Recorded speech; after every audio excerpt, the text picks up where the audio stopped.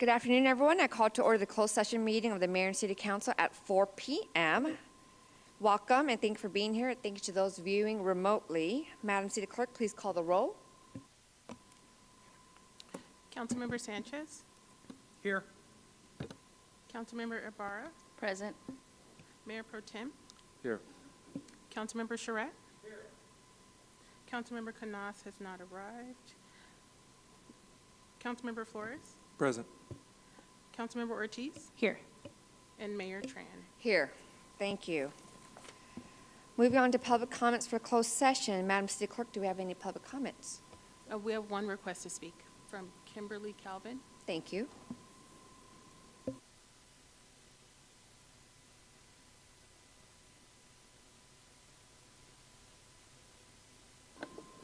Good afternoon, Mayor and Council. I'm here before you, Kimberly Calvin, here before you again to speak on item A that you're going to be going inside of closed session to discuss the appointment of a new city manager.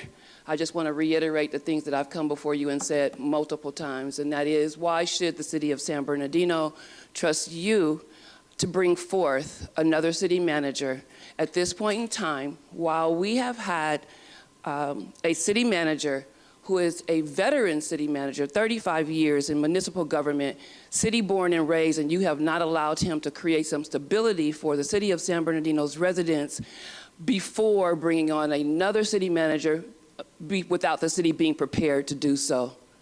This discussion has been held multiple times. You've heard from the public, but yet, Mayor Tran, I saw that you made a comment to IECN asking the public to come down and give their public opinion on the agenda and on the budget, but you don't listen to the public. So I'm not understanding, who is it that you think that you actually work for? Rhetorical question. But you work for the city of San Bernardino and the constituents here, those that have voted you in and those that sit by and recognize the fact that our city is not moving forward and hasn't in decades. But yet you still sit up on the dais and then act like you are not going to listen to the community. Theodore Sanchez, you know that you have said multiple times, this city will never gain stability. So I would like for you then to choose another option of what you have always chosen versus hiring a city manager. Once that city manager tells you no, that they are not going to go for whatever it is that you are then trying to create your self-serving agenda, when they tell you no, that is when you then go and seek another city manager without ever allowing the city to become in a stable position so that we can become in place to bring on a city manager that will be able to be successful. You should all be concerned about the success of a city manager. It is not just the opportunity to be able to hire one. It is that you, the council, the governing body, will ensure that you will do everything to help them to be successful. That is what you have not done, and we watch that with interim city manager Clayton. We watch her come before us and tell us the things that is happening in our city, and that is the very information that you did not want to hear. When she spoke about risk management, you didn't want to hear that information. And so then you sided with BB&K and then chose to go back out and not hire her as a city manager. Those are the things that our city of San Bernardino needs to be able to recognize upon each and every one of you. Mayor Tran, you said that you did not like this process as you reported out from your vehicle, that you did not like the fact that there were council members that were not present, and nor yourself. And this city then held a meeting on a Sunday. Thank you. Never in history had you done that before. Thank you. Thank you. Thank you. Should be noted Councilmember Kim Canas has arrived. Thank you. We will now go into closed session at 4 or 5 p.m.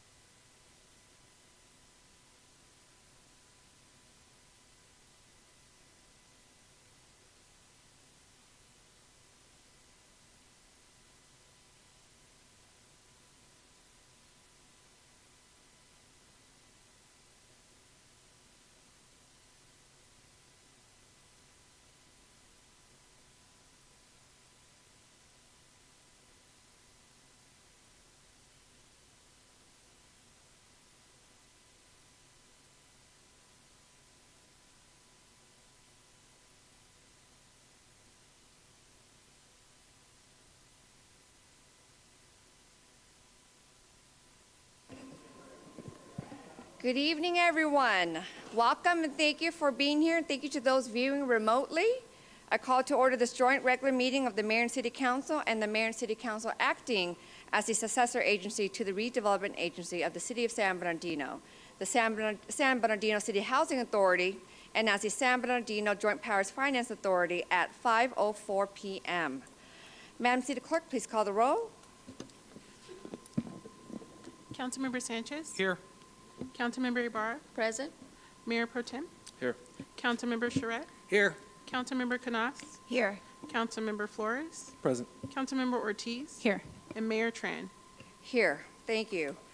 Before we conduct city business, as a friendly reminder, as the elected leaders of the city, we endeavor to be respectful to each other, our public, and especially our staff. Our behavior this evening sets the tone for how our residents, business community, and others view our city. We must conduct city business with professionalism and respectful behavior to build trust, credibility, and move our city forward. We shall commit to these values and foster a positive and productive working environment that is conducive to achieving our goals effectively and efficiently. We will now move on to invocation and pledge. May I ask Pastor Clyde A. Stewart from Westside Worship Center will lead tonight's invocation. Please approach the podium at this time. And Councilmember Sanchez, will you lead us in the Pledge of Allegiance? Councilmember Sanchez? Please all rise. Thank you.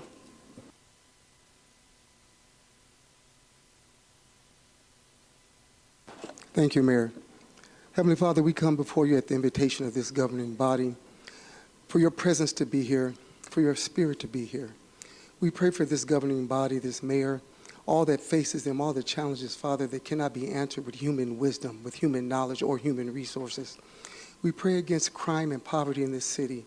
I pray for this governing body to be in agreement, to walk as one, to have the heart of the people in their vision.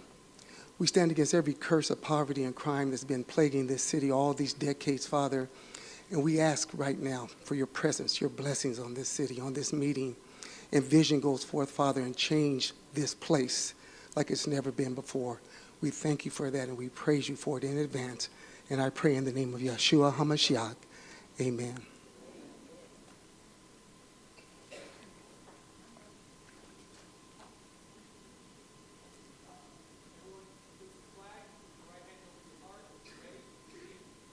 Pledge allegiance to the flag of the United States of America and to the republic for which it stands, one nation, under God, indivisible, with liberty and justice for all.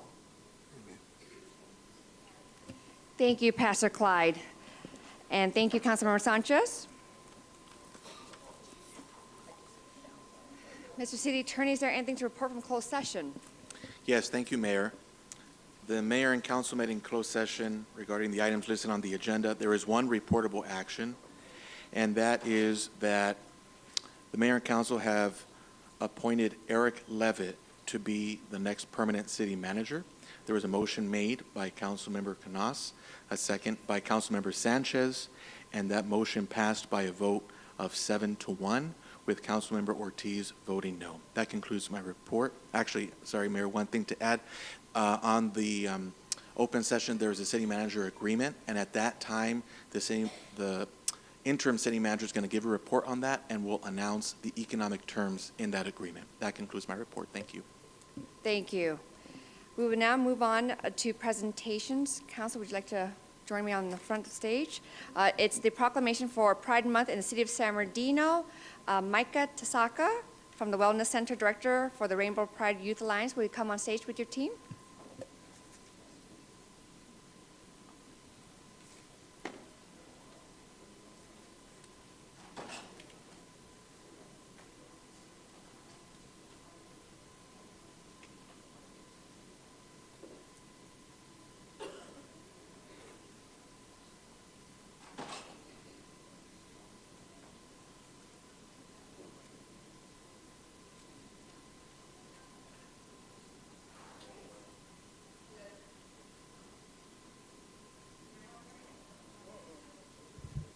Hello? Oh, now it's on. A proclamation of the Mayor and City Council proclaiming June 2025 as Pride Month in the City of San Bernardino. Whereas the City of San Bernardino recognizes and celebrates the diversity, resilience, and contribution of the LGBTQ+ community, and whereas Pride Month is celebrated each year in June to honor the 1969 Stonewall Uprising in New York City, a pivotal event that ignited the modern movement for LGBTQ+ rights and equality in the United States. And whereas the City of San Bernardino values a diverse community where all individuals are treated with dignity and respect, regardless of sexual orientation, gender identity, or gender expression. And whereas this month-long celebration offers an opportunity to reflect on the progress made, acknowledge the challenges that remain, and commit to fostering an environment that is inclusive, safe, and supportive for all members of the LGBTQ+ community. And whereas the City of San Bernardino is proud to stand with our LGBTQ+ residents, families, employees, and visitors, recognizing their important contributions to the social, cultural, economic, and civic life of our community. Now, therefore, be it resolved that the Mayor and the entire City Council of San Bernardino do hereby proclaim June 2025 as Pride Month in the City of San Bernardino and encourage all residents to embrace and celebrate the rich diversity and unique identities within our community. Presented on the 4th day of June 2025. Let's say a few words.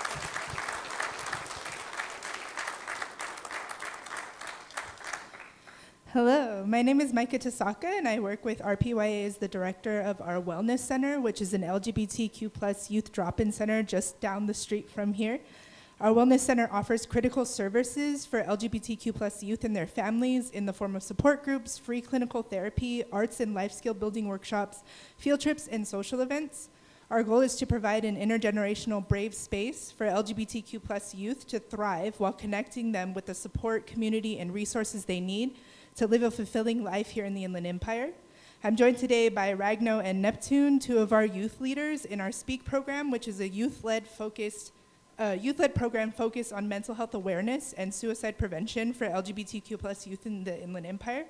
And on behalf of RPYA, our youth, our staff, and our community, thank you for standing by us this Pride Month and for proclaiming your dedication to the LGBTQ+ people, the work that organizations like RPYA do, and the lives of our community and our young people.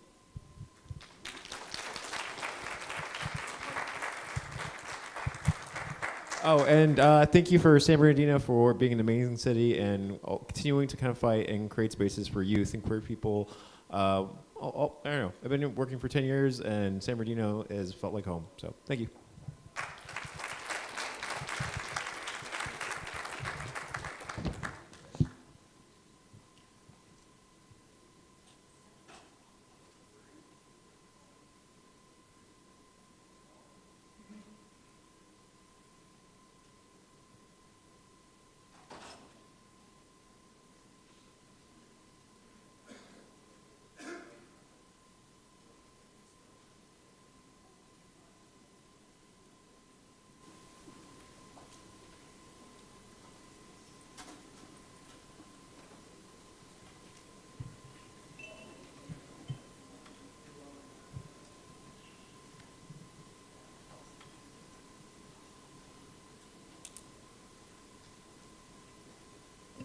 Thank you. We will, actually, I'm going to reorder the agenda because there's a presentation and some things that we just want to be able to address. So I'm going to move the consent items up now. And at this time, we are going to review consent calendar items 6 to 16.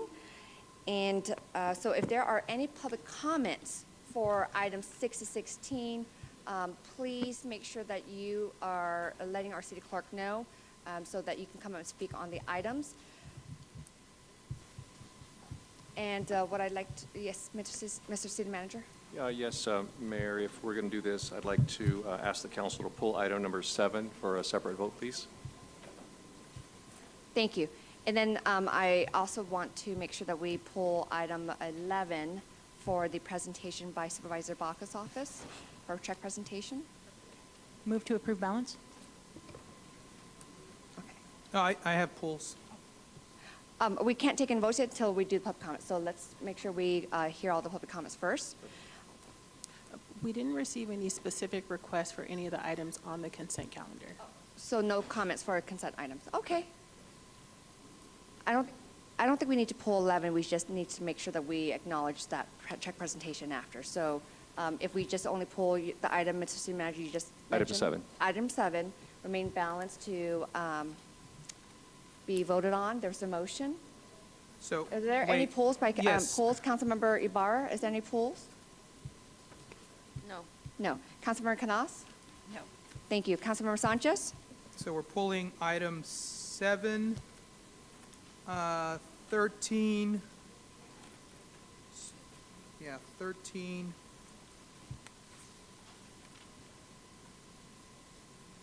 Those are my pulls. Thank you. Councilmember Ortiz, it was just that one.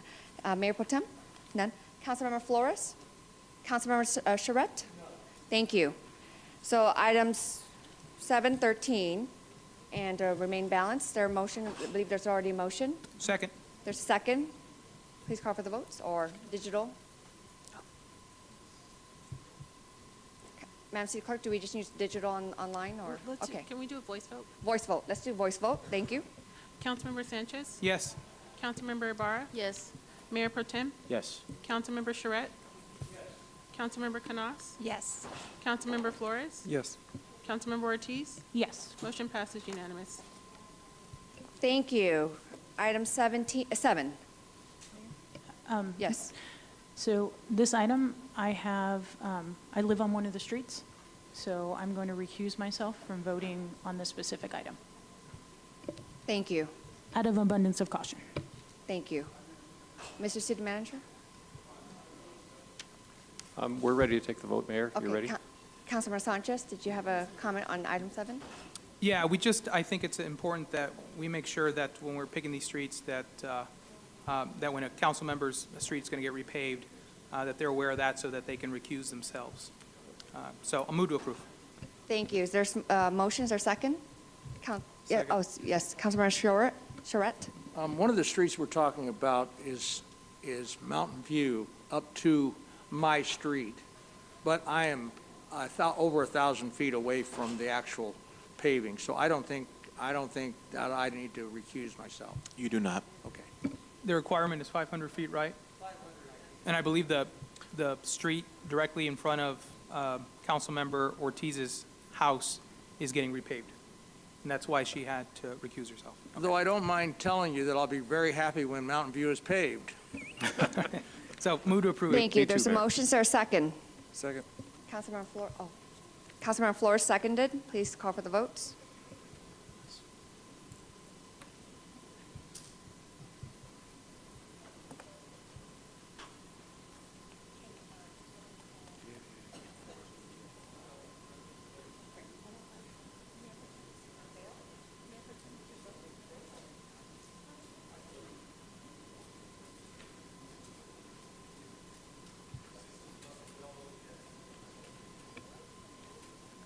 Motion passes unanimously with Councilmember Ortiz and with an abstention. Thank you. Can someone? Just to verify, it's not abstention, it's a recusal. Yeah. With the recusal, and the motion passes. For some reason, it's saying that it failed. That's so weird. Oh, gosh. Got it. Can we just take a voice vote? Yeah? I Fair? Okay, good.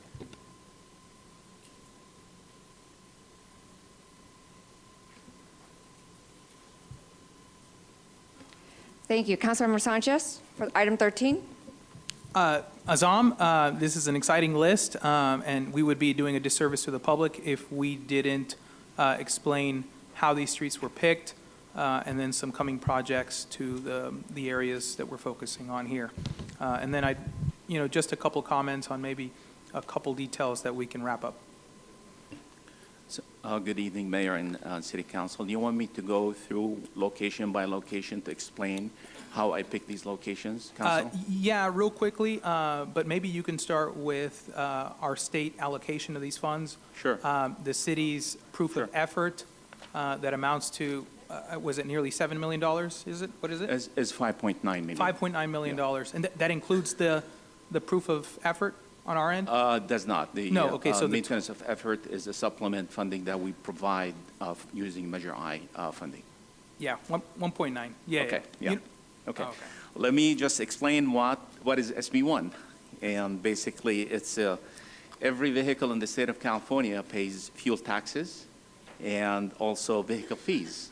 So the state collects these fees and distribute them to every city in the state of California based on population. So the city of San Bernardino on an annual basis has been averaging between 5.7 to 5.9 million on an annual basis. So each year, we should be, in order to encumber the funds, we should be providing a list of locations and then submit a resolution to the California Transportation Commission for them to give us the funding. And these funds are distributed monthly.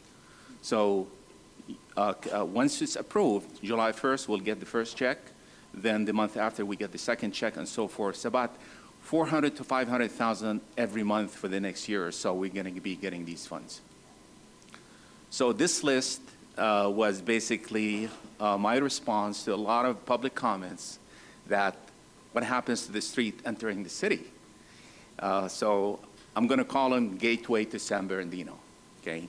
So if you allow me, I'm going to go location by location and explain how I selected these locations. So we'll start with 2nd Street from the I-215 to Arrowhead.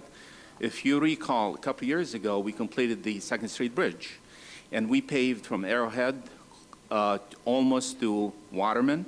So this is basically just connecting the dots, making sure that we have entire roadway segments when you enter the city. So once you exit the 215 northbound off-ramp and you head eastbound, when this is paved, you're going to go all the way to Waterman with beautifully paved streets.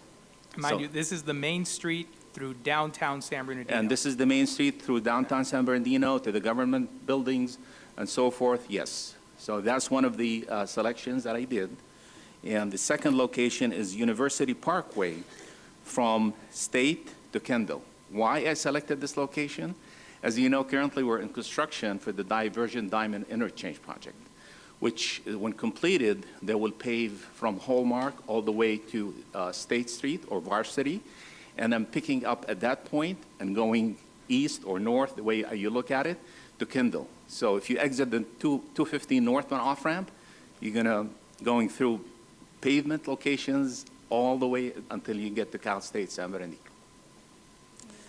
Tippecanoe from Lee north to the Metrolink tracks, basically, or the Mission Creek north of Hardet Street. As you know, Tippecanoe is heavily traveled by a lot of heavy vehicles, a lot of trucks. And if you drive on it today, you're going to see a lot of potholing, a lot of distress in the pavement.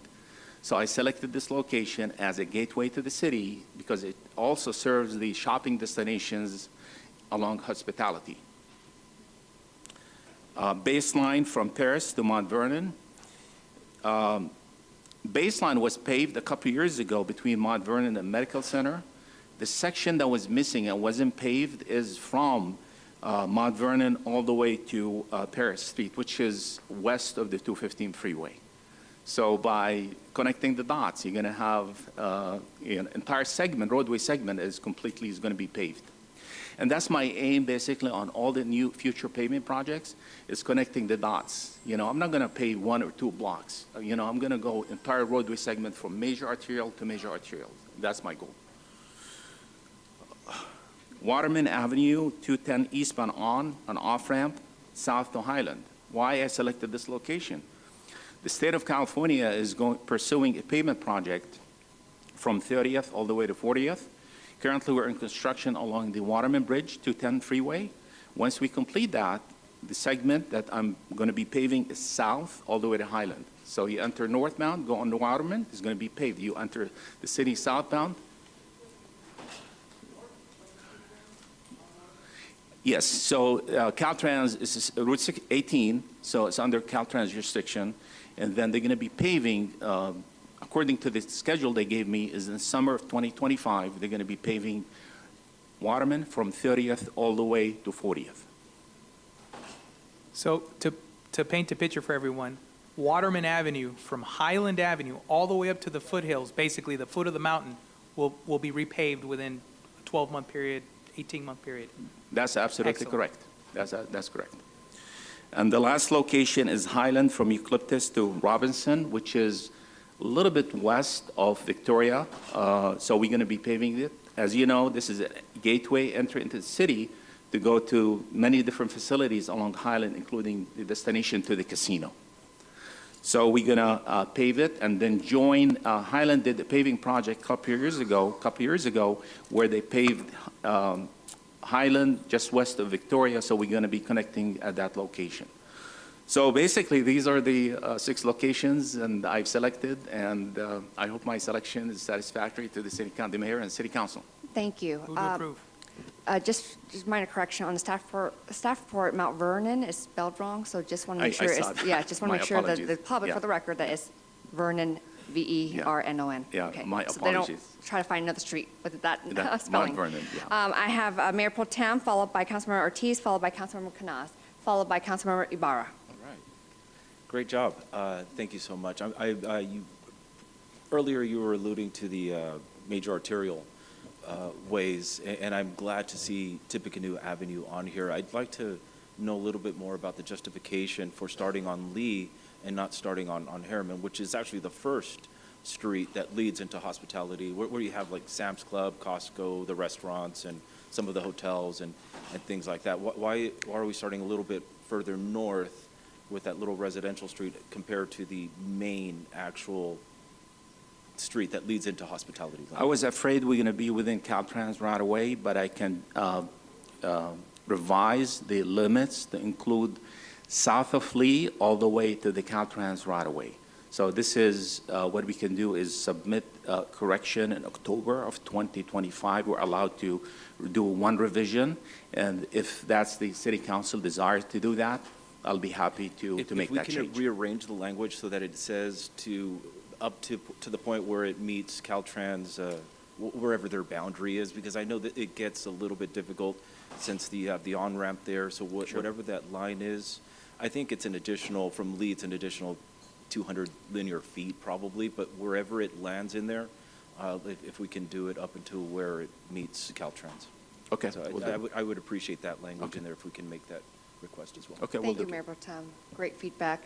Councilmember Ortiz, followed by Canas, followed by Ibarra.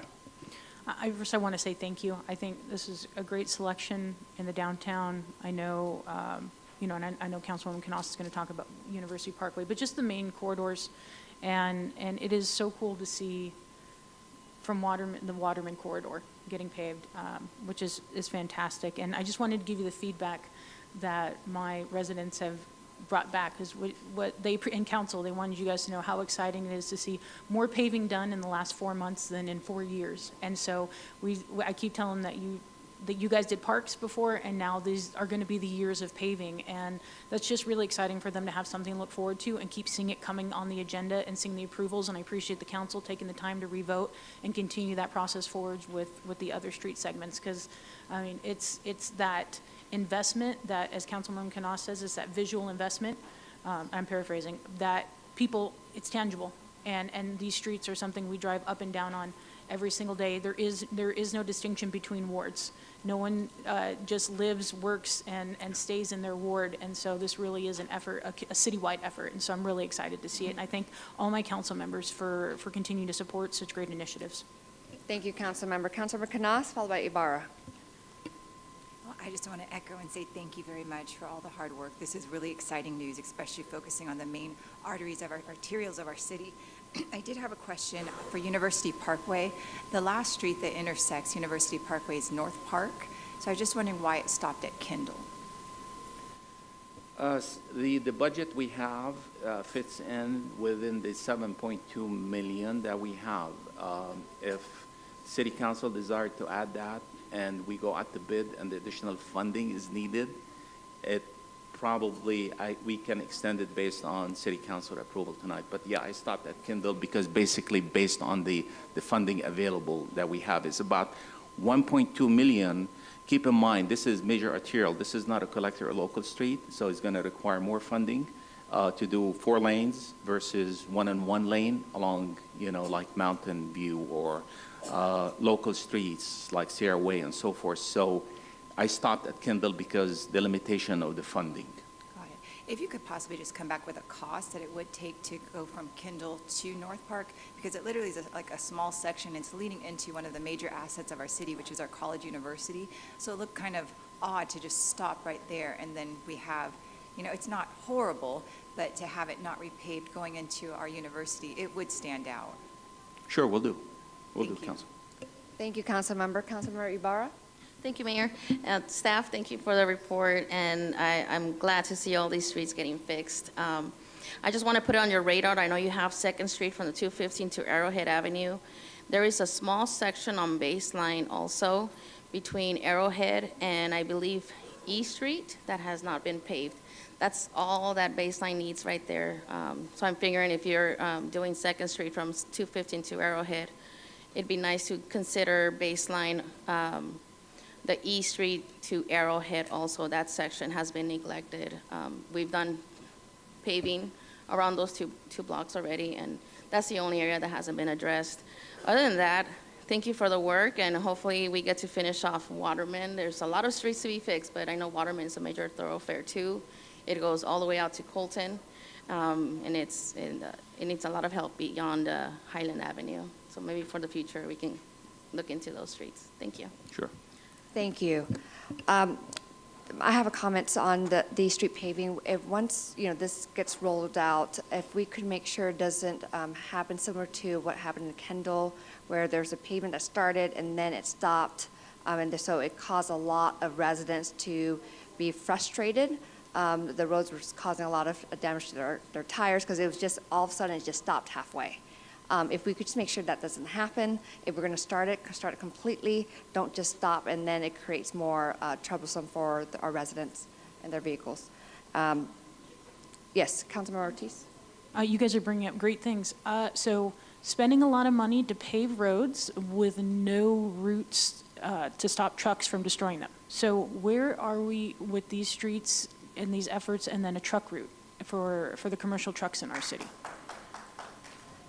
Because we're doing all of this, and I know this was something you guys approved last year. So, and to Councilwoman Canas's, Kendall is one of the main corridors, 5th Street coming in the downtown.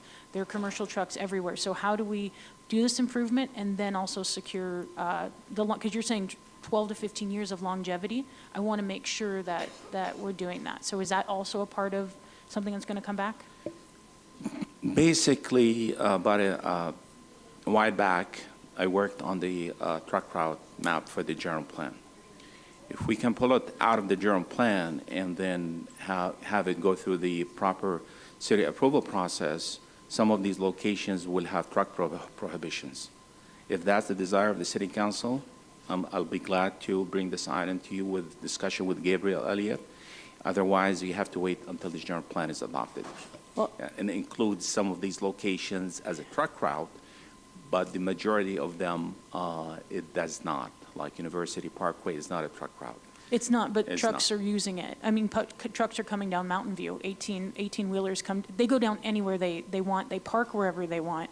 And so I want to make sure that if, all things have to happen, like, for us at the same time. And so if we are going to make this investment, and I know Councilwoman Canas has it on the thing to bring back a presentation, but City Manager Garlo, in time, is that something, to your discretion, is that feasible? Is that something we want to be looking at while we're doing paving?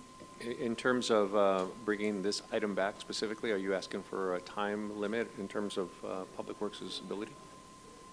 Is it something feasible? I know the council has to ask for it, but is it something that, Oh, yeah, that you absolutely. could do? Looking at truck routes is a local issue, and you can look at those and determine your truck routes. But Azam is correct in that it's part of the general plan. So you'll have to pull that out and specifically identify what you want to do. Thank you. Thank you. Councilmember Sanchez, did you have a question?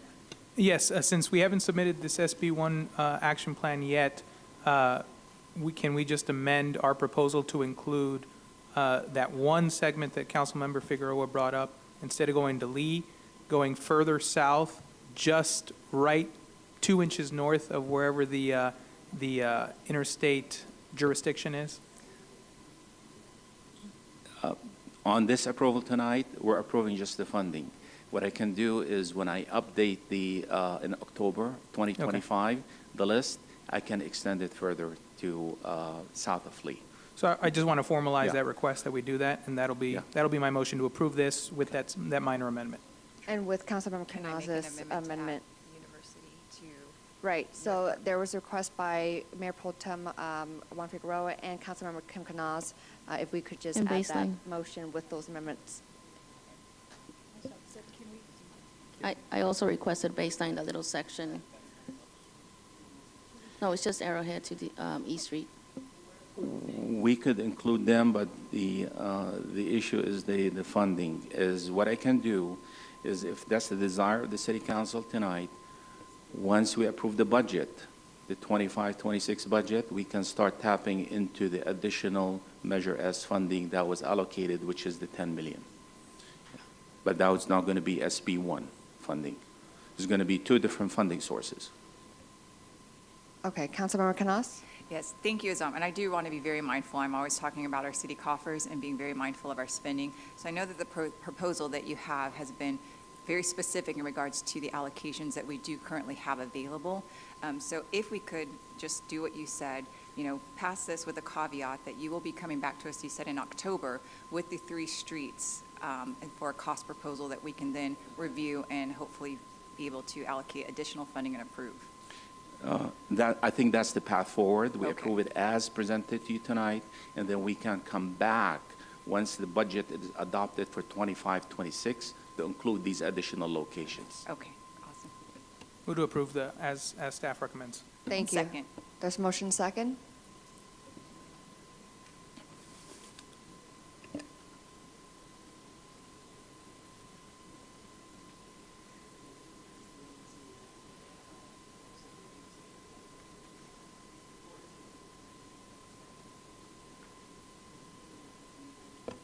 The motion passes unanimously. Thank you. Thank you, council. We will now have a presentation, a check presentation. Supervisor Baca, would you like to join us on stage? Council, would like to join us?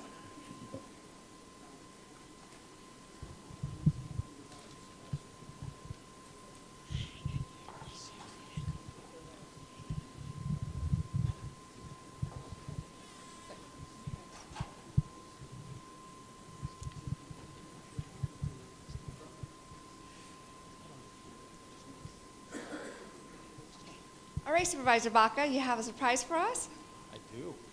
I do. Well, thank you, Honorable Mayor and City Council and community at large. It's great to be here again at the council chambers to talk about what we're going to do, our investment from the County of San Bernardino to the City of San Bernardino. And just to let you know that our county agency is very committed to public safety, the entire Board of Supervisors. And in the past, what we've been able to do is help the San Bernardino PD with some of the commitments we've made, $120,000 for some e-bikes to help with patrol, also $162,000 for off-road vehicles. But tonight, what we're making a commitment for is $562,500 to help with a drone system. And what this will do will allow for our police department here in San Bernardino, allow them for training, drones, and also some drone platforms, which will help. We'll also give them a cloud to store information. I think one thing is important to keep in mind, this is going to help with our law enforcement officers here in the city of San Bernardino. It will allow them to be able to use these drones sometimes to subdue criminals. I know what some drones have is heat sensors, and what these heat sensors do is be able to track down people without actually sending our officers in there. So, I know that our police chief, Chief Goodman, has a great relationship with Sheriff Shannon Dykes. They work together, but anything we do to help suppress crime and make sure our residents here in the city of San Bernardino continue to be safe. And just on the public safety side, I just want to thank the mayor and council for attending our groundbreaking for the new fire station on the Del Rosa Avenue in the Highland area. And we're in the process of, in the city of San Bernardino, and this is more of a long-term planning. A couple things we're looking at doing is we're looking at identifying additional fire stations in the city. Those are going to take time. Those are long-term projects. And one of the other ones we're really looking at, which will help some of the suppression of fire on the foothills, is helihydrants, which will allow for our fire department to have better access to water in the event there's fires along the foothill.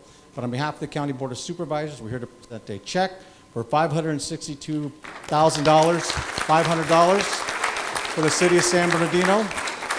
And want to thank the city of San Bernardino for their 25% match on this. I want to thank Chief Goodman for bringing this project to us. So thank you, Chief.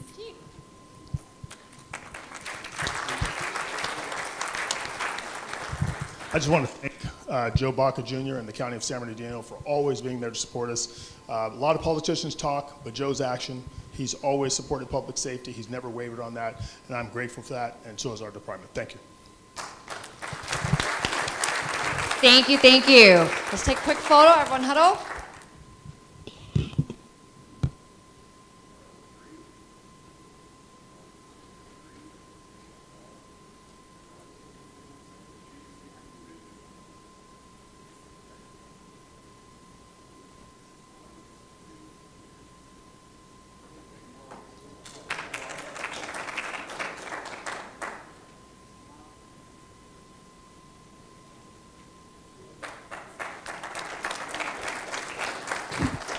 Big round of applause for Supervisor Baca. Thank you. Thank you so much, Supervisor, for all of your commitment to City of San Bernardino.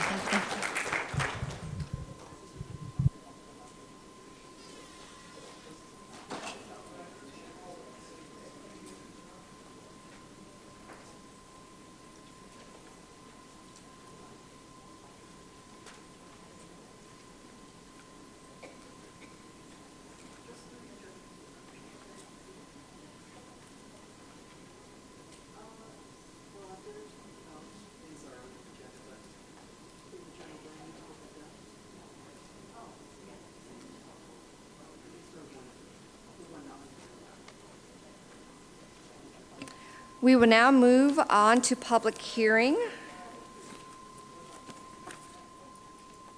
And it's item 2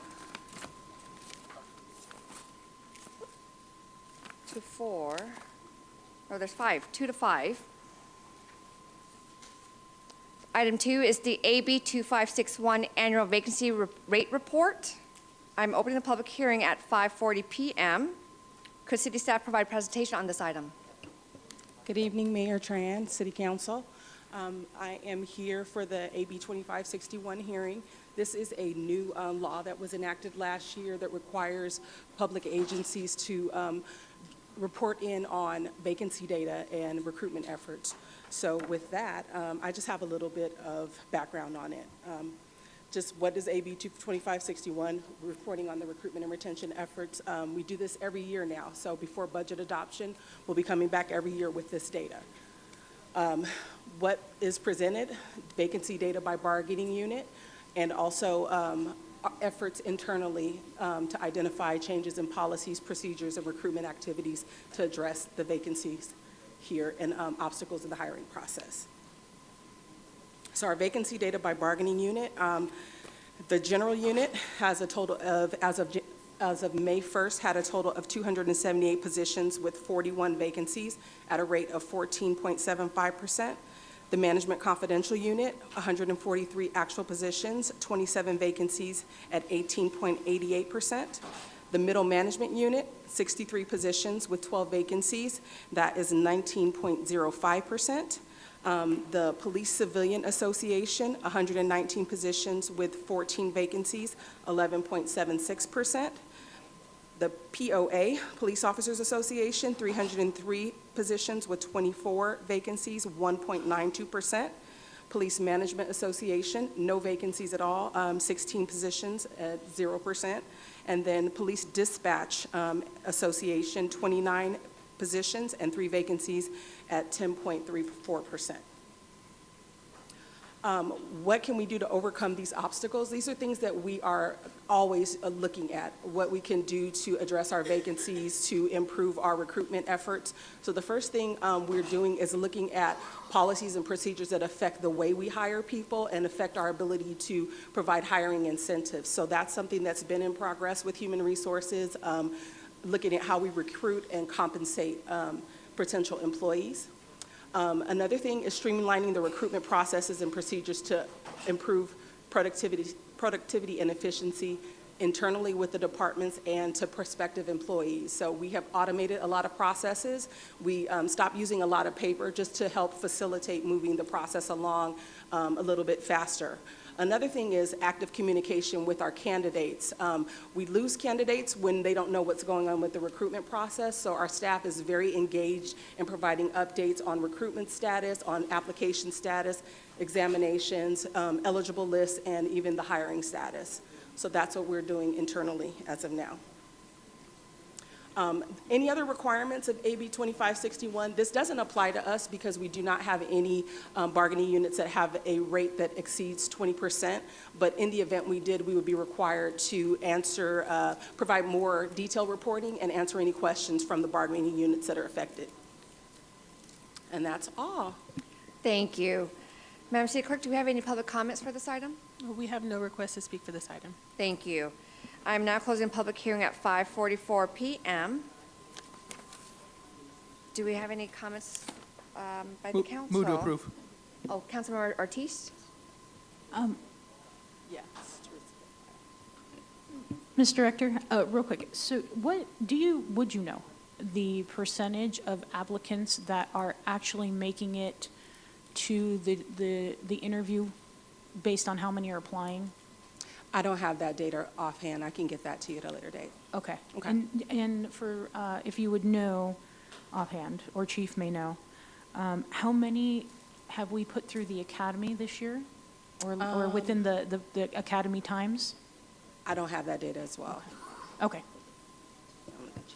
Thank you. Any you. other comments by council? Seeing none, this is a receive and file, does not require any votes. So thank you so much, Andrea. Mayor, I actually do recommend that you vote. Okay, Yeah. Move to receive and file. Second. there's a motion second. Madam City Clerk?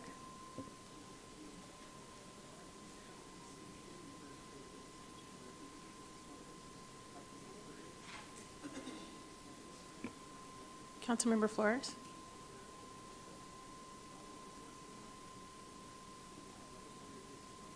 The motion passes unanimously. Thank you. Moving on to item number 3, the city manager's proposed fiscal year 2025-26 operating budget and fiscal year 2026 to 2030 capital improvement program. Mayor. I am opening the public hearing at 5:45 p.m. Could city staff provide a presentation on this item? Councilmember Sanchez? Yes, I'd like a point of order. I'd like us to open the public hearing, close the public hearing, and then set up a special meeting next week to address the various issues. I don't think this is the place to address all the line items that need to be addressed. I think in a smaller workshop setting where we can approve the budget, considering that we have a lot of other things on the agenda. So I have a list here. If you'd like, I can justify my reason for it. I have just a couple things that I think. Councilmember, let's pause for a moment. So let me just refer to staff as far as the process goes. Yes, Mayor, what's the question specifically? This is the public hearing, and there is a portion, I'm Oh. sorry? Correct. Once I open it, but Councilmember Sanchez is requesting a separate meeting for this item. So I just need to understand, can we proceed, or do we need to pull this item and call for a special meeting? So Mayor, you already opened the public hearing. I heard you say that. So it is open. The body could continue the item, continue the public hearing, because people will want to comment on this. I wouldn't recommend closing it. But if you want to consider another day, you could continue it to a date certain, and then you wouldn't have to renotice. You could do it that way. And people that came today that are here to speak on it, they could come back on the next day. Since you're not going to, if it happens that you're not going to consider the merits of the item tonight, I wouldn't recommend that you take the testimony. I'd like to request council if there is even an appetite to continue or to close and reschedule this item. So it sounds like Councilmember Sanchez, you wanted to continue this item? So the state mandates that we have one public hearing during a regularly scheduled meeting. So that would be this, and then we can continue this to a special meeting where we can approve a final budget for fiscal year 25-26. So there's a lot of things that I think staff needs to continue to work on, so that there can be can we get some order, please? Please, point of order, please allow the council member to complete. Please don't be disruptive. Yeah, there's a lot of vital services that have been reduced in this proposed budget that I think we need to allow staff a little more time to bring back. I mean, I know there's a lot of animosity out there, but there are major cuts to homeless encampment cleanup crews that I want addressed. Tree trimming, removing over 2,500 dead tree stumps, as well as park bathrooms, as well as services for our police department. Councilmember, we can, as part of this council discussion. I'd like to make a motion that we close the hearing, or sorry, rather continue the hearing to a special meeting next week. I'll second that. Councilmember Ortiz? So I'd like to make a substitute motion that we adhere. I think a big thing regarding the budget is transparency. I mean, we had 2 workshops, and Councilwoman Canas in our last workshop was diligent in going department by department by department and asking questions. And Councilman Sanchez, if you have questions, which I think what you're reading are valid questions, they should be asked in front of the public who are here tonight, because rescheduling, putting in another special meeting means that it's good. It's a time. Just hang on one side. Yeah, just give me one. Let me finish. It gives people the opportunity to listen to us, to hear your concerns, which are valid, to hear our concerns. But these special meetings come at a time where they're off calendar for people. People are here to speak, and so if there isn't something of which we can agree to, or that we would need to continue to a separate meeting, I think that we can always pull something aside after the end. I don't highly recommend that, but for the sake of open transparency and accountability and our fiduciary responsibility, that's what we're ahead of schedule. So I think this is a great opportunity for us to take the time to do this tonight. So that would be my substitute motion, is continue as is. And if whatever we can't get through, then we can always look to see what we need to move to a next meeting. Thank you, Councilmember. There's a substitute motion by Councilmember Ortiz. Is there a second to that substitute motion? Second. There's a second. Please call for the votes. If I can make one last comment before that, I want to allow staff the opportunity to work allow on the votes, and then this. I can have you speak right after. Okay, let's get the votes first, and then I'll have you speak, Councilmember Sanchez. So this is a substitute motion to continue the public hearing on the budget.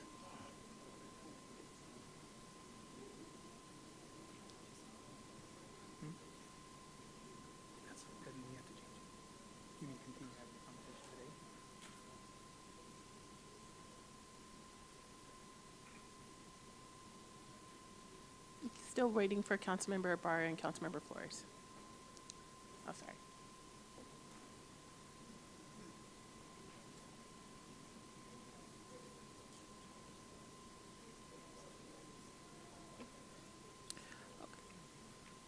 The vote is 5-2 with Councilmember Sanchez and... Can you speak louder? Okay, sorry. Okay, the vote is 5-2 with Councilmember Sanchez and Councilmember Charette voting in opposition, and it does pass. Thank you. We will now proceed with the public hearing. Do I need to re-announce the public hearing time, open, or Mr. City Attorney? Mayor, you already opened the public hearing. Okay, good. Thank you. So city staff, can you please provide a presentation on this item, please? Yes, good evening, Mayor, members of the City Council. We have this evening your proposed operating and capital improvement budget hearing. I'll give the introduction. We have Jeannie Fortune, the Interim Director of Finance and Management Services. Azam will also be involved, as well as Zuiva Ruiz.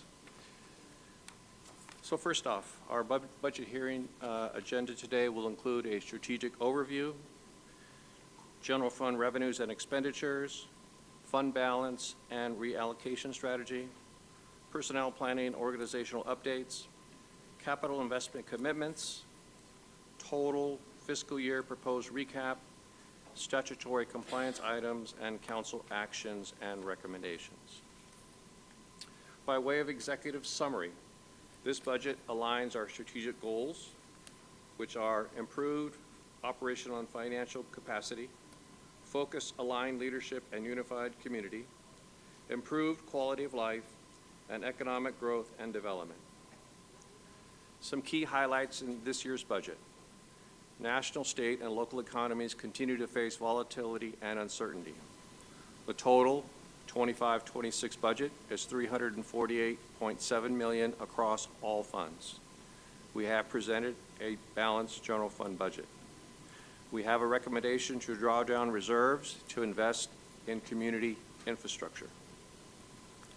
Some of the key highlights: use of $31.2 million in fund balance for infrastructure and operations, operation and expenditure adjustments of a decrease of 5% from operational departments to ensure fiscal sustainability and flexibility, savings through a targeted hiring deferral of approximately $8.1 million and strategic reductions, and a continued investment in core services while upholding long-term fiscal sustainability. Other key highlights: in Q1 of the new fiscal year, we've identified one-time programs and our projects to support citywide operations and initiatives that will be proposed for council consideration.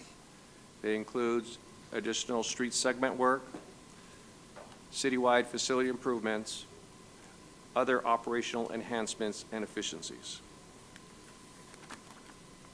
In terms of operational improvements, this budget also creates a standalone operations and maintenance department from Public Works, which separates itself from Public Works as a standalone department. There is no increase in staff count or budget. It enhances responsiveness and operational clarity, and these changes will be reflected in the adopted budget book.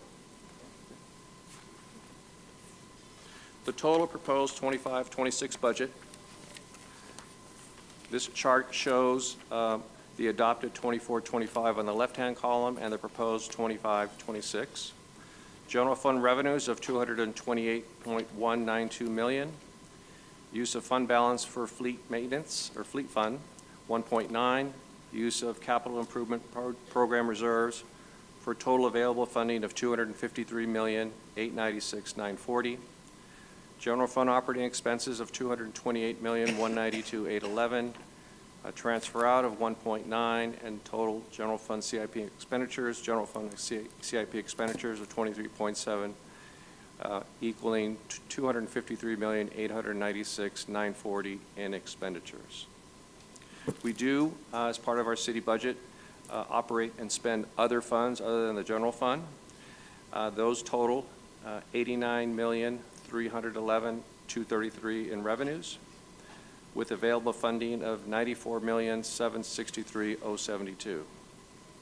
The total expenditures of other operating expenses and capital improvement expenditures, those two total $94,763,072.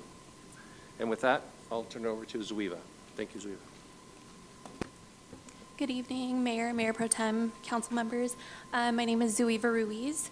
So as we go into the general fund revenues, again, our total highest two revenue sources, which that is Measure S and sales and use tax, that equals 46% of our total proposed revenues. Following along, utility users tax is at 14%, and then property tax in lieu of VLF is about 11%. So we like to show this just to emphasize that the two largest sources of revenue that the city depends on is a volatile source, and it is influenced by consumer confidence and what's happening in the market. So the general fund revenue outlook, total revenue again is $228.2 million. This projection is conservative, and it is projected with trend-based forecasting. So again, these are realistic and verified data that we see. There's some growth in UUT, which is the utility users tax, Measure S, and investment income.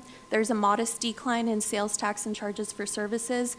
Again, in the past workshops, we have communicated some of the national, state, and county economic trends that we're seeing. And so again, there's some declines in sales tax charges for services. And then again, we're prioritizing stability over short-term gains. Moving on to the general fund expenditures for 25-26. So the total expenditures is presented at $228.2 million, again, with the use of 1.9 for the transfer out to fleet of fund balance. There's $10.7 million in efficiency-based reductions. Interim city manager discussed that we did a 5% reduction overall. There's a 6-month hiring deferral to protect service levels and preserve the fund balance. Staff will continue to monitor the fiscal conditions that we see arise throughout the fiscal year and provide quarterly updates.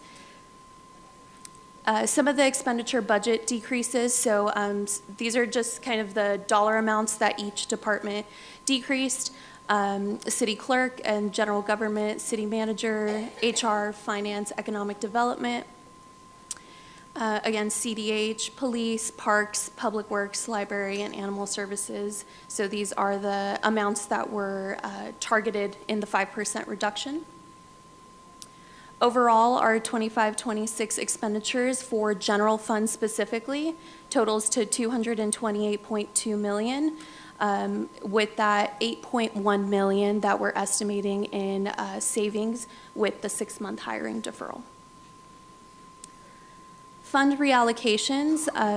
At the previous budget workshop, we did propose reallocating some general fund expenses into the gas tax. And so this is, again, just to reiterate, approximately $3 million was reallocated out of general fund into gas tax. And so the O&M budget in gas tax has been increased by this amount. And just to reiterate, the gas tax fund balance that we currently had at 24 fiscal year end is 3.67. And I will turn it over to Jeannie. Good evening, Mayor, Mayor Pro Tem, City Council. Jeannie Fortune with the Finance Department. So to continue with fund balance, and again, as you are aware, we've had 2 budget workshops prior to this public hearing.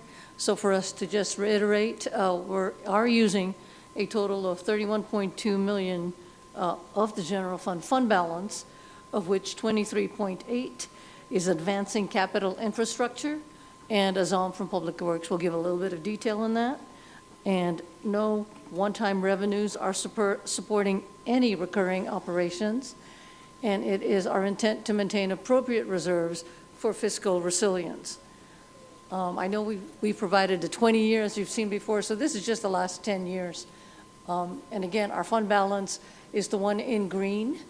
And as you can see, the expense this year is higher than the revenues, only so that we can fund CIP projects of $23.8 million.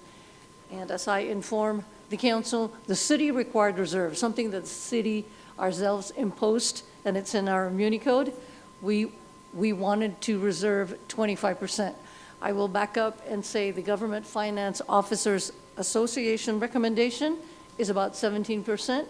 We imposed a 25%.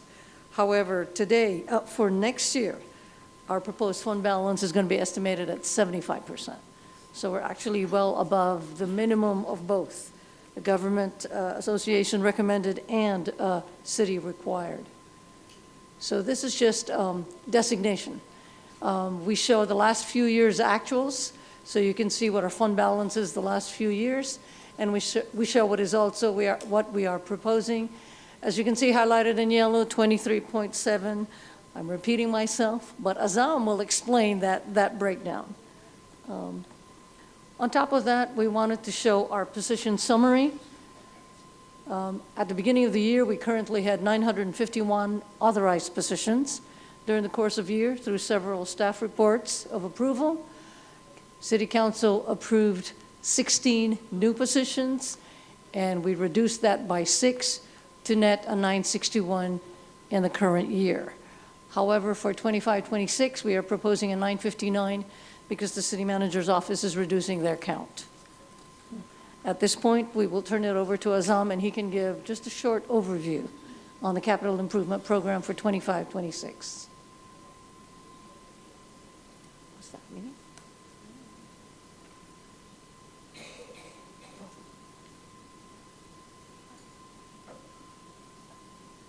Sorry, I did something. Thank you, Jeannie. So basically, this is just a quick, where are we now? Yeah, they're running it. Yeah. Keep going.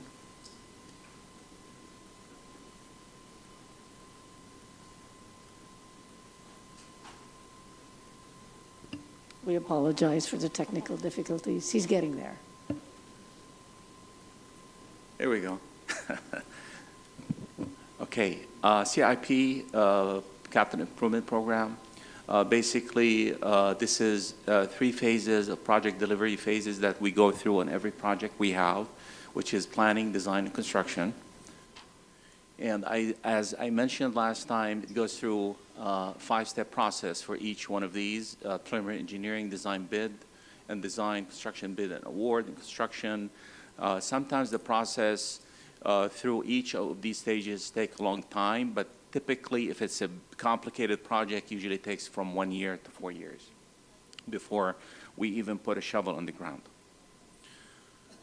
This is basically an existing capital project funding needs by category. So this is for fiscal year 25-26.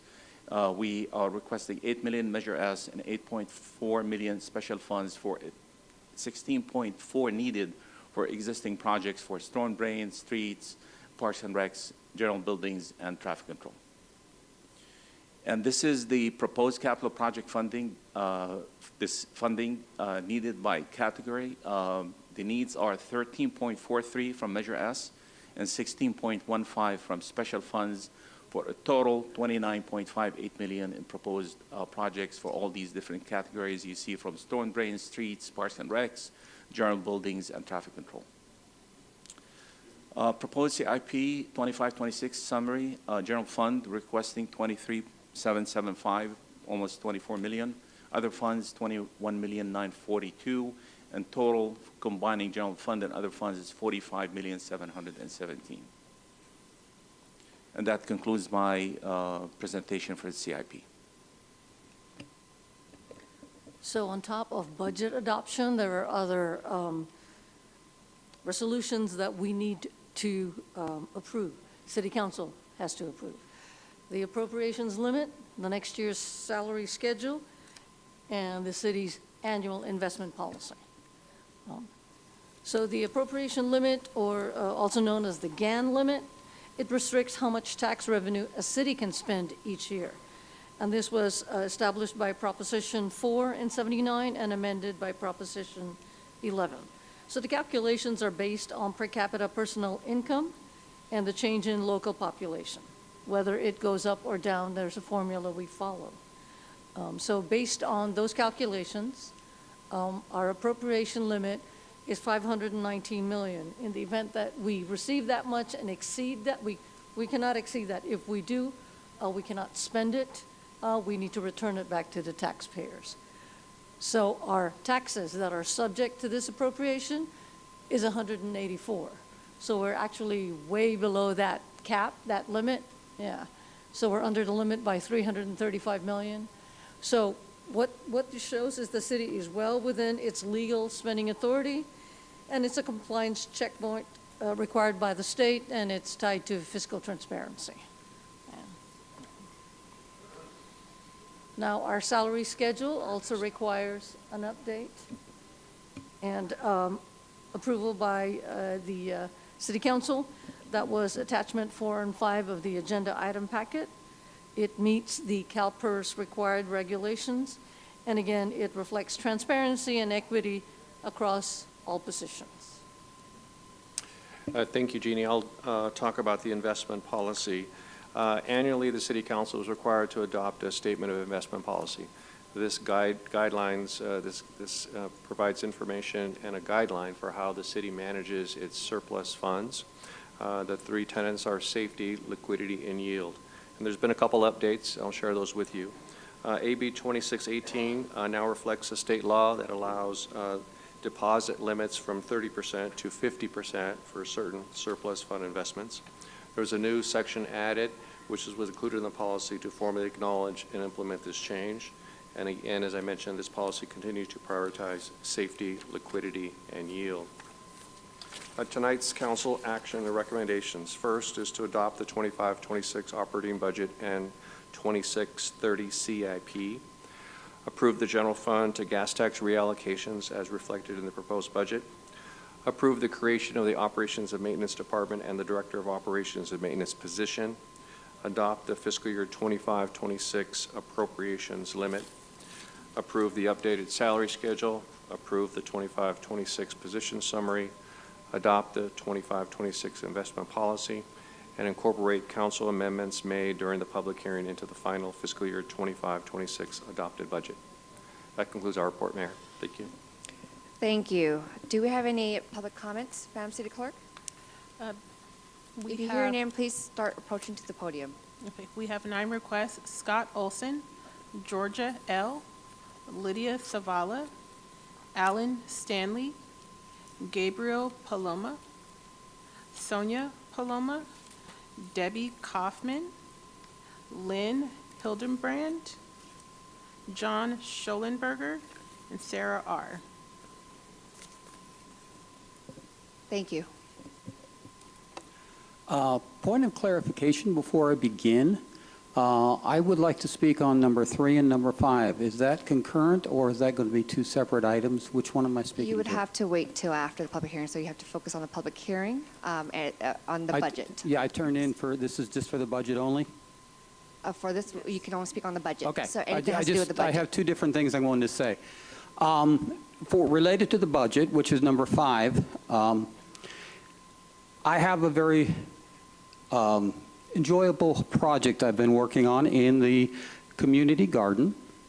And first off, I would like to thank council members Mario Flores, Kim Noss, and Treasurer Ortiz, Dr. Treasurer Ortiz, for coming and seeing the garden.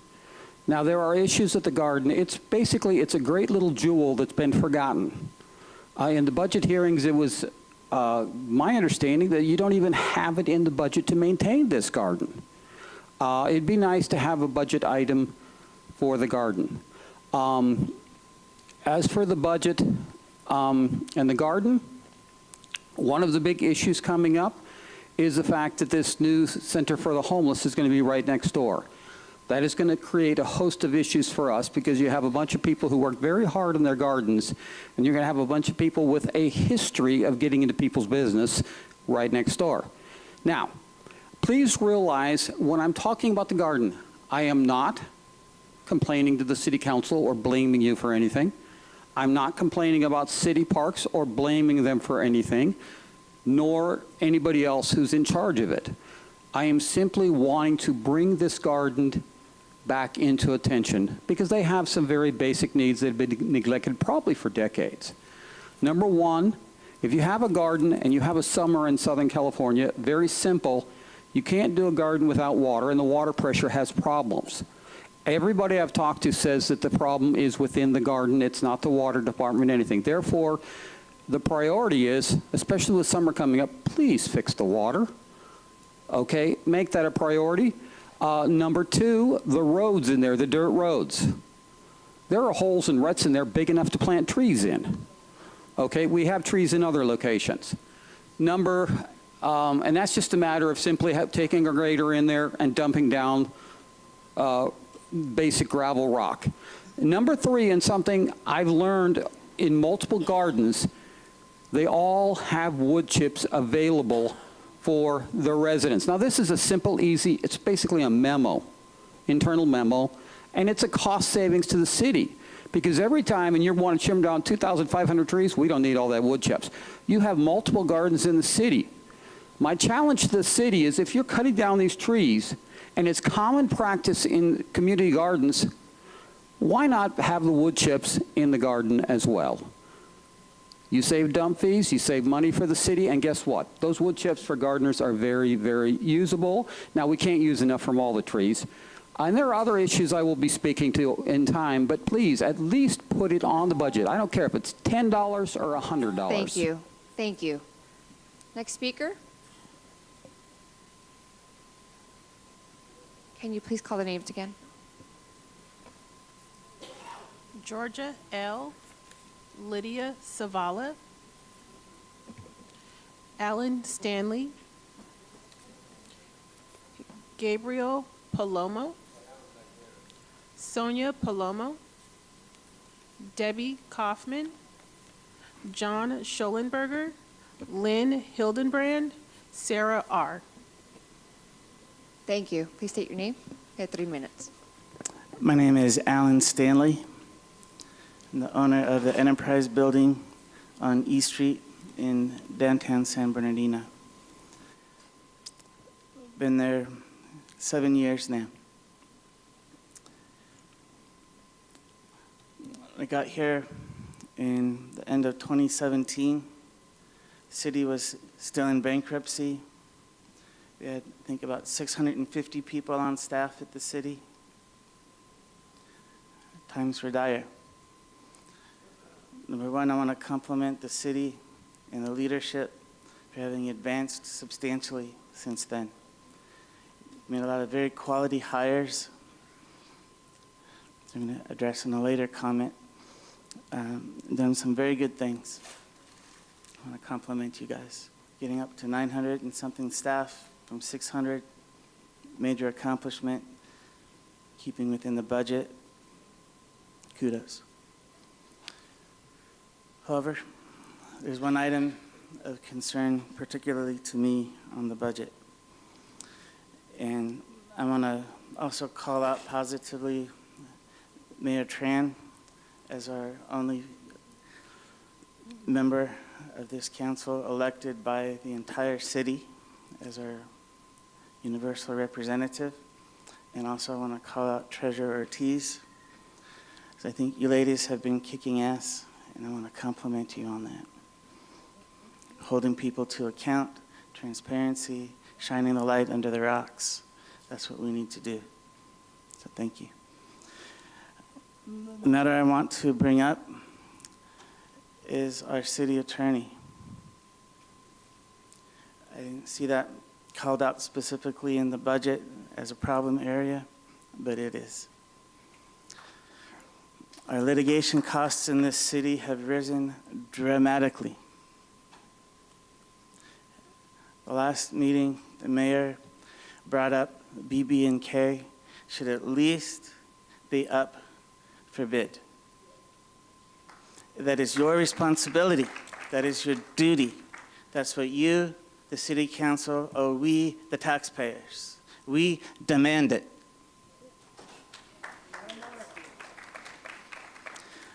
Litigation expenses are budgeted to be 10% of your general budget.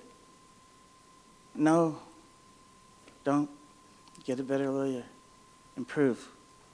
You can do better. It's not normal and it's not okay. We're not going to allow it. The taxpayers demand it. Kim Canas, we care. Teddy Sanchez, leave. Thank you. Next speaker, please state your name. Good evening, Council. My name is Georgia. I have reviewed the proposed budget, and this isn't sustainable. This isn't fiscal planning. We're in survival mode. This isn't a balanced budget. It's a Band-Aid on a hemorrhaging city. It seems we are running a deficit, relying on one-time fund transfers and dipping into reserves to prop up a system that's failing our community. This is a city teetering on the edge of a second bankruptcy, and the only thing more reckless than your spending is your silence about what that means for your constituents. Let me be clear. You are not creating new positions now, you already created them. Over the last 2 years, we've watched a surge of promotions, raises, and padded salaries, including a hefty raise for Director Watson, which I opposed last year. We couldn't afford it then, and we definitely can't afford it now. The consequences are already visible. We have no full-time shelter vet and no working mobile clinic, and let me ask, what do these shortfalls mean? This is how the last bankruptcy started. And here's where it ties it all together. Fred Charette, you're running again in 2026, the same council member who helped lead us into the last bankruptcy. If we go under again, it won't be because of Penman. It'll be because of you, Fred.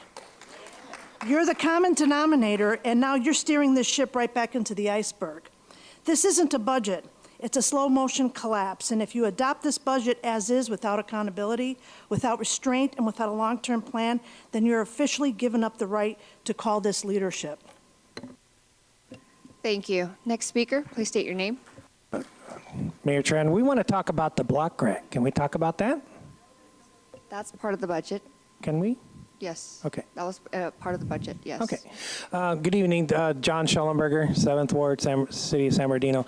I, as a community member in Arrowview neighborhood, we wanted to come and recognize you, Mayor Helen Tran, our councilwoman, Dr. Treasurer Ortiz, and our city manager, interim city manager, Mr. Gallardo. Do I have the right to call you Bill now? Have I earned it?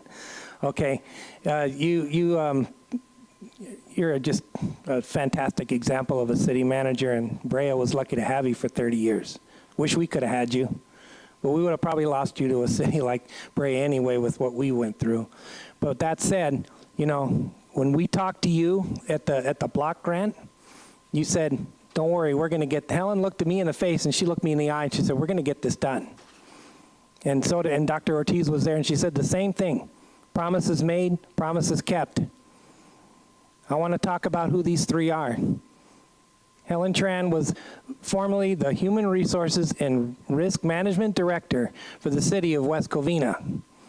Dr. Treasurer Ortiz is a professor at Cal State San Bernardino with a doctorate and a PhD in public policy, and she served in this city on our Human Resources Department.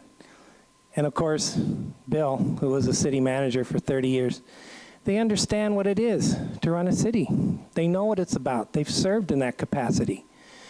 And I just wanted to come and recognize you for displaying that talent and when it counts most, because this isn't about me.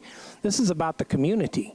When you guys come together collectively and do this for the community, it's helping to better our city, make it more attractive to other people. San Bernardino has such a bad reputation for the wrong reasons. We get a lot of bad publicity for the wrong reasons. They don't know the good things that go on here. So I have my show, Life in SoCal with John Schellenberger, that's run on this local station, and it's on YouTube. And I'm doing shows about our city. I did the Garcia Center, and I did SB Food Fest, and I have a lot more that I want to do. But this ties in with that. You're helping to make the funding available to make our city a better place. So I just wanted to say thank you. Thank you. Next speaker, please state your name. Sarah R.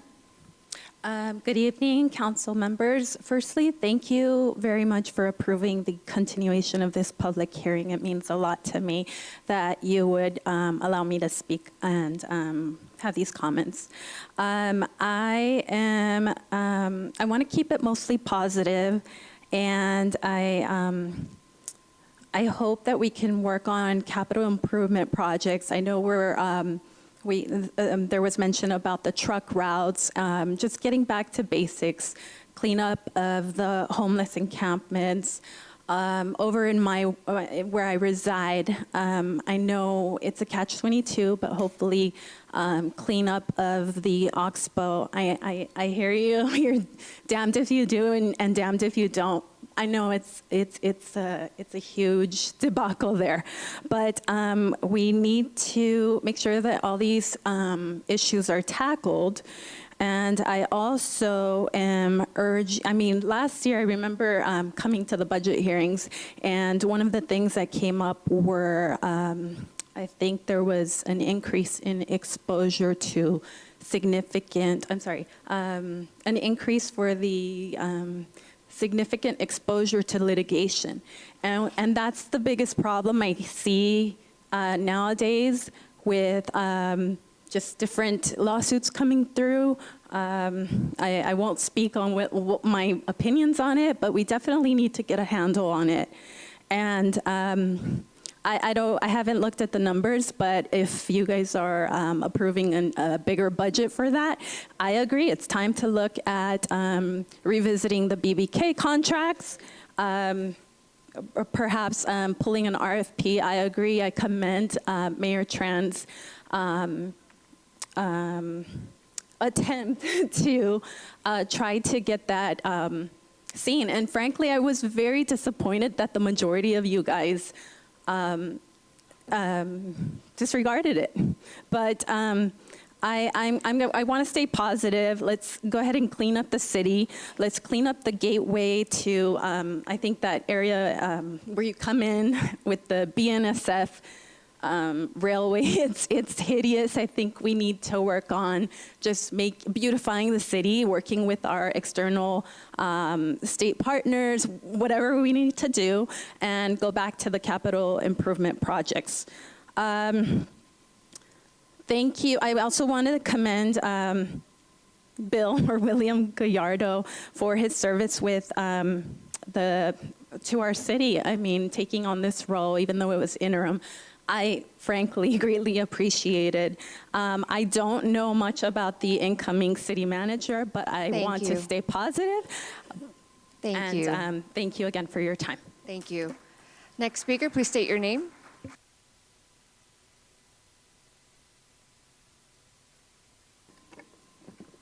My name is Faye Aldridge. Hello, City Council. I'm here to speak on the block grant given to our community to offset what we have raised already. It's an appreciation. I want to thank you. I especially want to thank Mayor Tran and my city councilwoman, Dr. Ortiz, because they came through like gang barrels, and also the acting city manager for giving part of his budget to showcase this particular projects. You don't realize how, and what we're doing in our community is a art mural of the wall at Camposanto Cemetery. And since that wall has started with the art mural, we have seen a significant change in our community. We had chronic staging overnight of people just hanging out there, throwing their trash, and now there's a personal appreciation for our section of town, and those people even realize it. Where we had a chronic problem before, we no longer have it. They're no longer hanging out. You'd be surprised, probably shocked at how art can play a part in improving situations in communities. Our personal, our residents that live there even noticed it. I mean, they come forward and they talk to the artists. They appreciate what we're doing for the community. If you could even think about making this an ongoing program for different communities, I would like to invite all of you folks to come out and just look at that art mural and see what it's done for our community. It's unbelievable. That's all I have. I can't believe how we have changed over there just from an art mural. It's unbelievable. I'm astounded. I'm astounded. So if you have a chance, it's at 27th and D. And come and take a look at what's happening in our community. It's unbelievable. That's all I have to say. Thank you. Thank you. Next speaker, please state your name. Can you turn on your mic, please? There's a button. Thank you. My name's Debbie Kaufman, speaking on the animal shelter. I wanted to tell you about what happened when I went to the Wildwood Dog Park with my dogs. There's some regulars there. They were telling me a dog was abandoned, and a man there said he had called animal control to pick up the dog, but he was told they're not accepting dogs due to distemper and parvo outbreak. And all they would do is let the dog loose. I called rescue pooch match, and Lydia was able to take the dog into a rescue. But I couldn't believe the shelter would let a dog loose if the animal shelter can't take in pets that we, the taxpayers, pay them to do. City should be paying nonprofit animal rescues for taking in their animals if the shelter can't provide a clean and safe environment for the stray dogs. Pooch Match operates on donations, and taking in dogs costs money, and I personally donated dog food to her. Other people donated some money to help with these dogs, getting them fixed and shots. And this happens a lot within the city. And the city needs a plan to help these nonprofits financially with dogs that they take in that the shelter can't take in. I mean, it's completely cruel to let these dogs just run loose, and it happens all the time. It's obvious to me the shelter needs new management because it's poorly run. You have dog fights, illnesses all the time.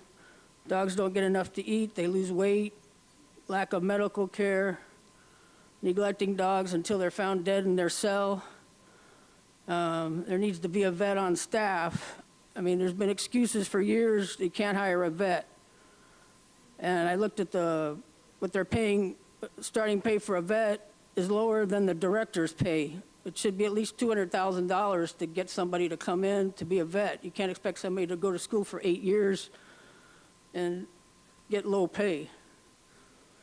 They need to start using the mobile van, get that out in the neighborhood, get people dog shots so they don't get parvo or distemper. I don't know when the last time that was ever used. Then once we get a vet, then we can start getting rabies shots and get more dogs fixed and start enforcing some laws. We got leash laws are never enforced, dog registration. I mean, I have another story from someone else 2 weeks ago. Thank you. Okay. Thank you, ma'am. Thanks. Mayor, there's an additional request from Joe Salas for this item. Thank you. Thank you, City Council, Madam Mayor, and our new city manager when they get seated. I don't know their gender yet, but I'm really excited about the big reveal. So for all those keeping track at home on the score, just some numbers in regards to city manager, and as far as legal services within the city. And I'll frame this in the idea of anyone who owns a nonprofit, whoever owns a business. It's very simple. It's called vendor management, and that is anything within any organization. Now, I know it was debated last week, a couple weeks ago, that this was a non-issue, and I agree with Councilwoman Kanaz. There are bigger things that our community is more concerned about. Homeless services, our perception of safety within the community, and streets, what you're talking about today. And I really like that public debate about this in front of us. This is great seeing this many people here. But for anyone who's concerned about anything, whether it's our streets being paved, anyone who provides an outside service that we pay for as taxpayers, I think it should be looked at. So in case you're keeping track at home, in 2018, the city had $2.9 million allocated for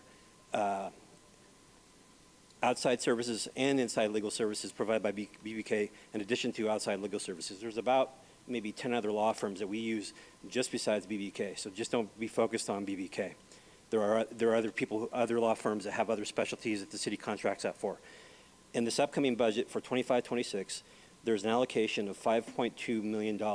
That's almost a doubling of that allocation per budget item. Now, I know COVID had lots to do with all kinds of services being raised, but if you were a city council member, I think you should be highly concerned about anyone who provides a city service that has almost doubled in price over the last 8 years.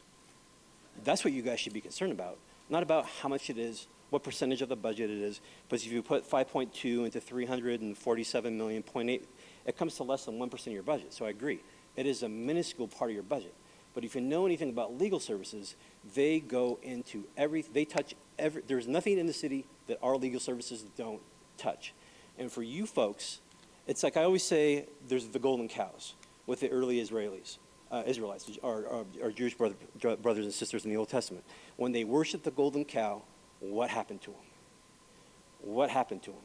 And I know the city council's got a fight in them, but imagine if you fought this hard for economic development. Imagine if you fought this hard for economic development. We would have the Taj Mahal in our downtown. And I like Councilwoman Canaz, I heard part of your radio with Mr. Porter. I don't know how long ago was that. So I follow you on Instagram, so thank you for that. You are focusing on that. But we need to get down to vendor management and look at the astronomical prices of where things are going. Thank you. Thank you. Next speaker, please state your name. Hi, I'm Jamie Lamb, CEO of Cedar House Life Change Center, and I was unclear about my reason to be here tonight. Thought it was to present, but far be it from me to have such an audience and not do so. So I'm speaking on the block grant. We have been fortunate to have received a letter of tentative award. So I just wanted to share with everybody about Cedar House Life Change Center. Cedar House has been around for 52 years. We have served the most vulnerable of our communities with substance use and co-occurring treatment services. We are perhaps 99% Medi-Cal funded, and although not in the city of San Bernardino, we serve the city of San Bernardino. We actually encompass the entire Inland Empire, servicing residents from everywhere. And so just real quickly, we've been around, like I said, 52 years. We have provided detox, residential, outpatient services, perinatal services for women with children. And more recently, we've been able to secure a contract to run a sobering center and a 30-day stabilization program, which we were very excited about. And that's an excellent model, by the way. And more recently, we've been blessed to have received a sizable B-CHIP grant, for those of you who aren't aware, to... Ma'am, we're still on item number 3, but you mentioned a block grant. Is this for item number 4? I just want to make sure. So can you hold off? I'm sorry. No, I'm terribly, like I said, I was unclear because we want to make sure about- you're speaking on the right item, and that's the next item. I apologize. No worries, no worries. For number 4, okay, we're still on number 3. So, Madam City Clerk, are there any more further speakers? Lydia Savala, Lynn Hildenbrand, Gabriel Paloma, and Sonia Paloma. Good evening. My name is Sonia Palomo, and I would like to speak about the shelter problem. I have an experience that I want to share with you guys. I have trapped a cat that crosses my property. I have 3 big dogs, and every time that they cross my property, they get killed. So it's hard for me to see this, and so I'm start trapping the cats. I called the shelter, and they said, I spoke with somebody in there, not the shelter, the animal control. And this lady says, you can relocate this cat. And I said to her, if somebody sees me, they're gonna call the police because this is illegal. And I do not do those things. So this is what she responds to me.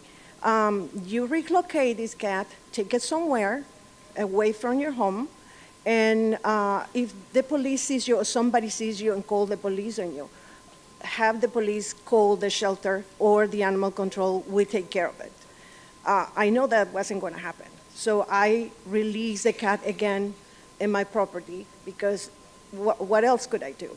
And this keep on happening every time that we call for an animal that we want to say that somebody with no scruples have dump in some place around our city, there is the response we have. They can take them. There's a purpose for this shelter to be in there, and they're not helping. There is laws that need to be, enforced, and you guys are not doing anything. I'm just getting so frustrated because I'm trying my best to save all these beautiful creatures that they dump. Cemetery, we rescue so many dogs in there. They dump them in there. Where are the rules? I called the animal control the other day. I wanted for them to check on somebody. Thank you. Thank you, ma'am. Next speaker, please state your name.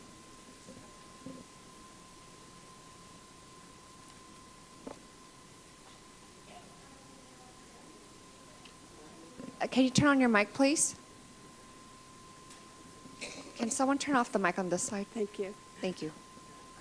Again, Honorable Mayor Tran and City Council, my name is Lynn Hildebrand, and the purpose of my addressing you this evening is to thank you for your dedication, for your perseverance to make San Bernardino a safe and peaceful place in which to live.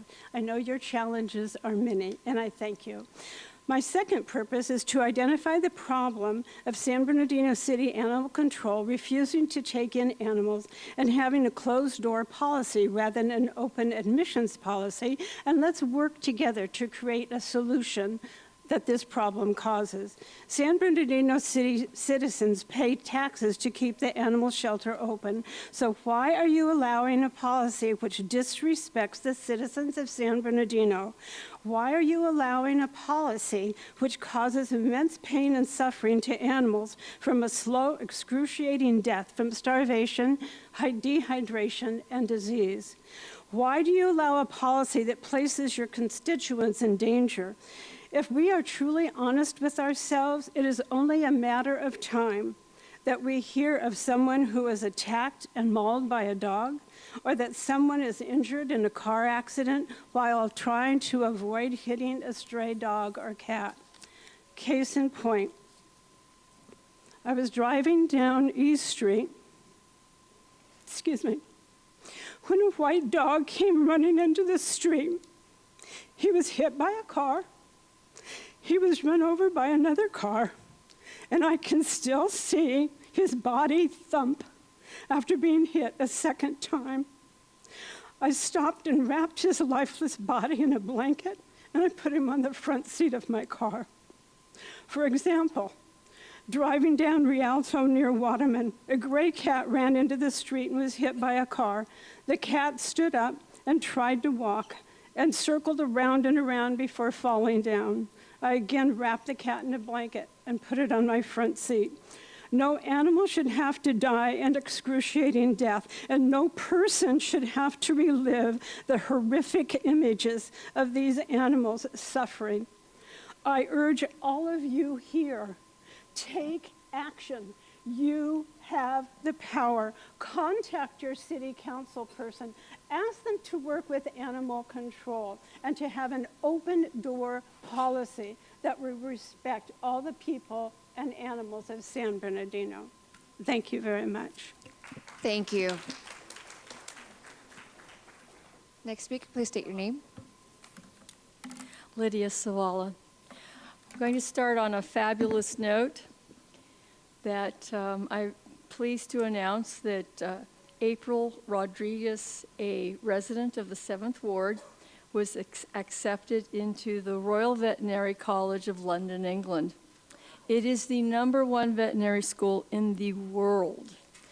Second is UC Davis, and she was inspired by the conditions and motivated by the conditions, the horrible conditions, and will come back as a veterinarian, and there will be no excuse for not having a veterinarian in this city from the Royal Veterinary College. Right? Yeah. So, on another note, I get calls all the time regarding animals that have been abandoned. One call that I received last week from someone working at a local veterinary office, she sent this text message. She was not able to come today, but it reads, 2 weeks ago, somebody abandoned a German Shepherd Husky mix up my grandmother's street. 2 Thursdays ago, it wandered into her yard. Since then, I have contacted San Bernardino Animal Control 6 times to pick up this dog, and everyone refused to pick him up due to the parvo distemper outbreak, and instructed me to shoo it away and hope it finds its way home. And it's safer on the streets of San Bernardino than in the current state of the animal right now. So finally, she finds someone to come pick up the dog from Animal Control. And she writes, last Wednesday, one of my coworkers managed to get a hold of an ACO. The 2 officers showed up, took the dog, but somehow it managed to show up back in our neighbor's yard 2 nights ago. So we've all heard about the kittens that were abandoned in the wash at Harrison and 40th Street. And we all saw on CBS News, this is our director stating, this is illegal abandonment of animals. It is illegal to abandon any domestic animal, cat or dog. You could be facing prison time, high fines, or probation. This is the height of hypocrisy. This is the pot calling the kettle black when I have the names and phone numbers of 3 of your constituents who have been read the same script. So it is not a mistake that your constituents are being encouraged to abandon domestic animals. I don't have enough time for this, but later I will explain how the city arrives at the 90% safe rate for no benefit other than grants, which our community doesn't see because Chris uses the money for the shelter animals and not the mobile unit. Thank you so much. Madam City Clerk? There are no more speakers. Mayor, may I respond? Yes. I'd like to respond to some of the comments made about the legal costs. I want to respond with some data points. I believe that some of the information shared during public comments and provided to the council are just not accurate. Let me provide you with 3 main takeaways that is based on data. The first is that the total number that is shown in the city attorney budget it shows rising over time because of centralization of money into the city attorney budget. Before BBK came on board, there were legal services being paid out of a hodgepodge of accounts that were outside of the city attorney budget. When we came on board, we worked very hard to centralize that money into the city attorney budget so that if anyone was asking, well, where is the money coming from, they could go to one account. Data point number 2, legal spend outside of the city attorney budget went from 56.6% in the fiscal year before we came on board in 27-18. Our contract began August 1, 2018. So the fiscal year before, the spend outside of the city attorney budget was 56.6%. In fiscal year 23-24, the spend outside of the city attorney budget was 6.1%. Takeaway number 3, the legal spend as a percentage of the total government activity expenditures in the fiscal year before we came on board was 3.65% of your budget was spent on legal services. Fiscal year 22-23 was 1.9%. So BBK has worked very hard to reduce the percentage of your overall budget on legal services so that you can use it on things that the public cares about. Now, let me just tell you some ideas for why generally legal expenses for outside legal services and BBK go up. One is that you're not in bankruptcy anymore. And so you are perceived to have deeper pockets. That means people have an incentive now to sue you. That wasn't the case when you were in bankruptcy. They could sue you, but they wouldn't get any money. Another is deferred maintenance. When you have raised sidewalks, when you have potholes in your streets because you have not maintained them, that leads to claims against the city. BBK has no control over that, but we and other outside legal counsel defend the city in those instances. Another is inflation, especially since COVID. Another is increased complexity, such as housing laws. And lastly, the information that I've provided to you is contained in a slide deck that BBK provided to you as part of our formal personnel evaluation. And we provided that to you in closed session. What I would invite the council to do is, if you would like the public to see the slides from which I am reporting this data, I invite you to waive confidentiality and show the public these slides. Thank you. Thank you. Mr. City Attorney, City Manager, did you want to weigh in on the animal services? Because there's a lot of comments regarding about Yes, I'd like concerns. Director Watson to address some of the issues raised regarding animal services.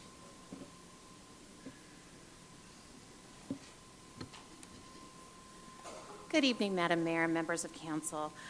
So I just want to address some of the comments. I do want to let you guys know that we are currently dealing with a distemper outbreak. So one of the things that we are asking the public to do with dogs in particular is if they can hold on to them for a few days or bring them down to the shelter so that we can offer supplies for them to foster. We are offering those services to them.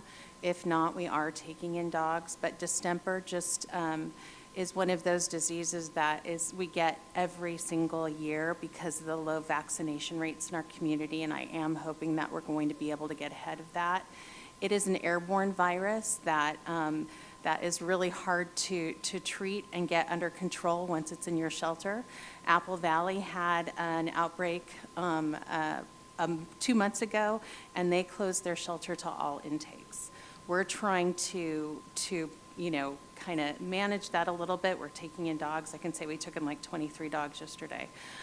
We are seeming to get ahead of it. We're utilizing some additional testing available to us. We purchased some more SNAP tests that are not totally accurate. It's kind of like a COVID test that you get from CVS, so the accuracy isn't great while we're waiting on what we send to the vet's office, which is a nasal swab test, like a PCR test that gives you more affirmative results. University of Wisconsin School of Veterinary Medicine worked with us to get those tests at a discounted rate so we can expedite those tests. We have ordered 350 of those, and we're in the process of trying to test our population that has been exposed with those PCR tests so that we can move through them.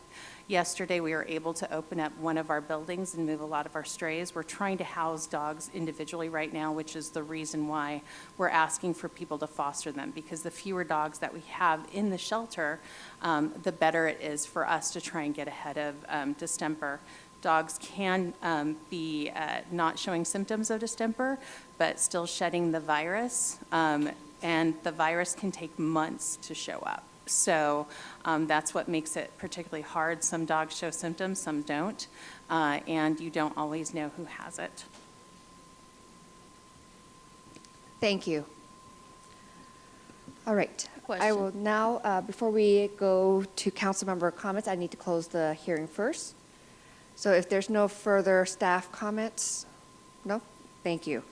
I am now closing the public hearing at 6:51 p.m. for deliberation action. I have Councilmember Ibarra followed by Councilmember Ortiz.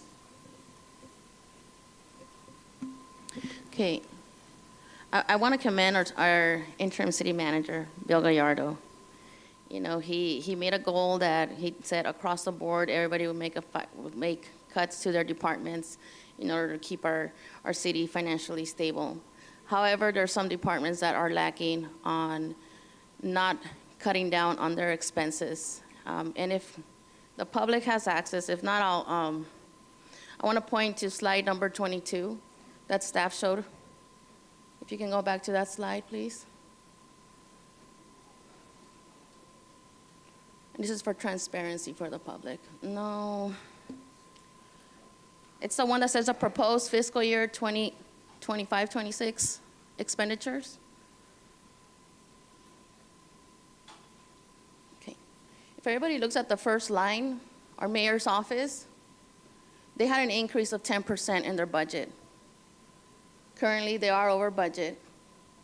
And if you want to go more into detail, you can see where they're spending the money. And if we go on to the attachment titled City Manager's Proposed Fiscal This is the fiscal year 2025 operating budget. I don't know if staff can present that. It's one of the attachments, the first attachment on our agenda.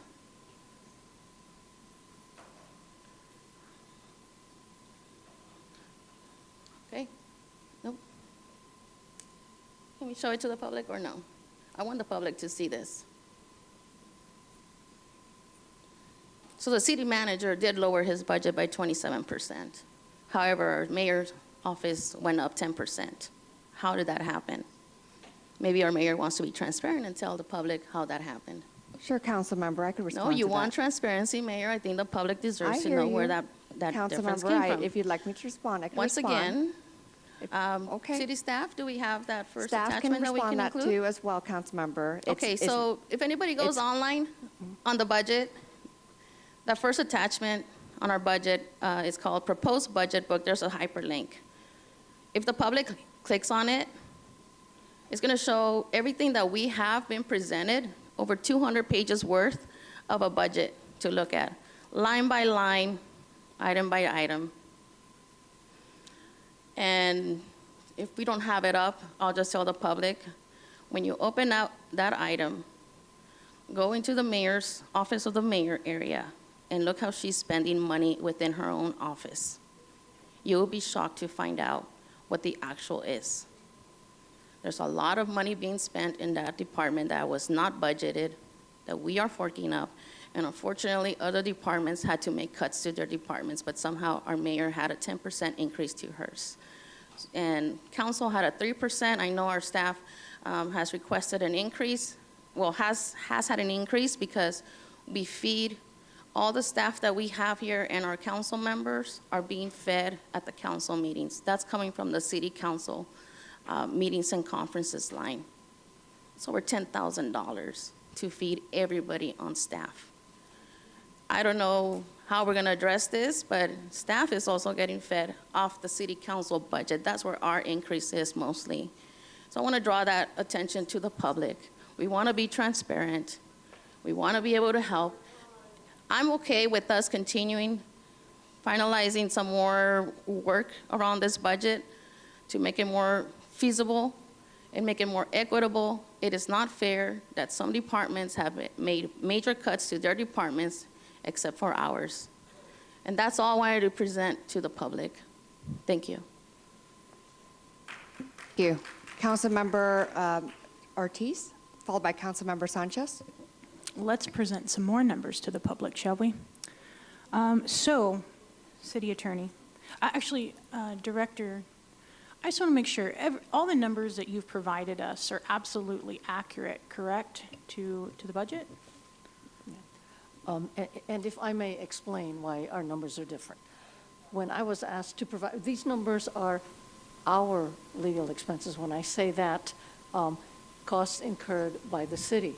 Now, we do have what I refer to as developer deposits. So when they require legal attention, you're right, BBK is the firm that is used, and so that expense is reduced from a developer deposit. Now, from here is only what the city actually has incurred. If it's a reimbursement through developer deposits, that is not part of our budget. Okay. And also the water budget is not also part of ours. Right, so This is the water only our expends city. 7% towards the cost of the contract for BB&K. That's their contribution, is that correct? That I will have to get back to you. It's correct. So, then they pay additional fees on top of that. So the retainer is what, $1 million a year for BB&K, so roughly $70,000 contribution, which means that the city of San Bernardino has a $900,000 retainer for the rest of the year, which covers our meetings and so forth. So you guys provided us a breakdown. And in 18-19, from the different accounts allocated to BB&K, their total cost came out to about $4 million, 1.393. In fiscal calendar year 1920, and this was provided to us by our city manager, I'm happy to make it public as well, it was 2.8 million. Then in 2020, we went to 2.4, more than likely due to the influx of COVID. In fiscal year 21-22, we were at 2.4 million for BB&K. Then in fiscal year 23-24, we were at 2.6 million. And this year, coming towards the end of the fiscal year, we are going to be at $2.5 million. That's through March. Oh, I'm sorry, that's through March.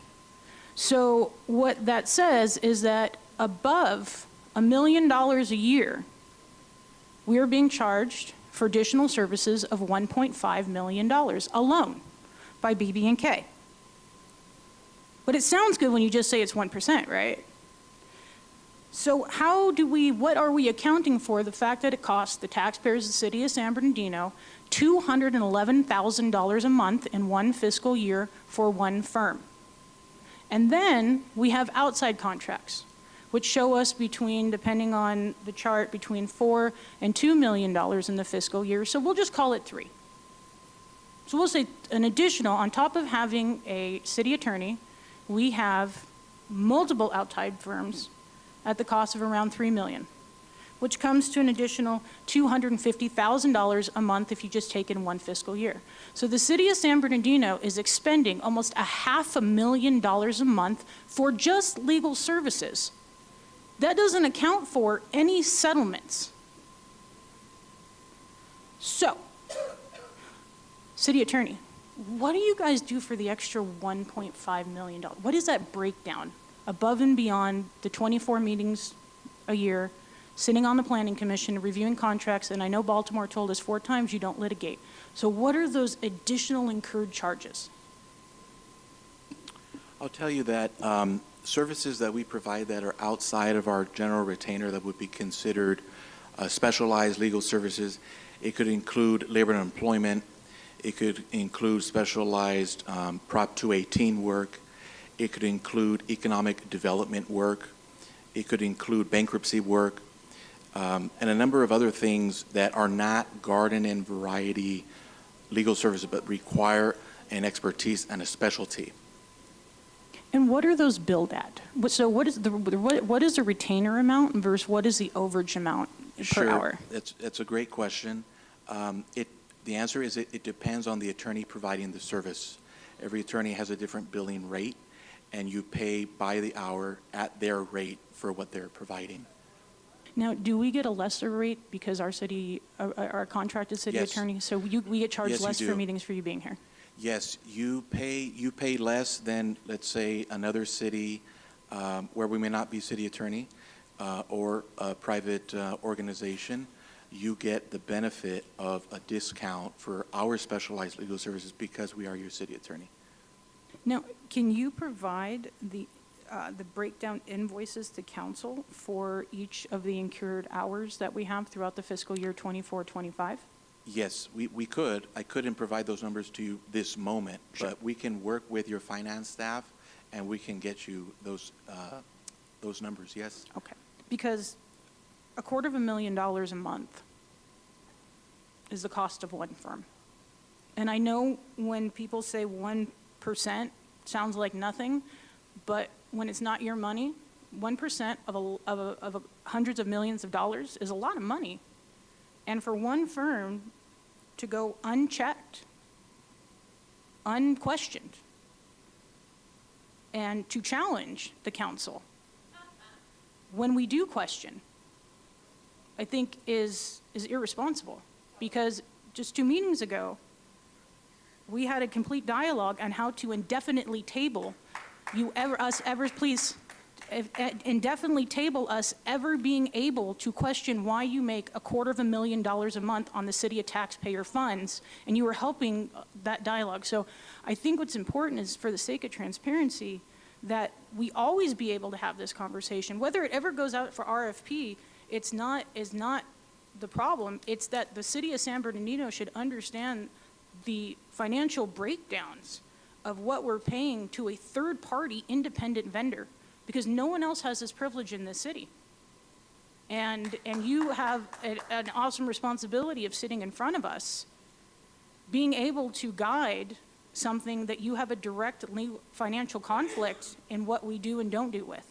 And so that's why I want to make sure you guys understand that by the end of this year, BB&K will be over $2.5 million. And we will still be paying almost $4 million for additional legal services to outside lawyers for other things. And that is how the budget reads. Thank you. Thank you. Councilmember Sanchez? Yeah, I have a question, a follow-up for the attorneys. So I know there's the fees that we pay to you, and then there's the outside legal. So how do we prevent a third party from suing the city? I mean, let's just say a hypothetical.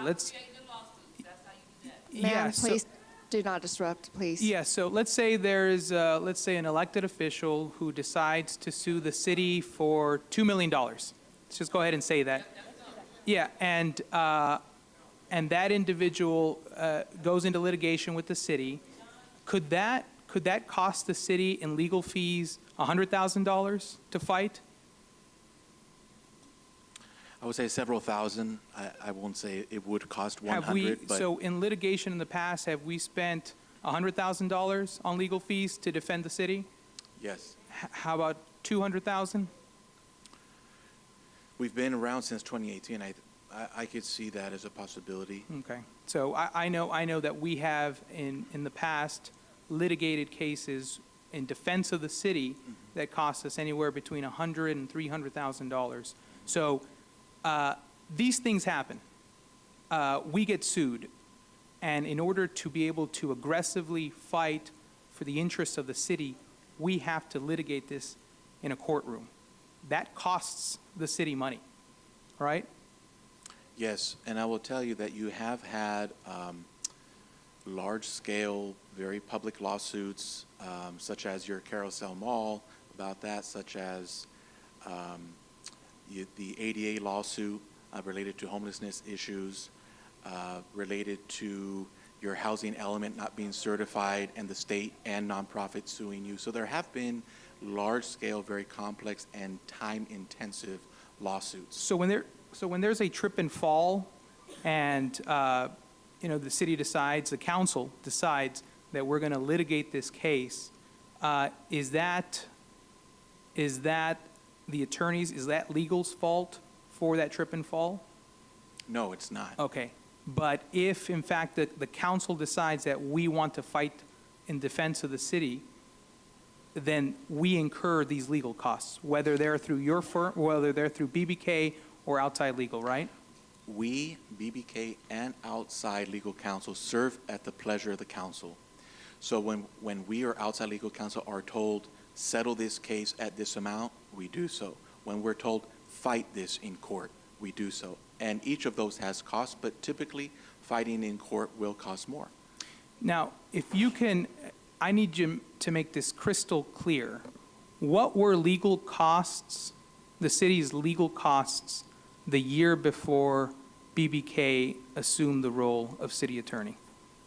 I want that now, and So- taking into account that the city was under bankruptcy protection, and it was 20, it would have been 17? So taking into Yes. account inflation. So again, I'm referencing some slides that we provided to you during our formal evaluation, so you can go back and see them yourselves. And if you choose, show them to the public. Our contract began August 1st, 2018. I'm going to give you 3 data points in the fiscal years, the 3 years prior and after. The total amount of legal expenditures that this city spent on legal services fiscal year 2015-16 was $8.2 million. In 16-17, it was 8.8, and in 17-18, it was 6.5. In the 3 years since BBK came on board, fiscal year 18-19, you spent 5.5 million, 19-20, you spent 4.5, and 2021, you spent a little over 4.1. So actually, as the years went by, we were spending less on legal, had more litigation exposure because of the fact that we exited bankruptcy, had the largest amount of deferred maintenance we had had in 15 years. somehow the rates continue to drop and have now leveled out. Is that correct? Yes. Okay. All right, so I think that's been, that's been addressed head-on. I have 5 different things that I want to propose as amendments to this budget, and I want to preface this with, if we are going to approve the budget tonight, I would want these. If I could piggyback on the city attorney. Okay, and then I Okay, want to. let's go stay on back. that. So Councilmember Charette, followed by Ortiz on the city Yeah, attorney. 'cause first we're of not all, completely done. I would move, if that's appropriate, that we do release those 3 graphs that we were given based on, and give up our privilege on those 3 graphs, because they clearly show the cost of legal services going down. I would like to second that. I would move that we waive privilege on those 3 documents. And I would like to second that. I would like to make a second motion that we release the entire evaluation of BB&K so that they can understand the graphs. No, I think the portion about the legal costs to the city is germane to this conversation. If you want to go ahead and continue to litigate this on your own and run a personal attack of our legal attorneys, go ahead and do so. Councilmember, please stay But focused. I'd like us to call for the question on the motion to release the graphs that BBK has presented on the city's legal costs. Call for the question. Councilmember Sanchez, Yes. Councilmember Ibarra, Yes. Mayor Pro Tem, Yes. Councilmember Charette, Yes. Councilmember Canas, Yes. Councilmember Flores, Yes. Councilmember Ortiz. Yes. Motion passes unanimous. Okay, thank you for that. Thank you. Councilmember. So, no, I was going to go okay. make another Councilmember couple of Charette. comments. And Councilmember Sanchez covered a lot using some examples. I just took a little break, walked out and happened to see an attorney that we use that's in the foyer out there. And that particular attorney we've spent quite a bit of money with. I don't know exactly how much, but he's never talked to BB&K. It's outside services, and what's being done with these numbers is they're being all lumped in one big number called legal services, and they need to be broken down so that you can see exactly what we're doing. And a city attorney is not your common or your typical contract. In business, in private business, which is effective and gets the job done, generally speaking, your attorney is one of your most valued employees or contractors, as it were. And they become not only your best confidant and consultant, but in order to do that, they generally become friends. I mean, I know a lot of business people who their attorney is their best friend. If you're talking about appointments and going to compare contracts like a city attorney to a tree trimmer or to a street paver, it cannot be done. It's not the same type of a contract. We develop a relationship with a city attorney that we rely on to help us mitigate costs. They don't control the lawsuits that come in. They come in whether we've got an attorney or not. We're going to have lawsuits come in. We've talked about trips and falls, or a tree falling on a car, or deferred maintenance that has created something, or a department person that runs into another car, a trash truck, well, not trash trucks anymore, but a city employee that might have an accident that's our fault, and we have to deal with that. Those are not the city attorney's responsibility. And they do give us a retainer, which is common in business. You have a retainer, and that's the ability to have them available to you when you need them. You pay for that. And then you pay separate amounts for separate services or separate expertises or dealing with certain issues. So the public needs to understand that if we're going to be looking at a city attorney every 3 years, as has been kind of suggested, then we should be doing that with the city manager and the city clerk. And that is not best practices in city government at all.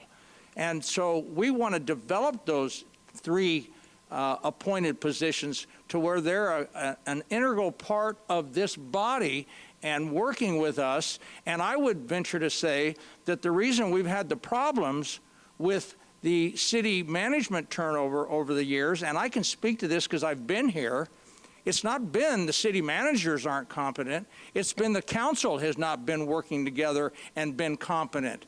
And these people have not wanted to work for us. And that is not the case with this new council. I will tell you, that is not the case with this new council. We are developing a working relationship to where we're going to be able to work with our new city manager and with our attorney and with our city clerk.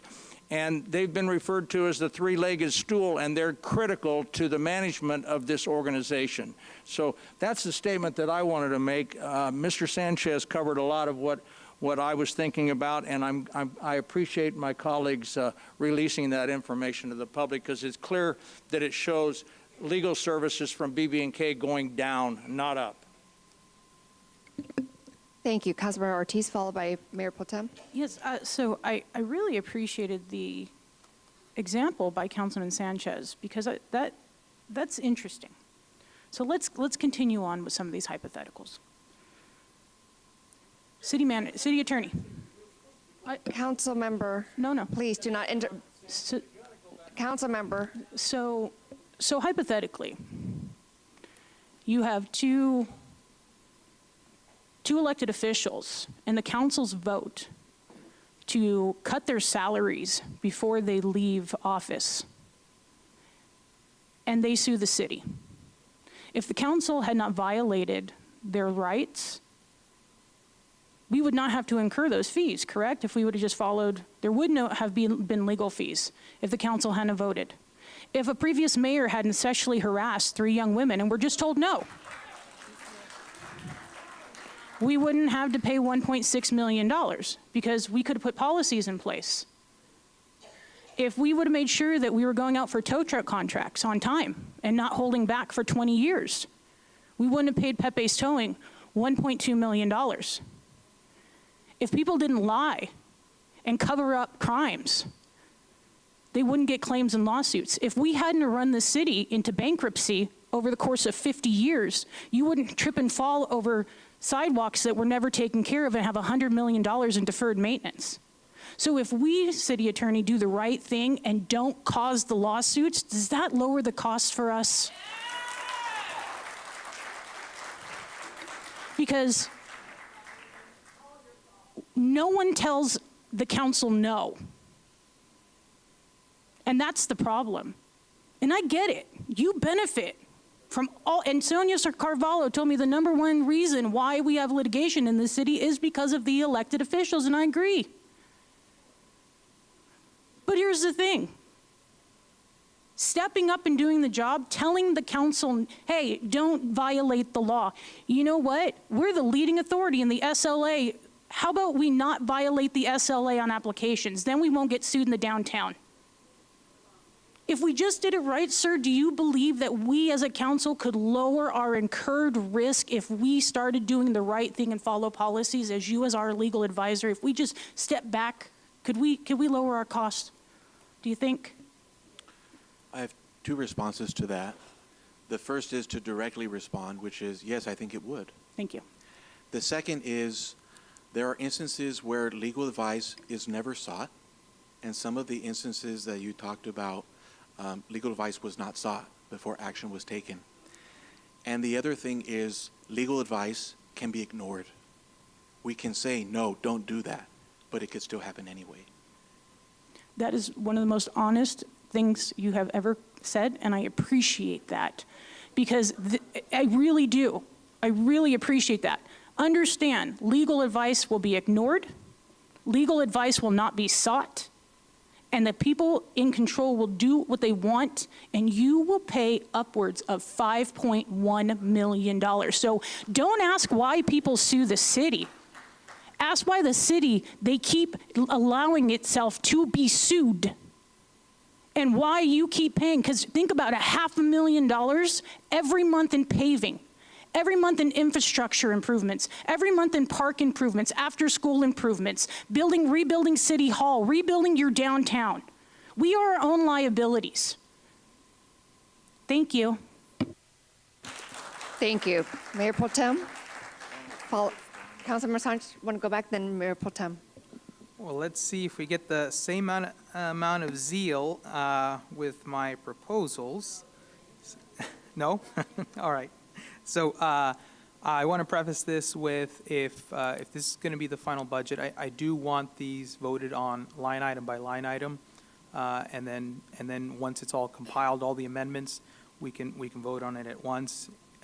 If it's not going to be finalized tonight, we can still vote on these to have direct staff to have these added to the final budget whenever that is approved. So I have 5 changes that I want to make where I see there is a need for additional resources to be allotted for these specific 5 things. The homeless encampment cleanup crews, that's one, and I'll get into details on, but I want to go through the 5. The second is the tree trimming, the dead tree contract. So we have nearly 3,000 dead trees in the city of San Bernardino, and I think those need to be addressed. And the third is the park bathrooms. Right now, they are either closed or open, but in such bad shape that no reasonable person is going to go in there to use those bathrooms. Number 4 is police vehicles. Number 5 is sidewalk repair. So the city at any year, I've been here for 7 years, and we very often pay hundreds of thousands of dollars in trip and falls as a result of lifted sidewalks, cracked sidewalks. So I will now that I've mentioned the 5, I'd like to go down and talk about where they are now and where I'd like to see them. So if we go to the first of all, the homeless encampment cleanup crews.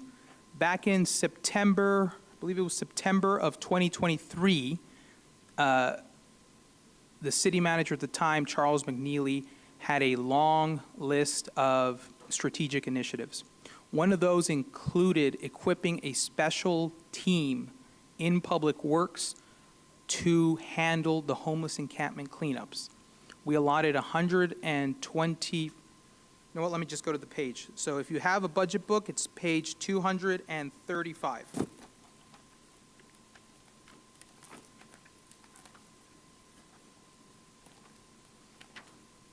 So we can go to page 235.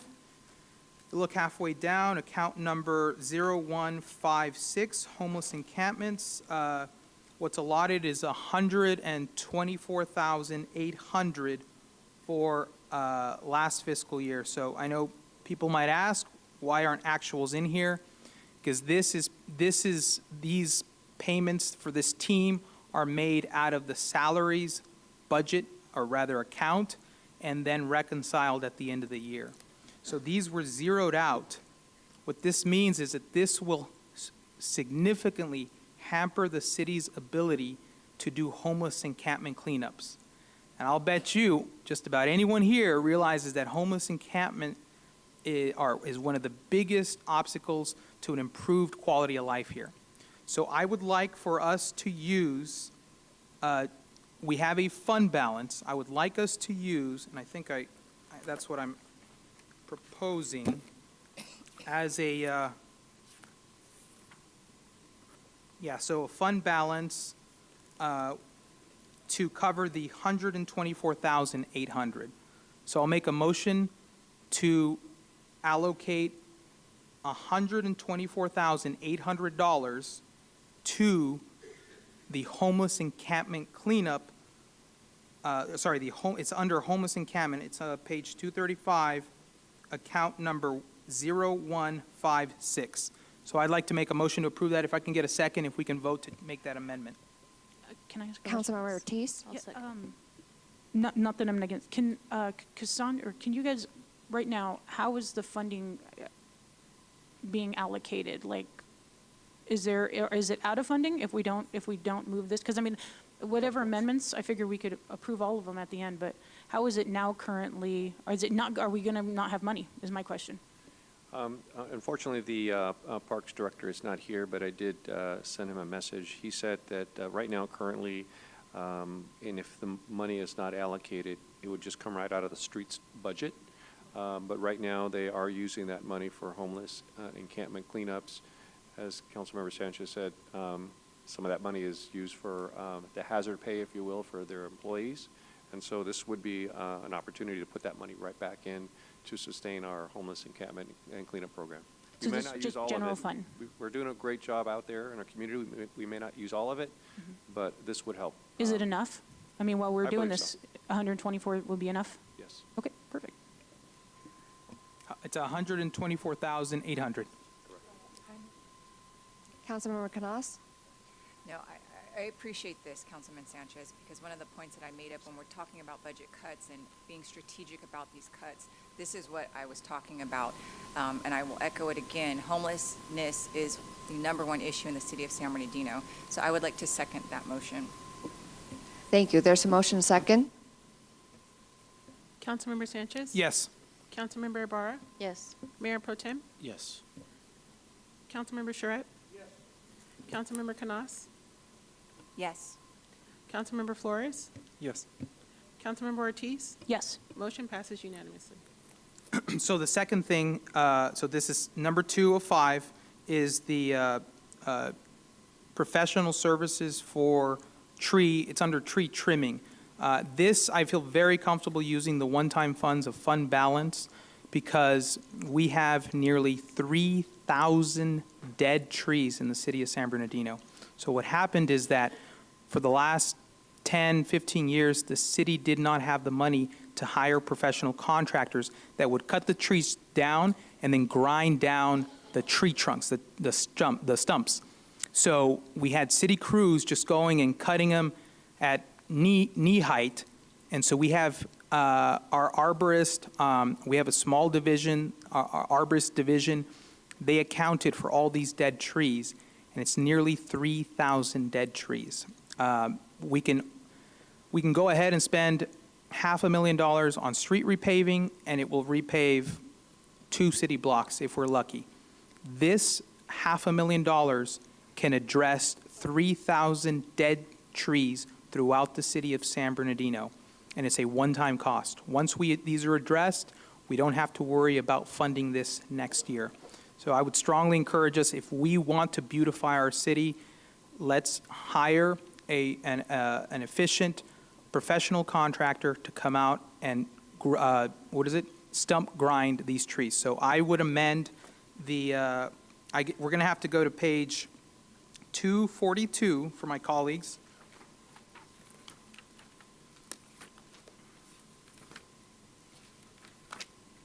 If you go down the top portion under tree maintenance, account 5502, professional contractual services, they've been zeroed out.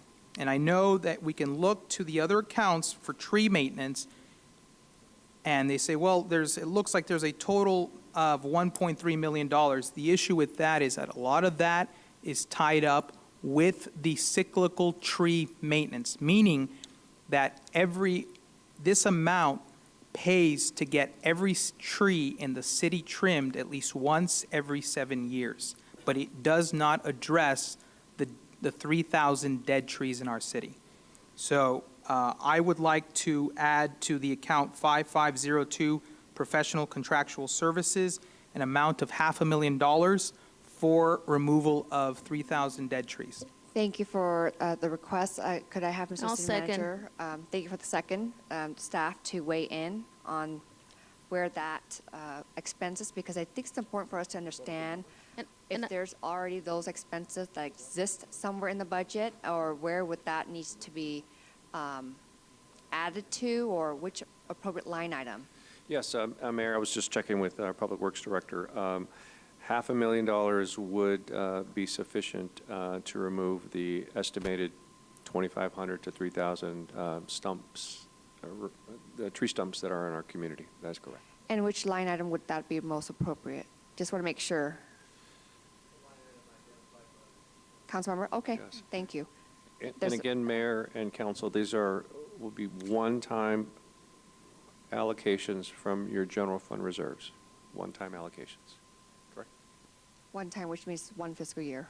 That's correct. Thank you. I just want to make sure, I think we want to use is the fund balance, unassigned fund balance. Oh, yes. Yeah, unassigned, not general fund reserves. Gotcha. The Okay. unassigned fund balance. Thank you. Councilmember Ortiz?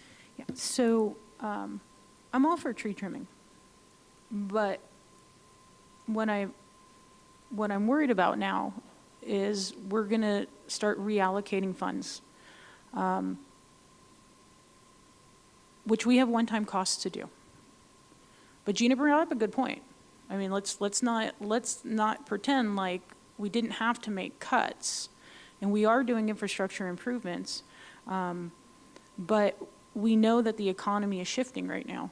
Are you guys, anybody amenable to, if we could do a $250,000 input for this first half and re-look at the mid-year budget? If we can then have the wiggle room for the additional 250,000, just to give ourselves, like, say something comes up, we're at 250,000 instead of a full $500,000? Because right now you're at $624,800 on 2 items, you have 3 left. And so I know while we have $220 million in reserves, we also have some other projects. So, I mean, I'm not saying we can't do a $500,000, but maybe just see what $250,000 can do in the first half of the fiscal year. Would you be okay with that? And if they need it, they can come back? Really, the issue here is that this isn't all going to get spent at once. It's going to take time. And this is gonna be a contract that they're gonna have to come out and we're gonna have to see whether it even ends up being $500,000. But we want to allow for that, so we don't say, well, we're only gonna do half. $500,000 will be enough to address most, if not all, of those dead trees in our city. And I don't know if $250,000 is going to break the city, especially considering that this is a one-time expenditure. So I'd like to stay firm with the $500,000. Do we need to go out for an RFP? He brought up a good, do we have to go out for an RFP for the services on this? Should we find out? We already have a qualified RFP that went out for this sort of service. Councilmember allow staff to respond, please. We currently have a contract with West Coast Arborists to provide various tree trimming. I would have to look at what the contract says, but it is possible that we could come back to you with an amendment to add these services if they are not in there, as well as the additional funding. So that is a possibility. If not, then we would have to consider going out for an RFP separately for these services. Thank you. Okay, so let me so if this is something that they do, we can allocate the money. If it's not, then we need to competitively bid. And they would come back to us with how much it would cost and setting aside and saying we have $500,000 to give someone so they would know what to bid. That's the only thing is, if we do have to go out for bid and we're saying we have $500,000 available, I'm pretty sure the bids are going to come in at $500,000. So if we don't have to bid, that's a different story. It's per tree. It's a charge per tree. Councilmember. Yes, it's actually the way it would work is that on your West Coast Arborist tree trimming now, it's a cost per tree and tree production. If we're doing this kind of production, that we may be able to get better services or better pricing. The concern might be that if you went out for $250,000, and then you might get a higher price because of the less volume. So the $500,000 does give us an advantage because, and it is a competitive process that you would be doing. So, it's not a given. Each one of the vendors that would come in and submit a bid doesn't know what the other vendor is submitting, and so that ability to get the best pricing is still reserved. Thank you. Councilmember? I believe there's a motion and a second. Councilmember Sanchez? Yes. Councilmember Ibarra? Yes. Mayor Pro Tem? Yes. Councilmember Charette? Councilmember Canas? Yes. Councilmember Flores? Yes. Councilmember Ortiz? Yes. Motion passes unanimously. So 3 of 5, we're almost there. We're halfway there. The park bathroom contract. So if we can go to page 35, please. No, sorry. Yeah, page 35.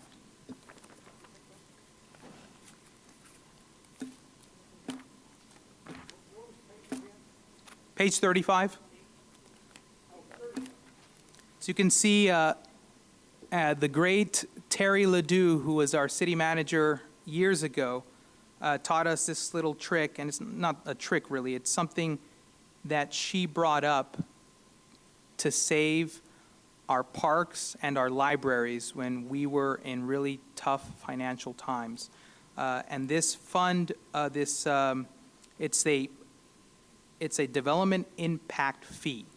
And there are several accounts. At any given time, the city can expect $1.5 to $2.5 million.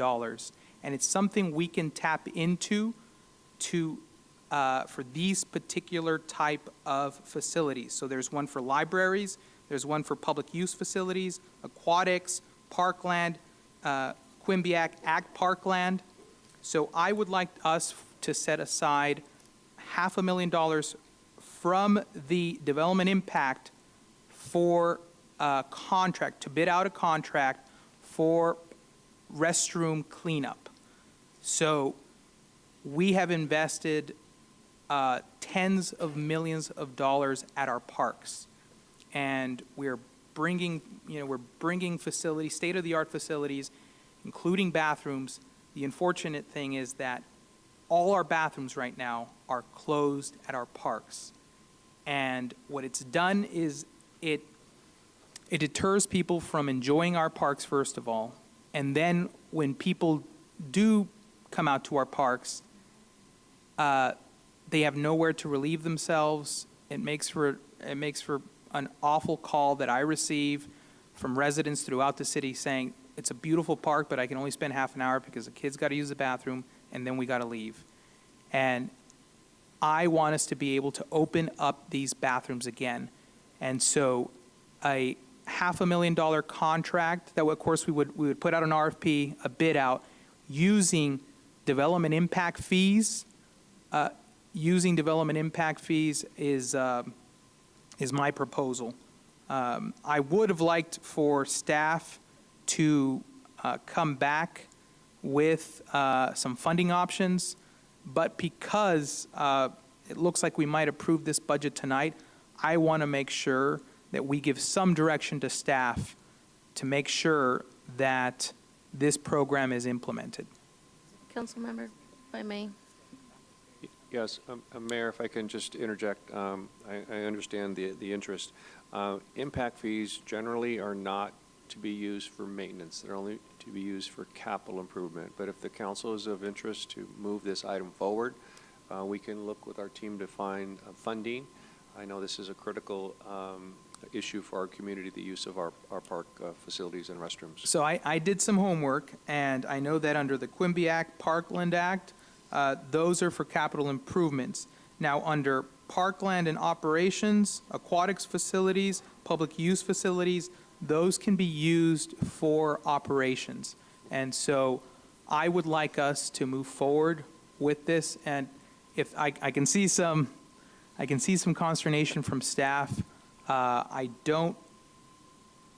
This account provides the city anywhere between $1.5 to $2.5 million, $500,000 max to contract with a professional contractor that would clean up the bathrooms once, twice a day, I think goes a long way, because we're talking about giving this gift of our parks back to the people of San Bernardino.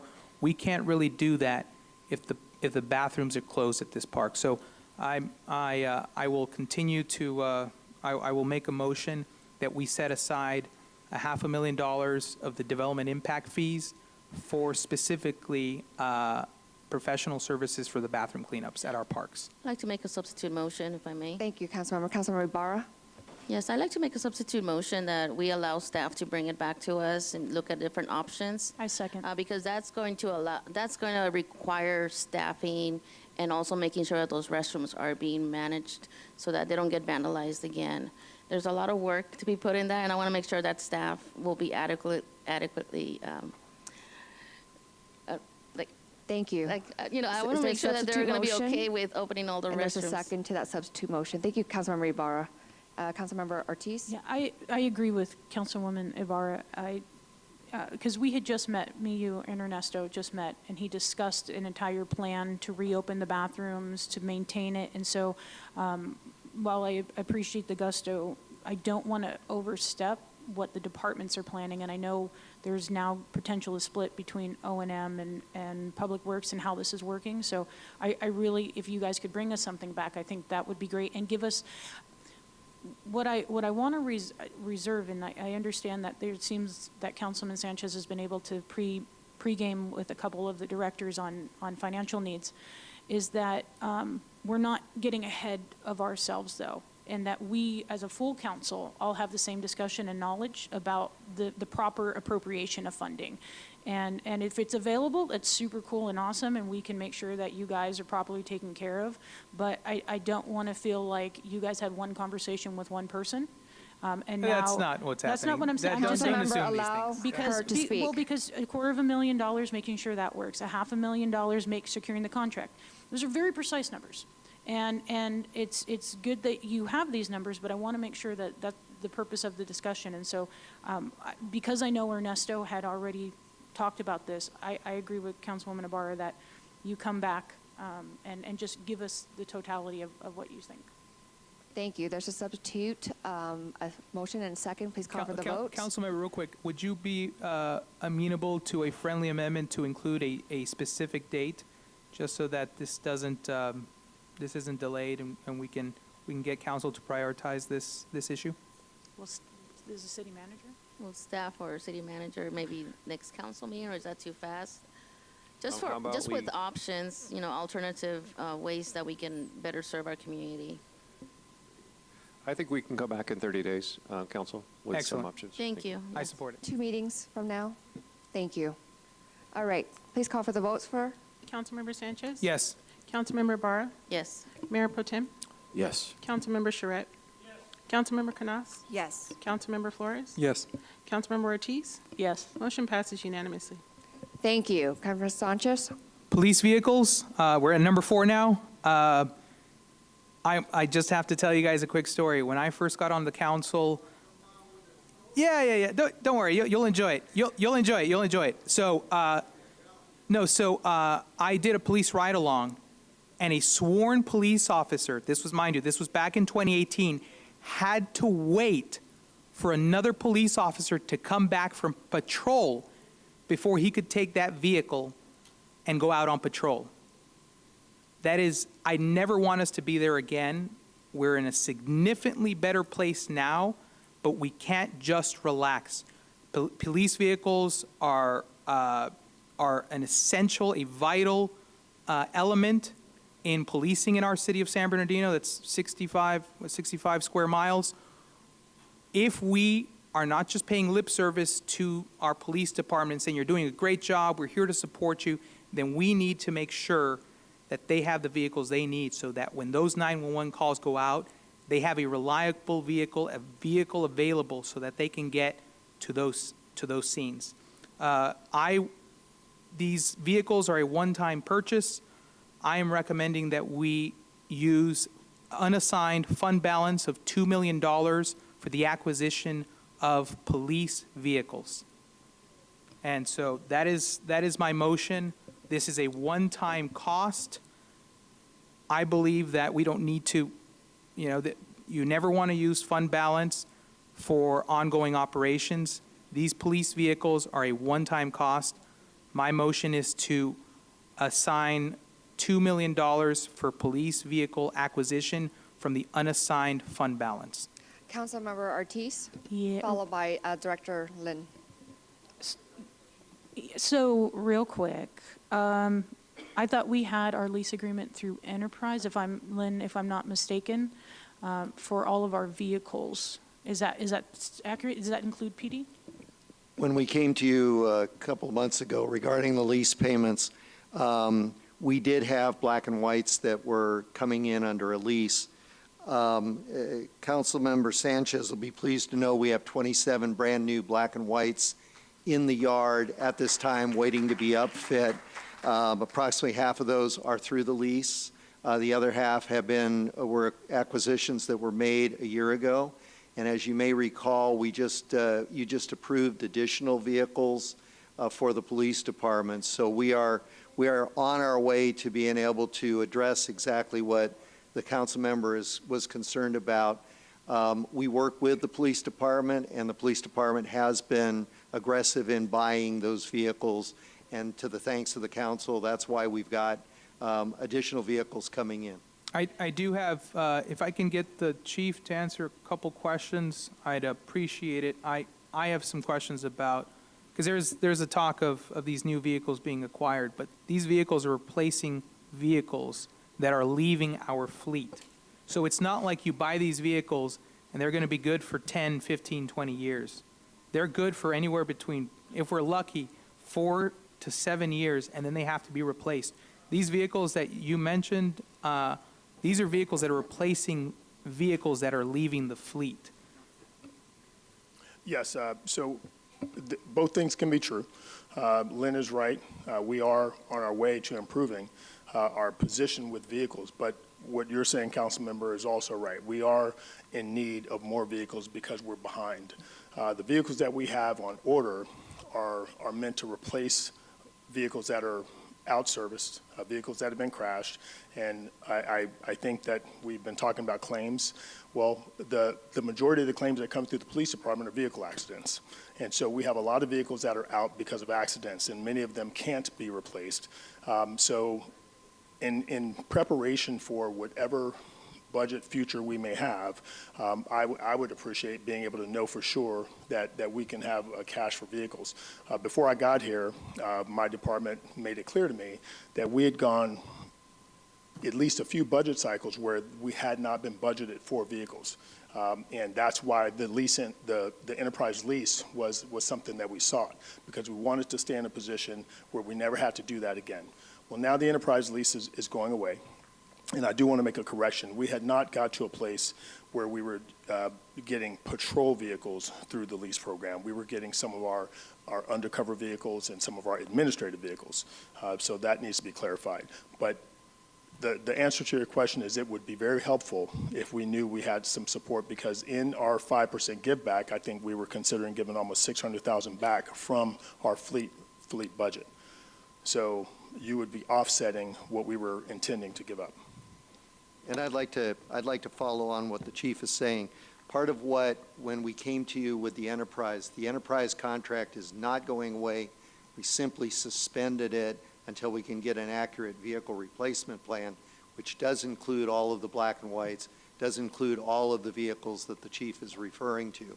And so we are working together to make sure that the PD does have the adequate vehicles, both, as he said, you know, when an officer's involved in a pursuit and the vehicle is in an accident, that vehicle's out of service. As a matter of fact, we had one that was fairly new that was involved in an accident and it was totaled. And so it's a combination of not just, as the council member mentioned, the mileage and the hours on the engine that is concerned, but also the vehicle replacement. And so that's part of what we want to work through. We appreciate the offer of the $2 million, but we'd like to have the opportunity to bring you back a full vehicle replacement plan that may include using the lease, may include purchases and things like that, and we intend to work closely with the police department to get you there. So this is the thing with the $2 million proposal. That $2 million isn't assigned for outright vehicle acquisition or acquisition through our enterprise fleet management. This is $2 million so that if we decide to lease, we have the money to lease.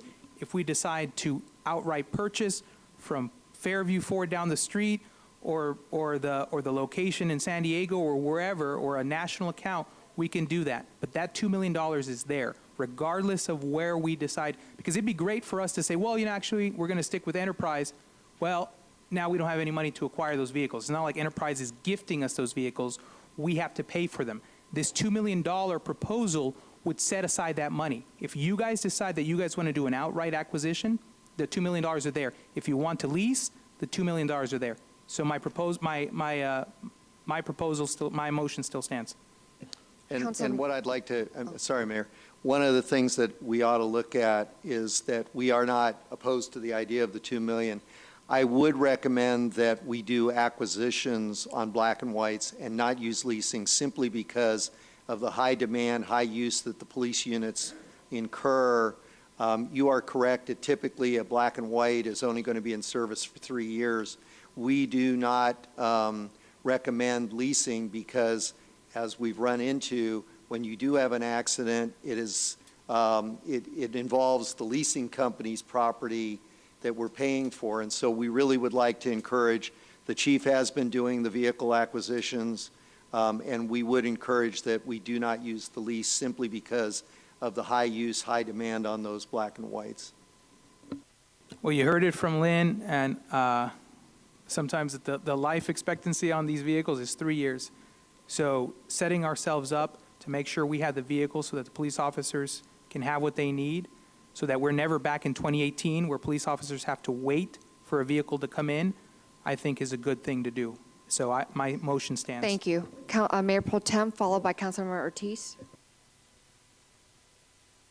Yes, thank you. Councilmember Sanchez, you referred to a ride-along that you did a few years ago. I too went on one about a year ago or so, and one of the things that I noticed is that many of the officers had to, not many, it was just once that I went out there, but from my experience is that they have to sit around waiting for refueling purposes. They have to wait for a sergeant or somebody to come back and unlock the mechanism or whatever to refuel the vehicle. They had to wait for a sergeant to come back to put in a code or unlock something. I'm not sure exactly. I don't remember exactly what that issue was with the refueling station. Is that something that has been resolved? Because they could be sitting there waiting 15, 20 minutes for somebody to come from the station to help them refuel their vehicle. Is that something that's still an issue? Has it been resolved? Is it ongoing? It actually has been resolved. So we use a software system that allows us to track the fueling operation for each of the vehicles. And sometimes the software does go down. We do have issues, and that's an occasional thing that you might have had to have an override because there was a lockout. That has been corrected. We're working on improving the fleet operation, including our fueling operations, to make sure that we don't delay it.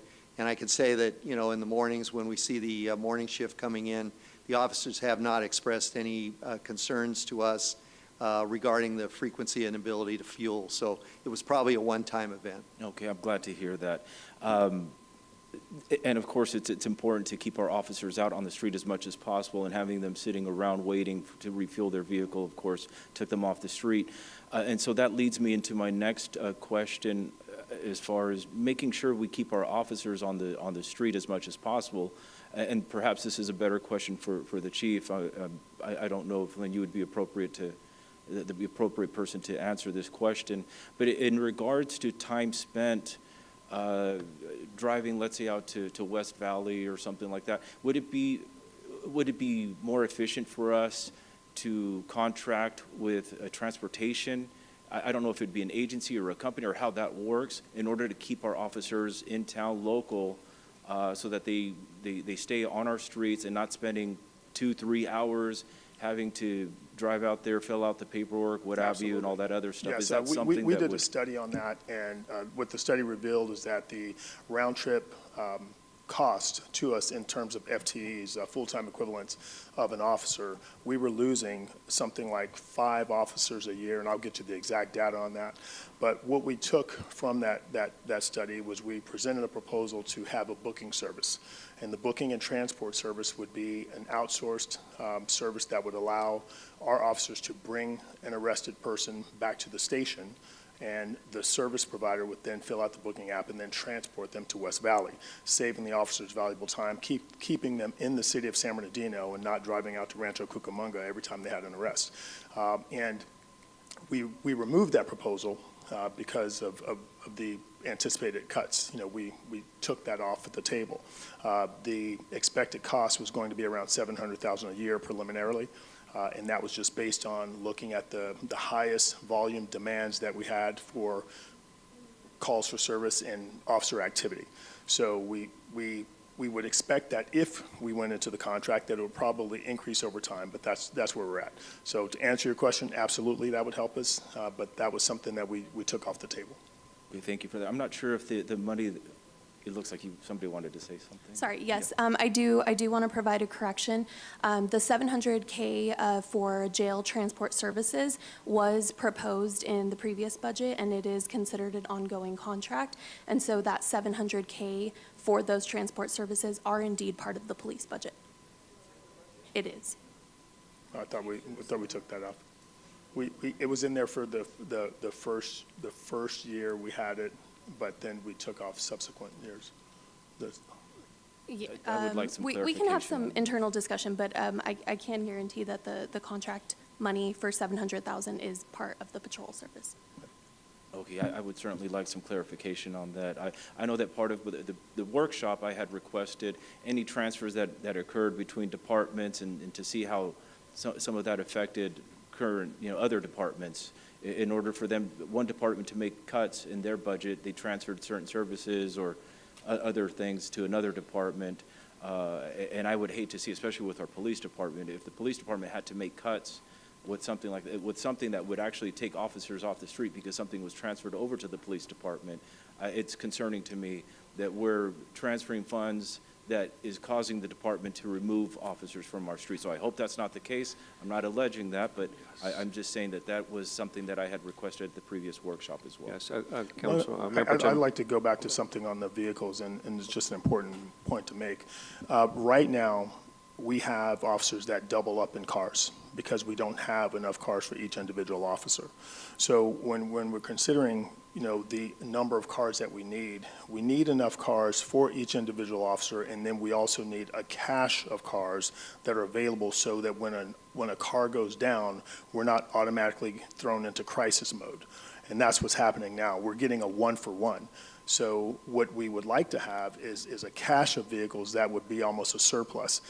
There's no emergency operation that should be operating without a surplus cache of vehicles, and that's where we are. Chief, I didn't hear that first part. What did you say about two officers per Yes, vehicle? we often have officers that are doubled up in cars, and we're not staffed to be a two-man unit police department. The most efficient way to serve the community is to have each officer in an individual car providing service for their particular beats. But we often have to double officers up because we don't always have enough cars for each officer. Wow. Should we get motorcycles? Excuse me? Should we consider looking into getting motorcycles? Maybe. Motorcycles, we have motorcycles, but we certainly don't have enough for every officer. You don't have enough, I know you don't. Okay, thank you. Councilmember Ortiz? I appreciate all this information. The $2 million towards the cost of cars, though, is just the price of the cars.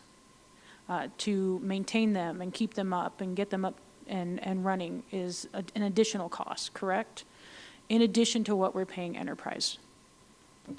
Yes, there would be additional costs. So when you purchase a black and white, you buy the vehicle itself, and then there is an upfitting cost for equipping the vehicle with the lights, the sirens, and all the packages that the PD requires. Maintenance costs, obviously, if we are working with newer vehicles, those costs are lower over time. But if we age out the vehicles and allow vehicles to go longer than what their service life should be, and typically what we used to do when I was here before was we would require, it used to be 30,000 miles per black and white was about what the average was. I don't know if that's still the case at this point. The chief would probably be able to give that. But 30,000 miles over 3 years, that's 90,000. And in the, again, with the service life, the usage, the condition of the streets, the need for the officers to get where they need to be quickly, it does take a toll on those black and whites. So I do concur with the chief's recommendation about you do have to have a reserve fleet. You can't just have enough black and whites for the fleet, for the officers that are on patrol for the shift. You do need to have spares, and that's part of what I think our vehicle replacement plan really needs to address is what do we really need to have. There is a time log lag of when we get a black and white. We are kind of constrained that the companies that we use for upfitting are backlogged, and so if you went into the yard today, you'd see the black and whites. They are in the process of upfitting. It does take some time to get all the equipment on there, all of the roof numbers and everything put in there. So I do concur with the chief's recommendation about having a reserve fleet. It just makes sense. Yeah, so, and we know a hazard of the job is crashing, but it's also causing the lack of cars for the police department. So what I would like to do in everything that you guys have said here is, I don't know if there was a second to Councilman Sanchez's motion, but I would like to make a substitute motion that you work with Chief and the city manager, or city manager, you work with Lynn and whoever, and come back so that we have a full synopsis of, can you put a reserve fleet together?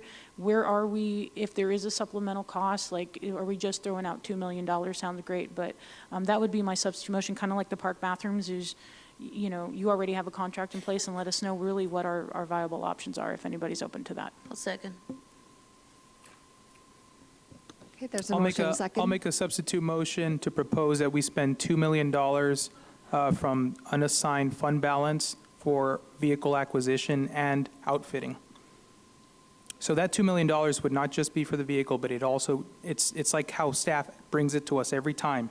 Vehicle acquisition along with the outfitting, which is the sirens and the controls and everything else. The only cost would be at that point, after the acquisition and outfitting, would be maintenance, which in the first 3 years, if you have a new vehicle, maintenance is significantly less than continuing to use a vehicle outside of its prime service life. And you have 24 cars in the wings right now? Is that what you have 24 cars waiting? We have 27 in the yard right now. And then, okay, and then this would be additional to the 27 you have in the yard? This would be additional money that they would use for acquisitions. And we did, Chief, I don't. Chief, come on. The number of black and whites that I believe that the PD uses is about 100. Chief, can turn the mic, please. Thanks. The real issue is how many vehicles that we have that are dead in the yard. I can tell you that it's more than the 23 or whatever that he's talking about. It's a practical graveyard of dead cars. So for whatever amount we have on order, it is not in the fleet. And when it does get into the fleet, it will not be sufficient to provide the service that we need. So we need more cars. You don't have to get us more cars, but this is a moot argument to suggest that it's not necessary. It is necessary. We have officers doubled up in cars. We have cars that are inoperable, and the cars that we have on order are not enough to replace all of the ones that are out of service right now, or in service and about to mile out. And the other thing is, we're not just talking about the black and whites. We're talking about our other service vehicles, like the ones that our CSOs drive to go write citations. Those are miling out. We have a lot of vehicles that are due for replacement. Now, the plans are not in effect right now, so it's affecting us as we speak. And I don't know that it's a good business practice to not have a surplus of police vehicles, and that's what I'm advocating for. And we concur. We do concur with the chief on that. And I'd like to take a second to Councilman Sanchez's And I don't motion. think anybody's saying that it's not important to have police cars. I think what we're saying, and the motion and Councilwoman Navarro seconded, is that we have a mechanism for replacement. We have a lease in place. No, we and don't. that what we're asking. No, we do not. The lease agreement was not used for our black and white vehicles. We were using the lease agreement for our administrative vehicles primarily. So- And that's been suspended or put on hold. So Correct, Lynn? Lynn's shaking his head no. The lease was used to buy some black and white Durangos. Okay. So, and this is what I'm saying, and like it's a conversation so robust as this, and as important as it is then, which is why I'm asking for staff to come back with a staff report so that we truly understand the needs. We truly understand the position of which the lease agreement allows us, the true needs of PD, and then we can make a really solid financial decision. Because what if it's more than 2 million? What if it's less than 2 million? Wouldn't it be great if we just actually had data to be a great foundation of how we expend money in our city? So Thank you. Mayor Pro Tem, you have a question? Just real quick, Lynn, you said that enterprise was used to purchase some black and white. Some could be two. How many were purchased? Director Lynn?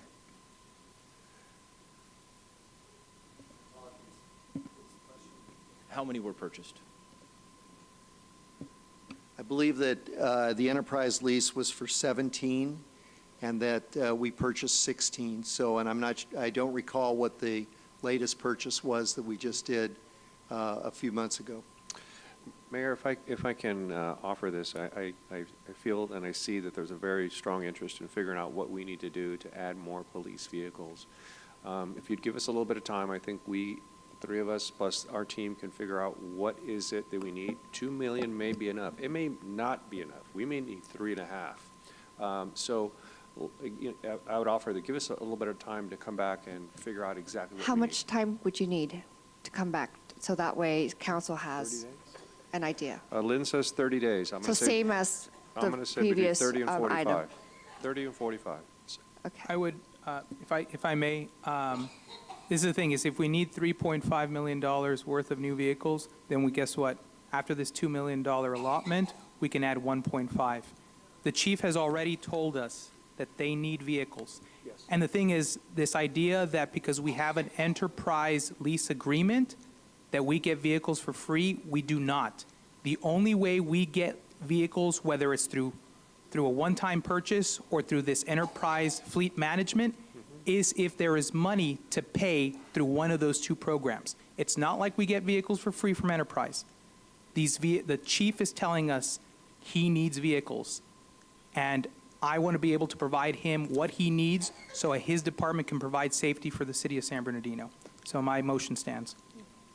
Well, to amend my original motion, Sandra, if you would, to allow staff to come back to us in 45 days with the proper number and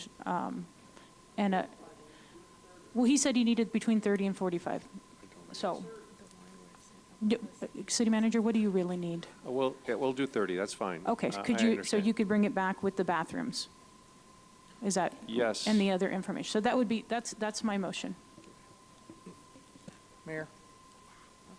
Councilmember Charette? Chief, if we wait another 30 days and we decide that we need $3.5 million and we get it from the fund balance, is that, obviously you need them today. It wouldn't change our operations. It wouldn't change because from your operations right approval, now. We still have to order them, get them built out. So it I wouldn't agree change. that we should be coming back with a full report on, I'd like to know, reach for the moon, tell me everything you need so that we can work in that direction and figure out where to start finding that money. We just need enough so officers don't have to hitchhike Huh? to calls, that's all.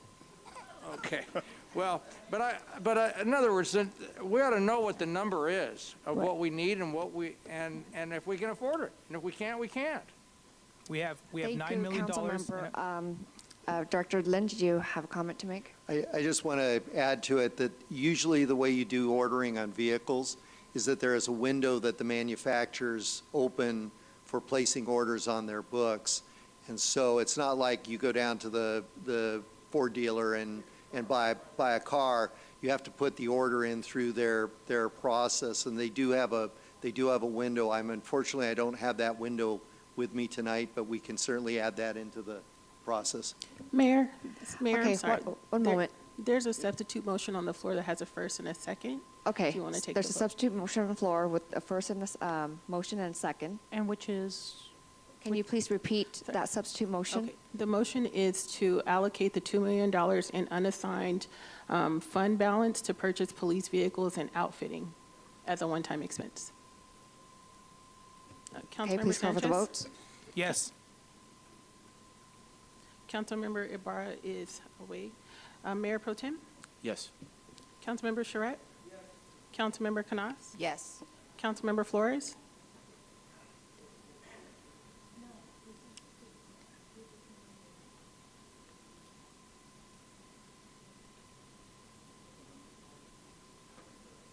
No. Councilmember Ortiz? No. Motion passes 4-2 with Councilmember Flores and Councilmember Ortiz voting in opposition. Thank you. One last one. All right, so the last one is sidewalk repairs. So if we can go to page 14.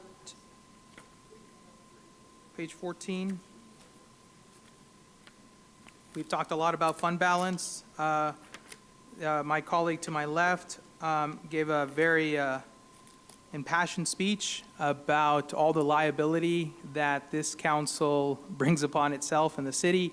One of those that we all know very well are trip and falls, especially on our sidewalks. And so I think we easily spend hundreds of thousands of dollars in trip and fall cases, things that could have been prevented, but there's just not the money. We do have, like I said, did I say page 14? Page 14, we have $8.7 million, nearly $8.8 million in an unassigned fund balance, and that should only be used for one-time expenditures. So I'm proposing that we dedicate $1 million in unassigned fund balance to sidewalk repair throughout the city of San Bernardino. This will help reduce our cost in litigation, in settlements that have to be paid for trip and falls. That's my motion. I would like to support that motion, but I would like to, if I can, Mayor, please. Yes, Councilmember Canas, thank you. Thank you. Because a lot of the fund balance is being used, and I've expressed quite fervently, I am a little stickler when it comes to our city coffers, and we have to be cognizant as we are drawing down on this fund balance. We still don't have a viable plan to make sure that we replenish that. So is it possible, and I do support this, but we can also look at various funding opportunities, not necessarily just fund balance. I don't know, there might be other funding allocations available to support this.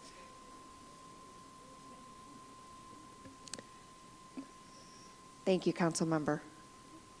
Absolutely. If we can identify other funding sources other than the general fund, we absolutely will. If that's the intent of the council, it'd be our intent as well. You know what, maybe I could segue into that, because, you know, we're trying to identify funds that, you know, should be probably maybe adjusted. So I just want to bring up the liability fund, if we can go to that under the HR Risk Management Department.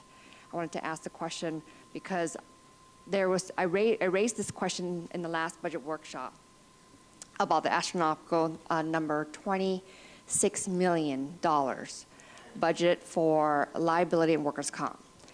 And what stood out to me is the fact that, let's see, I was very concerned because as a former HR risk management director, I've never seen that number in such a double digit. So what I did was I went back to all the way to 2010-11 budget, pre-bankruptcy, then bankruptcy, and post-bankruptcy, just to see what those numbers are. And going from 2010 to 11 fiscal year, all the way to 2021, 22 fiscal year, and these are actuals based on all the budgets I pulled online. So it ranged from 10, 11, 7.9, 11, 12, to $1 million. This liability line item, liability, not workers' comp. 2012, 13, 1.1, 13, 14, 1.9, 14, 15, 2.6, 15, 16, 1.9, 16, 17, 2 million, 17, 18, 2 million, 18, 19, 2.3 million, 19, 20, 7.2 million, 2021, 7.4 million. You can see the significant increases. 21, 22, 4.1 million, 22, 23, 20.8 million. That fiscal year, I'd like to know what was paid out. That's $20+ million on liability claims paid out. It's called bankruptcy. Council member. But we need to know, what are our risks? What's being paid out? These are taxpayers' dollars. Then 23, 24, 8.7 million, so it dropped from 20 million to 8.7. 24, 25, 9.9 million. Then we propose in this budget 20.4 million. If you budget, you look at the last fiscal years to average what it should be for your proposed budget. Councilmember Sanchez allocated some funds, which these are all good allocations for our community. That's about 3.6 million based on all those, your 5 items. If we were to, so based on the last 3 budget years, if you average that, and I did the average, it's about 13.1 million. Why don't we budget 15 million with that cushion and 5 million to cover these funds, these allocations, so we're not moving things around? Again, I'm asking the question. I just want to understand what can we do, what we cannot do. I'm just seeing a really large number, and just so we can understand. Mayor, if you all have our budgets, I would like you to direct you to page 155. That is the Human Resource and Risk Management's summary budget. And we don't have it back to all the years that you have, but we do start from 22-23. If you see that second line at 20.7 million, 8.7 in 24-25, we adopted 20, we kept it, and that was what we were proposing. If you recall, we were trying to keep the same budget and roll it over. But to explain the 20 million in 22-23, may I start with, off that 20, 1 million are salaries and benefits, 5 million are for insurance premiums. So for liability claims, it's about 14 million. And in 22-23, there are several that we had paid out. We do have litigation claims. But what we do as your finance department, each year the HR department receives an actuarial from Glickman Consulting. What they review is all the claims we've had in the last 5-10 years, how many are still open, and they give an estimate on how much it could possibly be. So what they say is, for these that you still have open, okay, this is what we think the value is. And at the year of 22-23, they valued all our possible claims at 30 million. The cash in the fund at the time was only 18. So then we had to add an additional 12 million so that we have it in payable, claims payable, and that's why it became a $20 million expense. So it doesn't mean that we spent that much. Yeah, it meant this is what they thought we should be during that time. So when you see the actuals that are lower than that, that means that's what we actually paid out, and we didn't need to increase that payable, so to speak, because we have it covered. Now, from our point of view, and I sent it to the city manager as to why we thought we would keep the same budget as we did in the current year. And again, we were just looking at the claim, one of the claims that was approved by City Council a few weeks ago for about 5 million that might carry over to the next fiscal year, and a couple of, how do I say this, incidents that have recently happened that might end up being a potential claim. So we do look at history, we do look at current events as what we think it may be. Go ahead, Ms. Mayor. Understood, thank you. And so what you're saying is that that's based off the lost run. Has that report provided to the city manager's office? Because in the last meeting I asked, that is a very important report that should be provided to the city manager's office so they can understand, and then that could be provided to us from a bigger picture, not the report itself. We need to understand where our risk lies. Where do we need to spend our money or the money of the taxpayers to minimize those risks, create policies off of that data so we could move the city forward?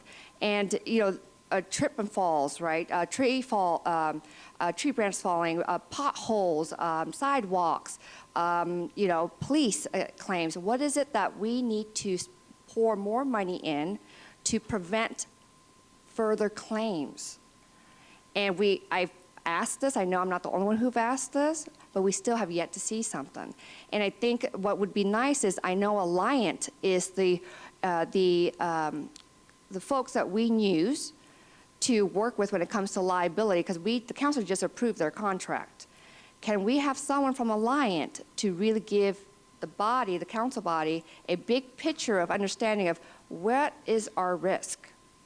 So we, as elected body, can make informed decisions to spend the taxpayers' dollars wisely going forward. And so that's why that number, even though I understand the actuals, right? So, look in the budget, fiscal year 23-24, 8.7 actual, even though you budgeted 20.7 million. So that's the actual. Did that change?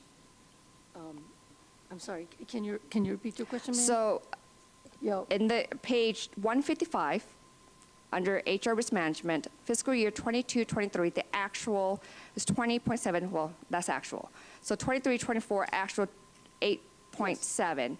Adopted 24-25, 20.5 million, right? Amended 24-25, 20.6 million. 24-25 actuals came down to 9.8 million. So that's like more than $10 million difference, correct? Correct. So But I'm just saying, since the last 2 fiscal years, it is well below the 10 million. Why would we still do 20? Why can't we just adjust that to, I'm just posing the question. If you just bring it down a notch to cover all of these costs, would that be a problem? No,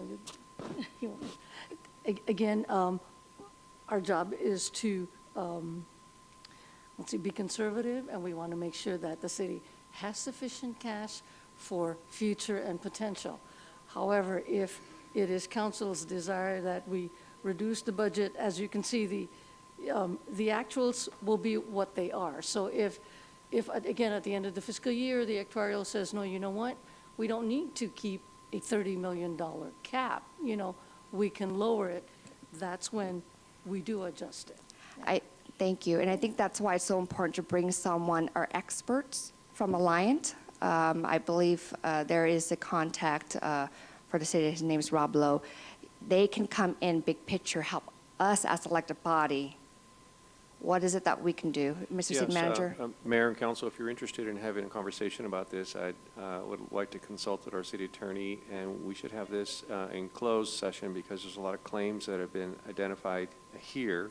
I'm looking at a loss run and estimated from our actuarial services, and their estimated present value of some of the losses potential are up to $30 to $44 million. And so if you'd like us, we can do that and have a conversation separately about this. You can better understand. So let's not take any money from here. No. Right. No. Thank you. Thank you. There's a motion and a second on the floor for the sidewalk repair. I'm sorry, Councilmember Ortiz? No, I think what you're saying is important. I mean, all of these things are great, tree trimming, but now we're going to add $3.6 million to the budget. And after we just asked everybody to cut across the board. So I think this is like that interesting position, because we still haven't talked about making sure that we have adequate number of code enforcement officers. We still haven't talked about looking at a budget for community gardens. I mean, there's so many asks at a time where there is a lot of economic uncertainty. And this is a history in the city of San Bernardino because it sounds really good. It sounds great. Do I think we could risk reduce our liability with sidewalk repair? Absolutely, I do. I think we could do that. I think we need to know exactly how much we pay out. Do I think we need police cars? Yeah, but we should actually find out how much we're paying for every crashed car. We are trying to rob Peter to pay Paul because everything is coming out of the same budget. And what we're doing here is, why are we not looking for sidewalk repair at Safe Routes to Schools? Why are we allocating funds rather than looking for alternatives to make sure that the city is finding additional revenue services? We have we just threw $2 million at police cars while we have a lease in place. There's this like fiscal responsibility to all of this. But it's all coming out of one pool of money. Like, no department actually has any savings. It's all the city of San Bernardino's money. And so we're at $3.6 million. Can we find additional sources to help supplement these costs? Because once you deplete one-time funds, you've depleted them. And we have done nothing to increase revenues. We're not increasing sales tax. We're not getting our property tax. We're not increasing our utility user tax, our franchise. We are doing nothing to make sure that we can cover these expenses next year as things grow. So do you guys see any alternatives as we add a $3.6 million on top of a balanced budget? Councilmember, at this time, I don't have any other suggestions other than pulling the money out of assigned general fund reserve, unassigned. But I can surely go back with the team and figure out, are there any opportunities for us to use alternate sources other than the general fund? We could try that. I can't promise you that we're going to be able to, but we can surely look at opportunities. Absolutely. Thank you. Councilmember Sanchez? And I don't mean to point you out but my colleague to my left is a little misleading with some of this. As you can tell, the operating budget, the ongoing recurring costs are being covered with general fund. The unassigned fund balance should be used for one-time costs. That's what this is.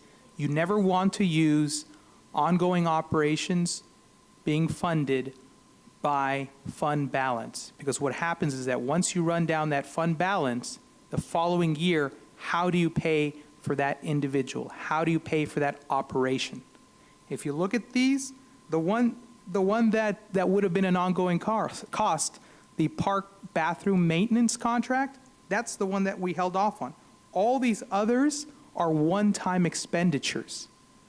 So that issue does not exist of, oh, we're being irresponsible. These are unassigned fund balance being used for one-time acquisitions, one-time CIP projects, or whatever you want to call them, capital improvement or public works projects. That's what this is. The irresponsibility that is being claimed here is not there. These are one-time expenditures, and we have a dwindling, but we still have a substantial unassigned fund balance. And to use $3 million to cover this, in many cases, to prevent us from exposure to more litigation, is a responsible move. So I have my motion stands on a $1 million commitment to the sidewalk repair using unassigned fund balance. Thank you. There's a motion, a second? Councilmember Sanchez? Yes.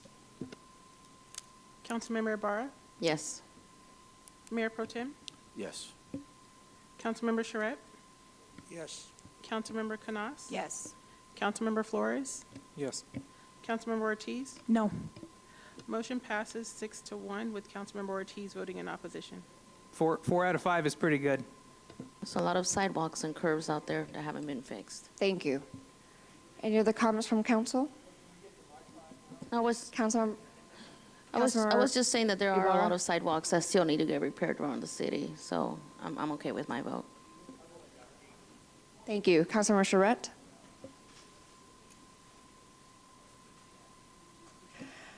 Okay, I have some comments. In response to Councilmember Ibarra, she mentioned about my budget 10% increase. I just want to educate the public. So my office is a total of $328,273 out of a $348 million budget, which makes up 0.009%. And the increase when I had staff to work with finance is due to salaries of one staffer that I have, one staff. So there's merit increases or COLAs or even health benefits rise. Those are all increased costs that is across the board, not just my office. In meetings? So, Councilmember, I have the floor, please. So let's really educate the public even further. Council, you talk about my budget, but you yourself, in 2022, gave yourself a 167% salary increase from $14,000 a year to almost $40,000 a year. Same year, you cut the mayor's salary because of a former mayor's conduct, who's actually in the audience. I believe he's here today. tonight, from a six-figure salary to 50,000. That's what I make because of your actions.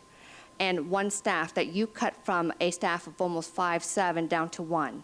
So I'm suffering, but I'm continuing doing the work to show up to the community and do the work.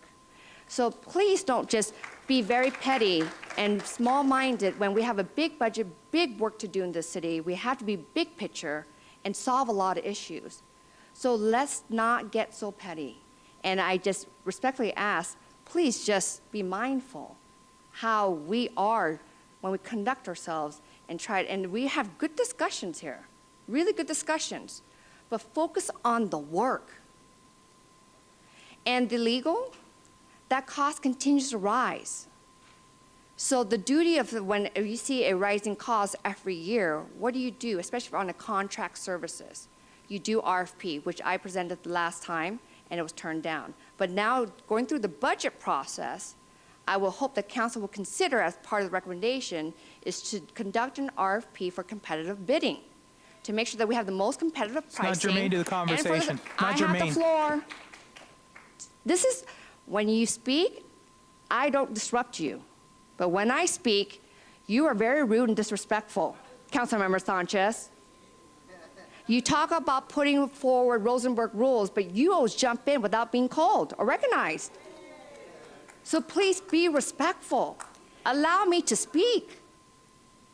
Thank you. Again, so when we have to be the overseer of your tax dollars, you voted us to be on this dais. We had to do the due diligence to make sure that we conduct services, conduct business, to make sure that it is done wisely, it's spent wisely. So again, I hope council will consider, remember, this contract service with legal has been with the city for almost 8 years. The city attorney requires all departments to conduct RFPs for their contracts that they serve for their departments for the city routinely, 3 to 5 years. What makes them different? If they rise to the top, if they're the best legal services for the city, they rise to the top. RFP shows that. It's transparent. It's really making sure your tax dollars are working for you, and it's transparent. But that, again, I'm speaking to just help us as a body to move our city forward.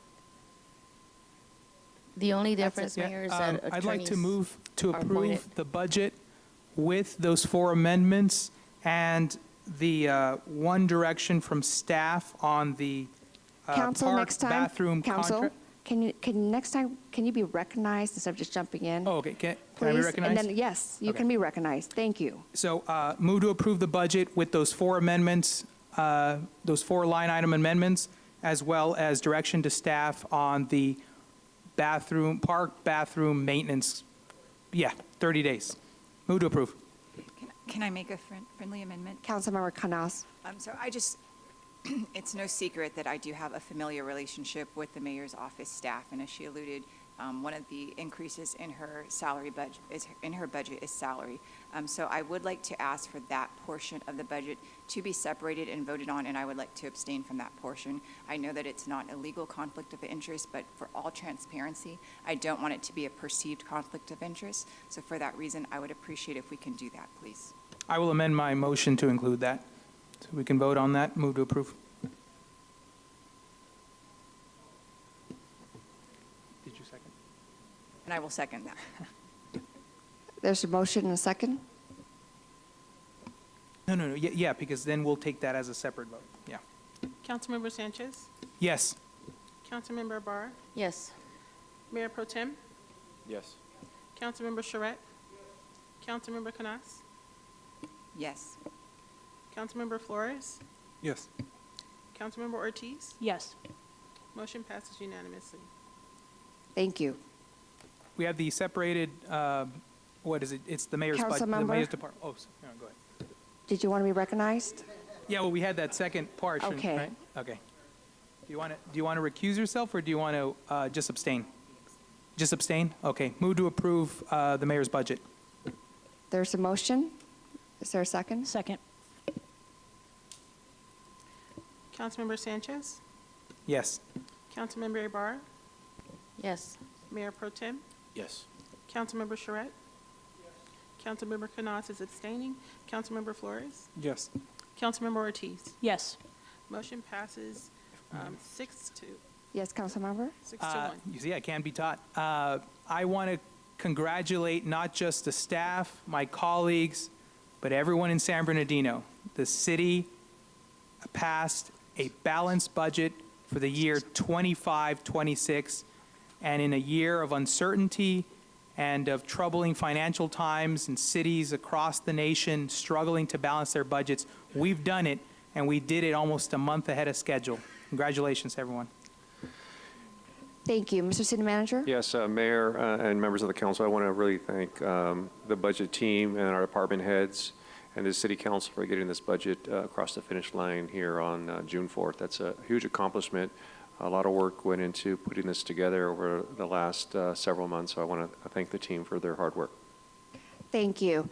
And council, let's just take a 5-minute recess so we could take a breather and everyone step up and stretch, please. So we'll come back at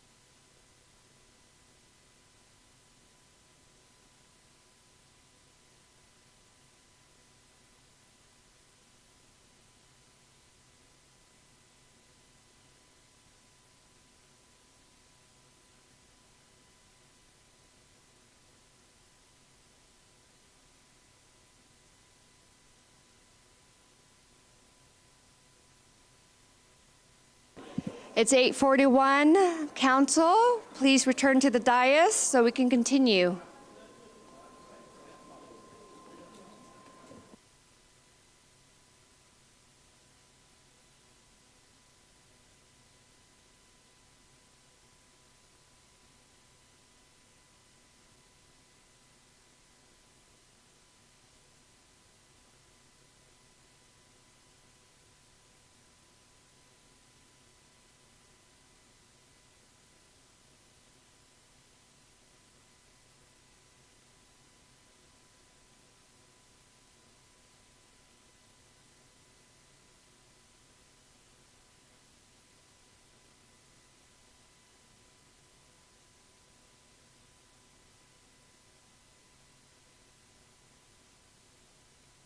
We have some council missing in action.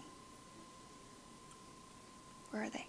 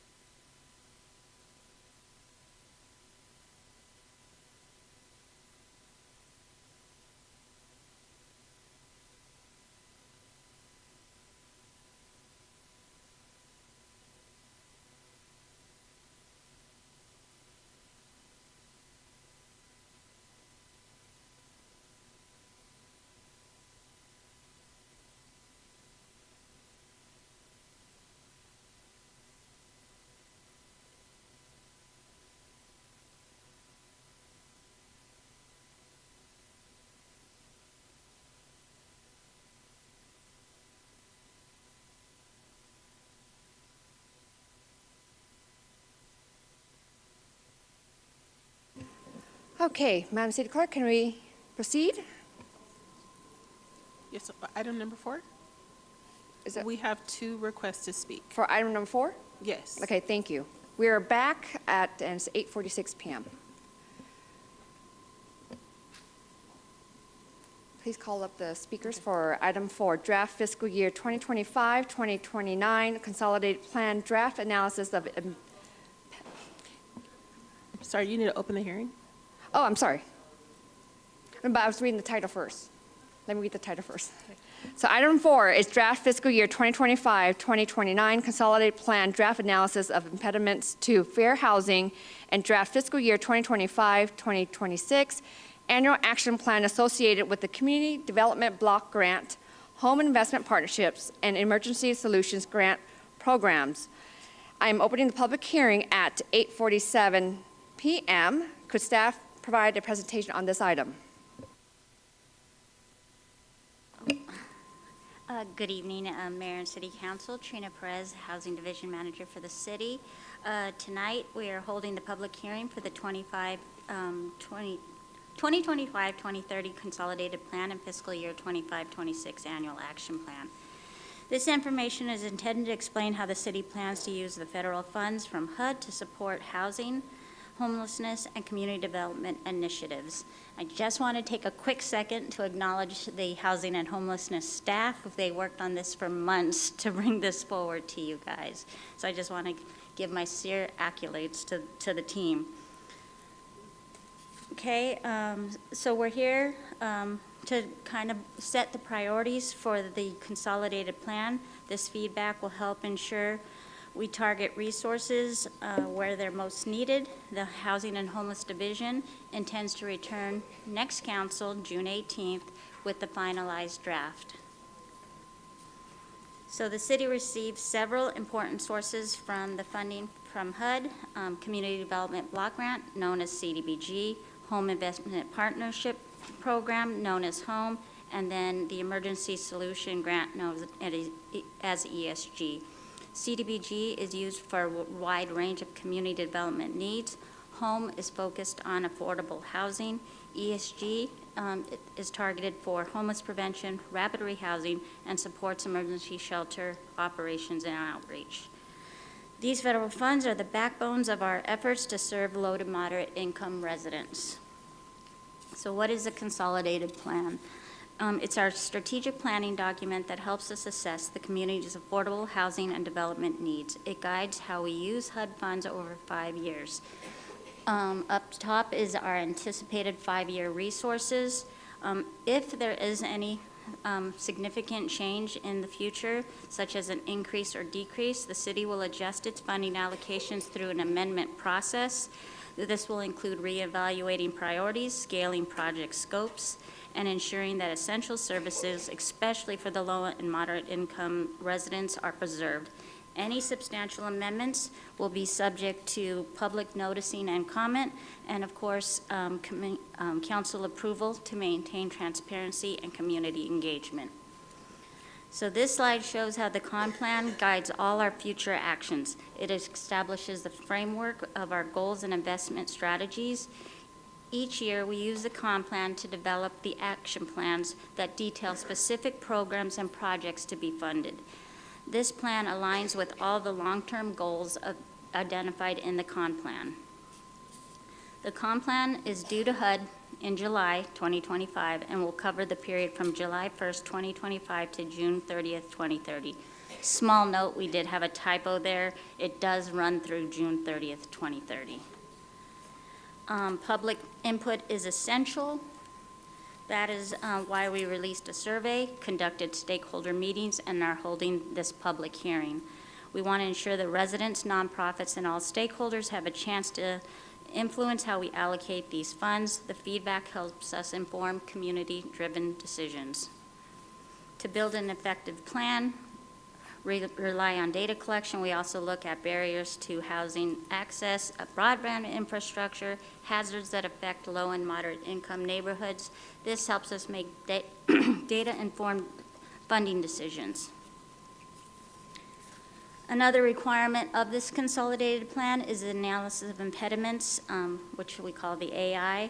It's a planning process. It's required by HUD. The study looks at how local policies and market dynamics may be limiting access to housing, especially based on race, disability, or family status. It's about understanding and eliminating systemic barriers so everyone has equal access to safe and affordable housing. Next, after we collect all that data, get the input, we create long-term goals to guide funding decisions for the next 5 fiscal years. These goals are shaped by the data, the stakeholder input, and federal priorities. They include expanding affordable housing, reducing homelessness, improving infrastructure, and increasing access to services for vulnerable populations. Each goal has specific outcomes tied to it. So every year, we create the annual action plan to carry out the larger con plan goals for fiscal year 25, year 1 of this con plan. You can see the city's allocations that was released May of this year. So for CDBG, approximately 2.7 million. For home, 1.1. ESG is 241,000. So again, the annual action plan is the roadmap. It's the bigger picture goals, and then we put the money into the community through projects. In January of this year, the Housing Division released a notice of funding availability soliciting requests for funding. Applications were received and reviewed for alignment with HUD priorities, community needs, and compliance with federal regulations. Project recommended for funding are reflected in the table. I know it's a little bit small, but I think you guys can also see it in the staff report. So we'll use the feedback from this public hearing and everything we receive through the surveys to decide which programs and services to support the housing for the upcoming fiscal year. And then this slide just summarizes again the core process behind the con plan. The con plan serves as a framework for how we prioritize all the federal fundings. From there, we define the priorities and set measurable goals. This shapes the content for the annual action plan. This allows us at the end of each fiscal year to complete the consolidated action plan performance and evaluation reports, to document how the funds were used, assesses progress towards the goal of the consolidated plan and the action plan, and ensures transparency and accountability in addressing housing and community development needs. And that's the last slide if you have any questions. Thank you. Before we proceed, Council, we're approaching 9 p.m. and in accordance to Resolution 2024-029, if we wish to continue, I just need a motion from Council to continue. I know we're nearing towards the end. And a second. I move. There's a motion? I'll second. Thank you. There's a motion and a second to continue. Can we call for the votes so we can continue? Councilmember Sanchez? Yes. Councilmember Ibarra? Yes, but I want to say I can't stay all night. I do have a doctor appointment tomorrow morning. We're nearing towards the end. It's not, it should be quickly after Okay, thank the you. public hearings. Mayor Pro Tem? Yes. Councilmember Charette? Councilmember Canas? Yes. Councilmember Flores? Yes. Councilmember Ortiz? Yep. Motion passes unanimously. Thank you. Do we have any members of the public? I believe you said 2 speakers. If you could call them up. We now have 1 speaker. One? Raymond, Okay. Raymond Jimenez. Raymond, are you still here? Raymond Jimenez? Going once, twice? We no longer have speakers for this item. Okay. I will now close the public hearing at 8:55 p.m. for deliberation and action. Do we have any discussion from council? Councilmember Sanchez? Move to approve. Thank you for the motion. Is there a second? I have some questions. Councilmember Ibarra?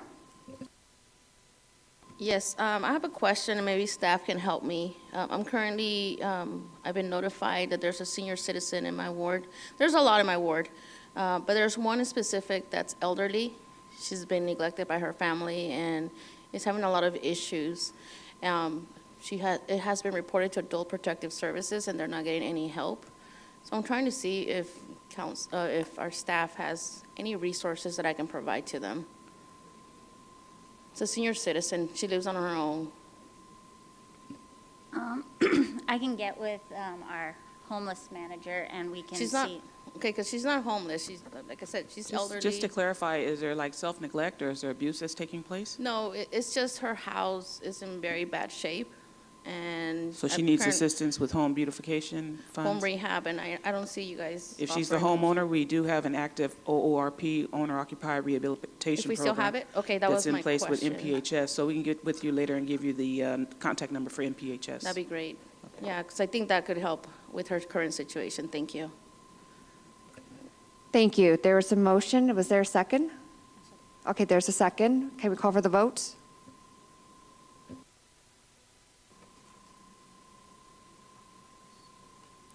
Motion passes unanimously. Thank you. Moving on to the last public hearing, item number 5, approve the 2025 fireworks regulatory fee rate or adopt an urgency ordinance establishing a one-year moratorium on the sale and use of safe and sane fireworks for fiscal year 2025 to 26. I'm opening the public hearing at 8:57 p.m. Could staff provide a presentation on this? Good evening, Mayor, Mayor Pro Tem, City Council, Jeannie Fortune from the Finance Department. Again, we have a presentation to either approve the 2025 fireworks regulatory fee rate or adopt an urgency ordinance establishing a one-year moratorium on the sale and use of safe and sane fireworks for fiscal year 2025-26. So for just a brief summary, the regulatory fee, as stated in our San Bernardino Municipal Code, allows for the sale, use, possession, and discharge of fireworks designated as safe and sane. The city currently allows up to 35 licenses to nonprofit agencies for the sale of safe and sane fireworks, and I believe we have 27 applications that were submitted. So just to provide, again, council with a brief description of what the requirements are to be able to sell safe and sane fireworks, you must be a nonprofit organization. You must provide a sketch of the fireworks stand and the location, submit the $50 application fee and $204 license fee, provide the certificate of insurance, and our requirement is $1 million in public liability and property damage, provide a California State Fire Marshal's permit, obtain a temporary sales permit from the Department of Tax Fee and Administration, and provide a cleanup deposit of $300. And this is a refundable item. So these are all the requirements. We do provide request of each nonprofit. And the purpose of the regulatory fee is to raise funds to cover for the regulatory costs of issuing the permits, to enforce the provisions of the code for personal time inspection and enforcement. And we wanted to explain that the annual sales from the sale of fireworks is approximately $100,000. Of that, half is paid by the providers and the other half is paid by the nonprofits. And the cost for the regulation and enforcement is approximately $270,000 annually, but this is for the enforcement, police department, and business registration. So the urgency ordinance is to establish a one-year temporary moratorium in fiscal year 25-26 on the sale and use of fireworks and allow staff to reassess whether it should continue to allow the sale and use of fireworks within the city or entirely ban their sale and use in the future. So what we are seeking from City Council is to, I'm sorry, I wasn't moving the PowerPoint, either adopt a resolution to approve the sale of fireworks or to introduce by read or title only the urgency ordinance. To introduce the urgency ordinance and direct staff to prepare a regular ordinance establishing a one-year moratorium on the sale and use of safe and sane fireworks in the city. That concludes my report. We will be happy to answer any questions City Council may have. Thank you. Do we have any public comments? Yes, we have 17 public comments, and we've received 9 written comments that have been provided to the council and are on part of the agenda backup. The first one, Toby. Could you clarify, there's 17 Yes, 17 requests to in-person speak. plus the 9, it's Plus the the total? 9 written, yes. Thank you. If you hear your name, please come up to the podium. Thank you. Toby Walker, Leticia Sutton Sanders, John Kelly, Patrick Kaler, Liz Allison, Krista McDowell, Jesse Castro, Kim Gillespie, Erica Younger, Scott Olson, Georgia L., Eric Marquez, Mike Hartley, Devon Hardy, Sammy Lopez, Kenneth Alvarado, and Joe Salas.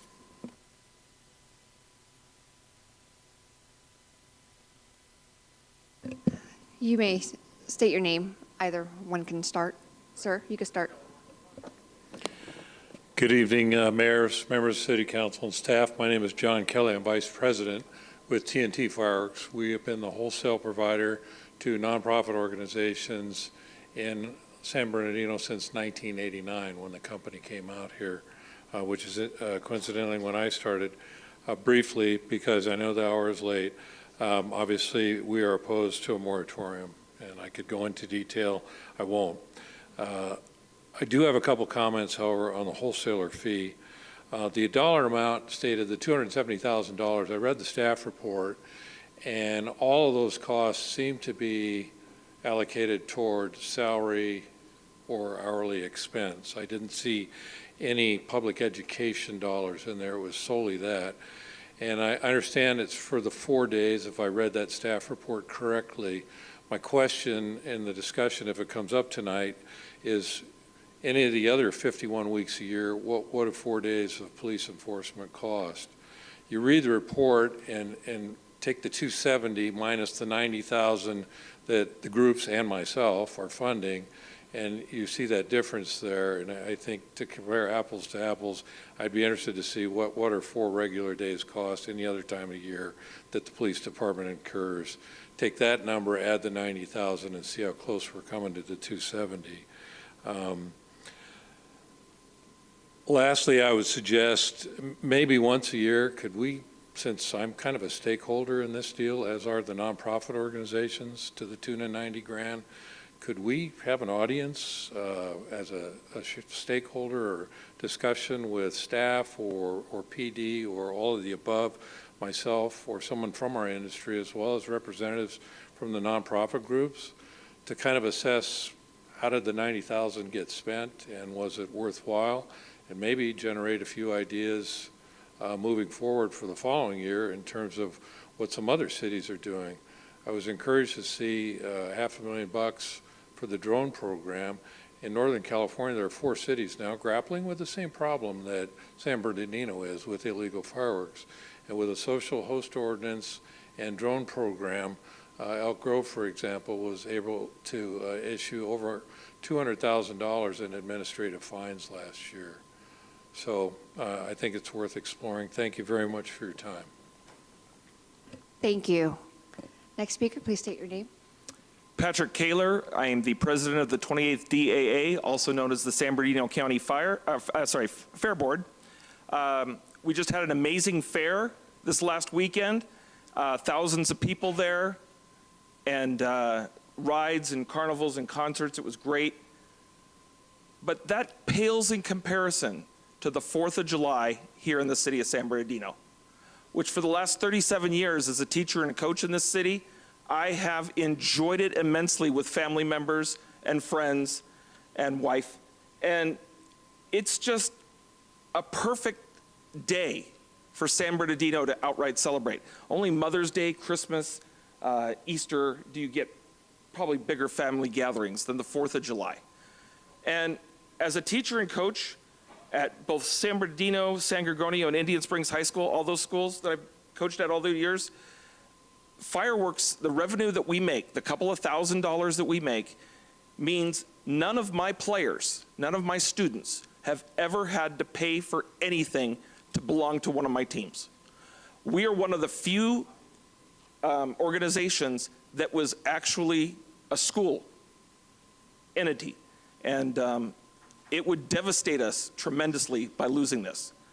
As a teacher, I've brought students here to the city council. So always be careful of how you act, because we've got our future generation here. I've brought one today too. As a director and president of the Fair Board, you've got to work together as a team. And nothing brings the city of San Bernardino together more than the 4th of July that I've seen in this city.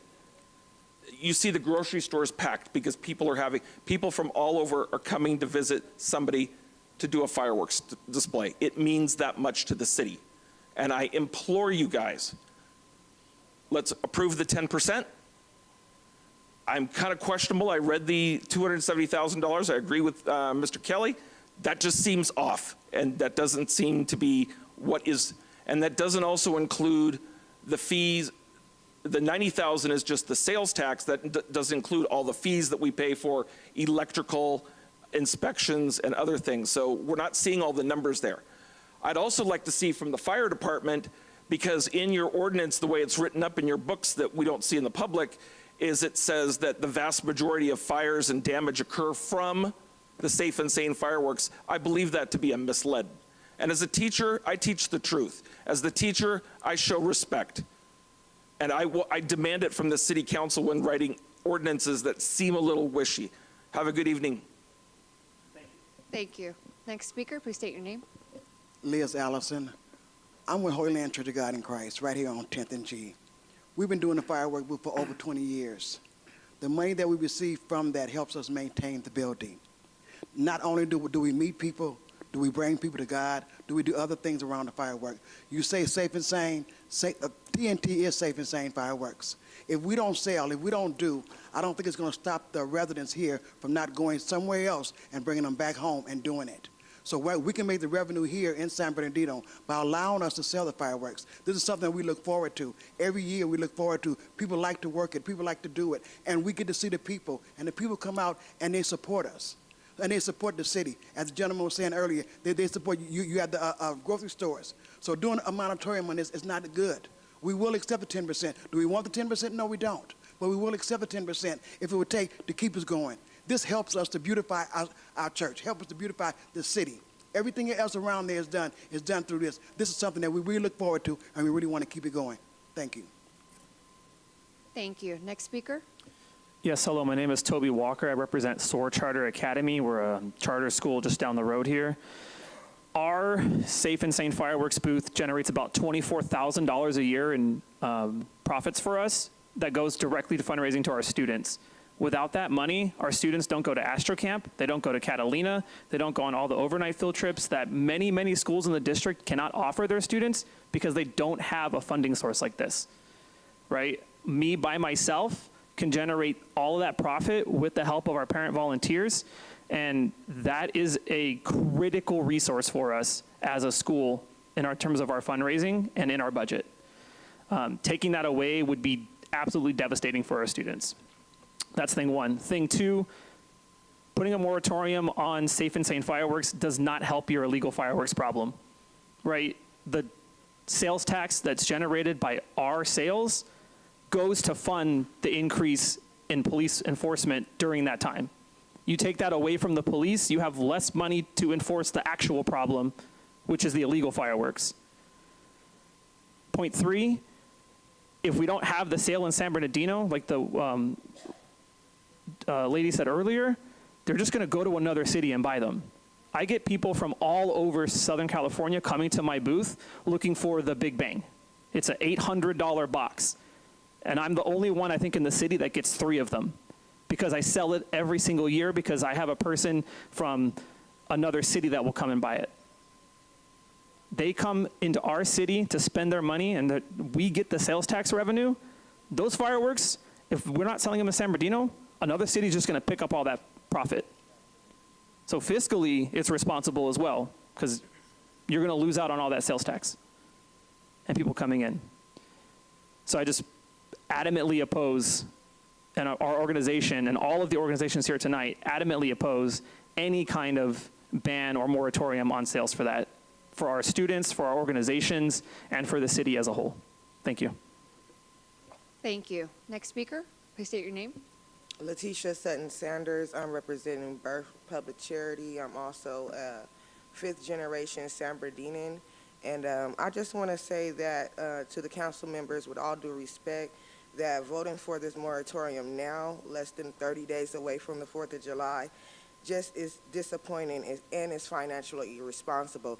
This will be my first year, and you guys really like suck the joy out of our having our first initial fundraiser here in the city of San Bernardino. I also want to say that my family has celebrated Independence Day with safe and sane fireworks in San Bernardino. These aren't just fireworks, they're also traditions in our family and also to the community.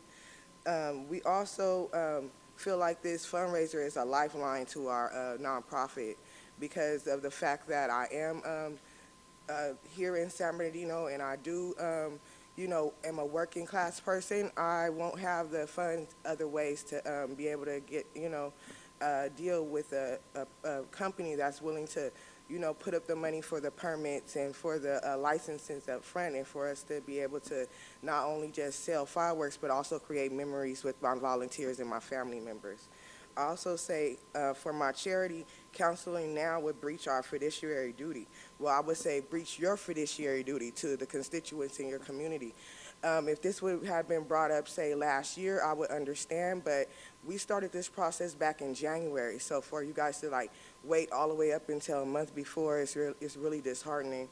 Also, again, I want to say that the city made commitments too when it issued permits, and also took organizations' money, and pulling the rug out now isn't just a caution.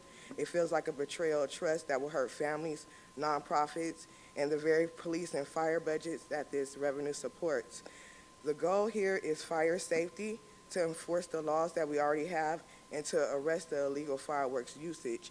I know that, like I said, I've been in San Bernardino for years, and I see illegal fireworks getting sold in 99-cent stores and different little five and dimes, just the little sparklers and things like that. But I mean, if you're here serving the city of San Bernardino, do you shop in our stores? Do you go around our neighborhoods? Do you see what's really going on? And for you guys just to push it to the last minute and give us that uncertainty and feel like we can't trust you guys, we have to fight for just a small thing like this that could have been handled months ago. I just want to let you guys know that I support you guys, and I'm going to be behind you because you're my city. But this, I'm running out of time, but this has really made me feel as if San Bernardino maybe not be the place for my public charity, and that maybe I should find somewhere else to go that would support my mission and lift me up and not try to tear me down. Thank you. Thank you. Next speaker. Hello, sorry. Hello, my name's Kristen McDowell. I'm a former student of Coach Kaler right there, and I'm also a current assistant coach for San Gorgonio High School tennis. I first wanted to say that if it was not for their no-cost tennis program, I wouldn't have been able to play tennis, period. I don't know if you're all aware, tennis is a highly expensive sport. It can cost hundreds and hundreds of dollars simply for the equipment alone, let alone lessons, let alone competition. Their no-cost program gave me the chance not only to get involved with a sport that a low-income kid had no accessibility to, but also to gain great experiences and memories that I will have for the rest of my life, to build me as a person, and to also elevate me going on further in my workplace, in my education. So this goes beyond fireworks. This isn't just about safe and sane fireworks. This isn't just about profit at the end of the day. This is about kids that are going to be highly affected. I'm speaking from experience, and I'm trying to implore you guys that this, as Coach Kaler said, would be completely devastating. Now, as a coach, it brings me a certain joy that I can now pass that same experience on to these children at no cost. Again, tennis is highly inaccessible to low-income communities. It has a terrible stereotype of being too expensive. By tearing away this chance from kids that could have great athletic talent that can get the same experience, that can take this on through their lives, by stripping their funding it's simply not fair. So I implore you guys to reconsider as far as a moratorium. Thank you. Thank you. Next speaker, please state your name. Good evening, my name is Georgia, and while I support the proposed one-year moratorium, a temporary pause won't fix this.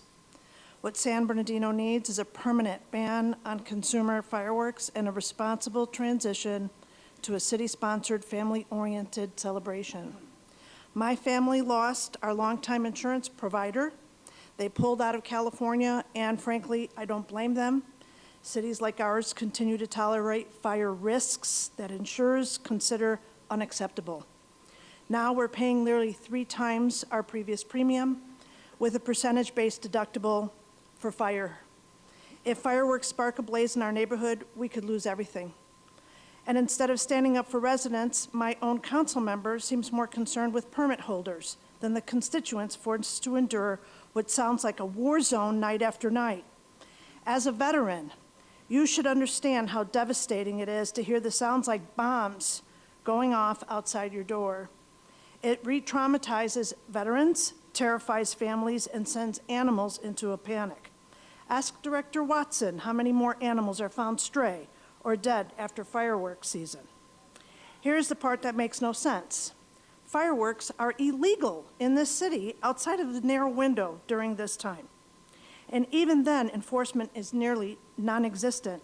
Don't take my word for it. Harry Hatch, a 45-year law enforcement veteran and retired bomb and arson investigator with the San Bernardino County Sheriff's Department, has said so publicly year after year. His expertise should carry a heavy weight in your decision. The myth of safe and sane fireworks is just that, a myth. Every year, they open the floodgates to chaos. Illegal fireworks follow. Enforcement can't keep up, neighborhoods suffer, and no amount of posturing changes that reality. If you want to preserve the spirit of the July 4th, lead with a safer solution, a controlled city-sponsored show at maybe Second Lake, or better yet, a drone light show. They're safer, cleaner, quieter, and honestly far more spectacular. This is your moment to lead, not delay. Make the moratorium permanent and give this city a way to celebrate that doesn't come at a cost of lives, homes, and peace of mind. And I just want to say, I understand that this pays for a lot of your extracurricular activities. Playing tennis does not compare to the loss of insurance or our homes to fire. These are fire hazards. There's no ifs, ands, or buts about it. And behind my house, it is kindling. One sparkler, anything will set it off and light all of our homes on fire. Please reconsider. Thank you. Thank you. Next speaker, please state your name. Good evening. My name is Jesse Castro, Deacon Jesse Castro. I am a representative of Greater Harvest Community Church. We are right here on D Street, right before Highland. And I would ask the council to reconsider, because we're a tiny church, you know? We try to reach the lost at any cost. We try to help people. I've had people live in my house trying to help them from church. They were homeless multiple times, you know? And all we trying to do here is trying to help the community. We're trying to get a little bit of money so we can get a bigger church, and we could actually do something to change this community, to bring this community back to what it once was, a great community. And I would just like to tell the council to reconsider, and thank you for your time. Thank you. Thank you. Next speaker, please state your name. Hello, good evening. I'm Kenneth Alvarado, minister to a church, a bilingual, multicultural, multi-generational church in San Bernardino, Generaciones Church. Last year was actually our first inaugural year participating in the program. This particular ministry in this city has posed its challenges, being that most of the families that we're ministering to and trying to build community with are fixed income individuals so our operations are heavily supported by the ongoers, the people that are attending. And so these opportunities make it available for us to be able to offer different programs for the at-risk youth.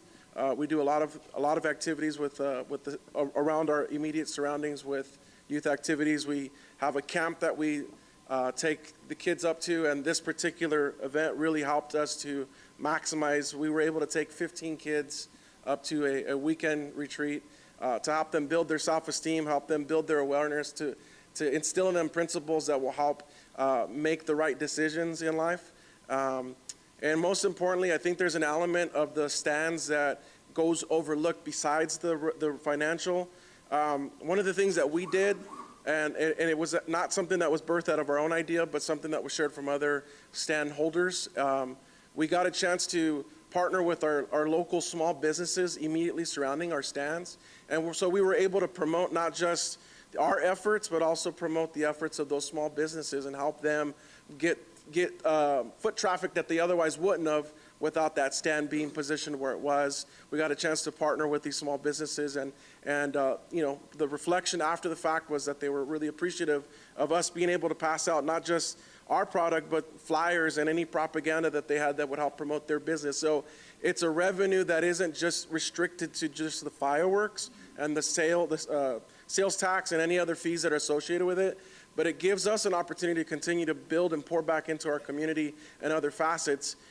There was 2 gentlemen in particular, this occasion that we had, that was able to try to get their life back on track, and so they had community hours that they needed to fulfill, and so they were able to help volunteer in different aspects to help satisfy some of those requirements to get themselves back on track with what they're wanting to do. So it's not just the financial, there's the community aspect, and no disrespect to anybody else that's experienced, tragedy as a result of fireworks, but you're going to not sound redundant, you're going to hear a lot of the risk is the illegal fireworks, and we witnessed that on the second to last day, where a house right around the corner from our stand caught fire, but they were doing illegal fireworks. It was visible, it was obvious, and so the safe and sane aren't the issue, it's the illegal ones. So thank you. Thank you. Next speaker. Hello, my name is Minister Erica Younger. Let's look at the positive of this. I go to Greater Harvest Community Church. Not only we have fireworks, I'm pretty sure a lot of y'all have grandkids, y'all have nieces and nephews. 4th of July come around, they get excited, they want to light the fireworks, they want to light the sparklers, they throw them up in the air. So I'm like, if y'all was to take that, from the kids, they will be sad. There'll be a lot of chaos. They'll be come to their parents like, Mom, why we can't have this?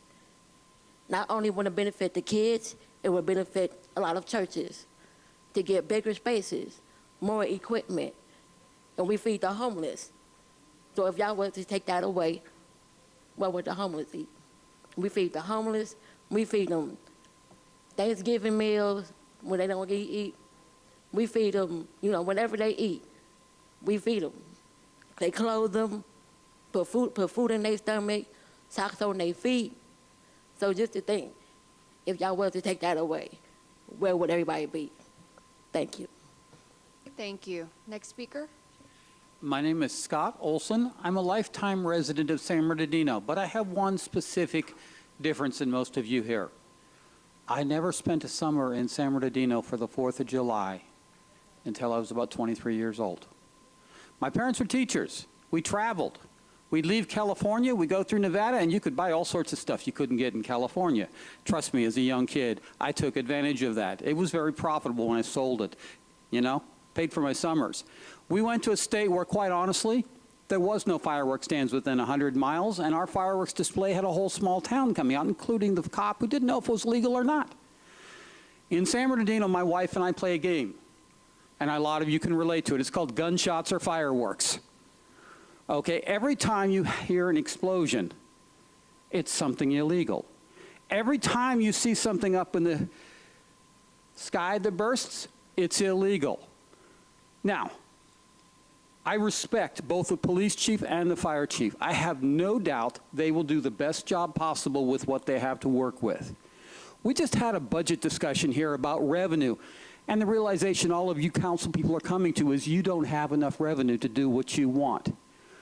We're not even 2 issues into the same meeting, and we're sitting up here discussing whether we want to put a moratorium from city staff so we get less money. Guess where that money is going to go? It's going to go to help the fire chief and the police chief. Will it solve the problem? No, but at least it makes it less expensive. Ban fireworks, you get 0 for the city. You just killed an income source. Small, but that's why the city is in the mess it's in, because you're penny wise and pound foolish. There is absolutely no change that will happen if you ban safe and sane fireworks. You know why? All you did was make everything illegal.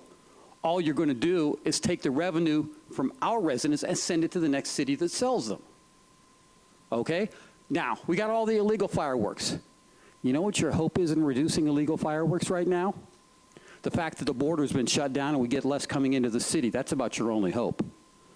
You cannot expect the police chief or the fire chief to effectively combat a problem that is so huge with illegal fireworks. And don't give me this whole line of, oh, safe and sane is just as dangerous. Oh yeah, things happen. Welcome to life. How many parents give their kids a car and get a tragic phone call? Life is not giving you. The people who are going to do dumb things are going to do dumb things. Please, you have all of these people here running nonprofits. They're here to help the city. Why are you cutting their money and their opportunity and calling yourself good? It doesn't work that way. Thank you. Thank you. Next speaker. Good evening. I am here representing Greater Harvest Community Church in San Bernardino, and I'm speaking on behalf of the senior pastor and co-founder, Apostle Dr. Frederick D. Hardage. We are a small ministry. We are in a building that is approximately 500 square feet. We have about regularly 16 members that come on a regular basis. We have about 62 on our roster. And this year, excuse me, we have just celebrated 8 years in ministry. The ministry was founded by Dr. Hardage, and it was supported and started out of funds out of his own pocket. If all of us here know that it is definitely costly to run a church, to continue to fund a church, and we do have the 10 to 16 members that donate to our ministry. Our ministry is a community church, and so everything that we do is focused on the community. We are located adjacent to San Bernardino High School, and we are down the street from Elliott Elementary. We feed the homeless.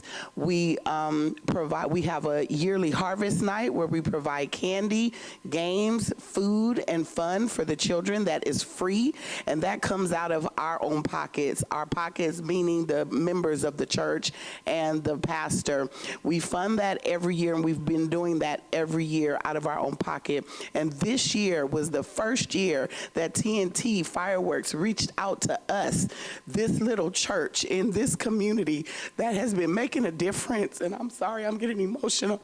That has been making a difference for the last 8 years with no help, no support from other industries or any other businesses. We've been doing it out of our own pocket from the people that donate to us. And it is very little. We maybe work with hundreds of dollars, but this was our first year that we were asked, we were sought out to be able to host a firework booth. And the thing that really inspired us was that we were having the opportunity to make thousands of dollars to be able to pour back into this community that we love and that we have been called to minister to. So we are totally, unequivocally against this moratorium, if I'm saying the word correctly. We are against it. We need this to be able to help this community. We are a community church. We put the children first. We put their families first, and we just want to be able to better this community with the funds that we will be able to raise. A lot of people have been doing this for years. We want that opportunity as well. Please do not allow this to not take place 30 days before the 4th of July. Thank you. Thank you. Next speaker. Yeah, my name is Sammy Lopez. I represent Wildwood Pony. It's a resident youth program, sports program up in northern San Bernardino. The funds that we raise from this fireworks stand go to the cost of doing business for us as a league. In return, that goes back to our youth, our young players there at the league. One thing that Wildwood has always prided itself on is that our registrations for our youth baseball, youth softball programs are probably the lowest in the city, especially after COVID. If it wasn't for these fireworks stands, we wouldn't be able to do the things that we were able to do after COVID. For 2 seasons after COVID, parents weren't bringing their kids out, kids weren't going outside. So Wildwood as a whole, we didn't charge registration for 2 years, for 2 seasons, just to get these kids to come back out and play. And all that was from the revenue that we received from these fireworks stands. Every year, we have about 20 to 25 kids that can't afford to play baseball or softball, which in return, that money that we are able to raise with these stands goes to helping fund them, buy them cleats, helmets, whatnot. And really, it would really be affecting our youth program. You know, I'm one of the few youth programs in the city that has a fireworks stand. So, we see direct impacts from with our kids without this money, So, having a moratorium on this would hurt, not just the league itself, because that's the least of our concerns, but it would hurt the kids that we service and the families that we help every year. So I really hope that you guys would reconsider that. Thank you. Thank you. Next speaker? Mike Hartley. If fireworks could bring back San Bernardino the way it used to be, I would want to sell them every day, 365 days a year. It's not. What it does do is it makes it look ugly. Nobody cleans up their messes. And when you have no fireworks north of the 210, that's a joke. And it's all safe and sane. And everybody's correct. A lot of it is illegal fireworks. They're the ones that are the bombs. But you know what? No enforcement. And if you have to have your neighbor throw off a bomb, but you have to testify against them. You have to go in court and testify against them. They're not going to say shit. They're out. They're not going to testify against their neighbor. You know, when you buy a gun, you have to have it in a safe. If your child gets it, shoots somebody or himself, the parent's going down. He is the one who's going to prison. When they sell safe and sane fireworks, nobody's watching the 5-year-old, the 6-year-old with the sparklers. One thing I can tell you about 4th of July that goes with the fireworks is drinking alcohol. Nobody's watching the kids, and they're getting burned every year. And when the gentleman talks about he wants to see the cost of a regular 4-day with police and fire department, the only thing that competes against the fireworks during the 4th of July is the sirens. And there are a lot of sirens all night long. And that's all I've got to say about it. Thank you. Thank you. Next speaker? Hello, I'm Eric. So, we have suffered many fires throughout the years. I can't remember how many I've lived through. Not as many as Fred, but many. And it would be a good idea to have a moratorium, but it is impractical and impossible to enforce with our current budget. We need to focus on code enforcement for the indefinite future before we even consider a moratorium. So please look into that, and yeah, that's all I'm allowed to say. Thank you. There's no more speakers. Thank you. That concludes our public comments. I am now closing the public hearing at 9:35 p.m. for deliberation and action. Council, Councilmember Sanchez? Oh, wait, I'm sorry. Oh, I have Councilmember Ortiz, followed by Sanchez, followed by Charette, and then followed by Canas. Thank you. Appreciate everybody's comments. I have a few questions. How much did we collect in fines last year for illegal use of fireworks enforcements?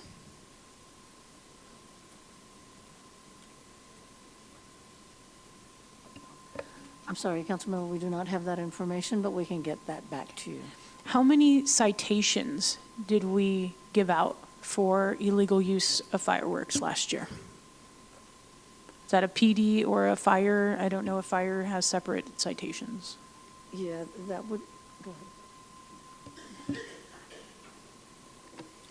Let me make sure I heard your question. Was it last year you want the information Yeah, for? 24, yeah. So in 2024, we gave out, let's see, look here, we had 231 calls for service. We confiscated 17,695 pounds of fireworks.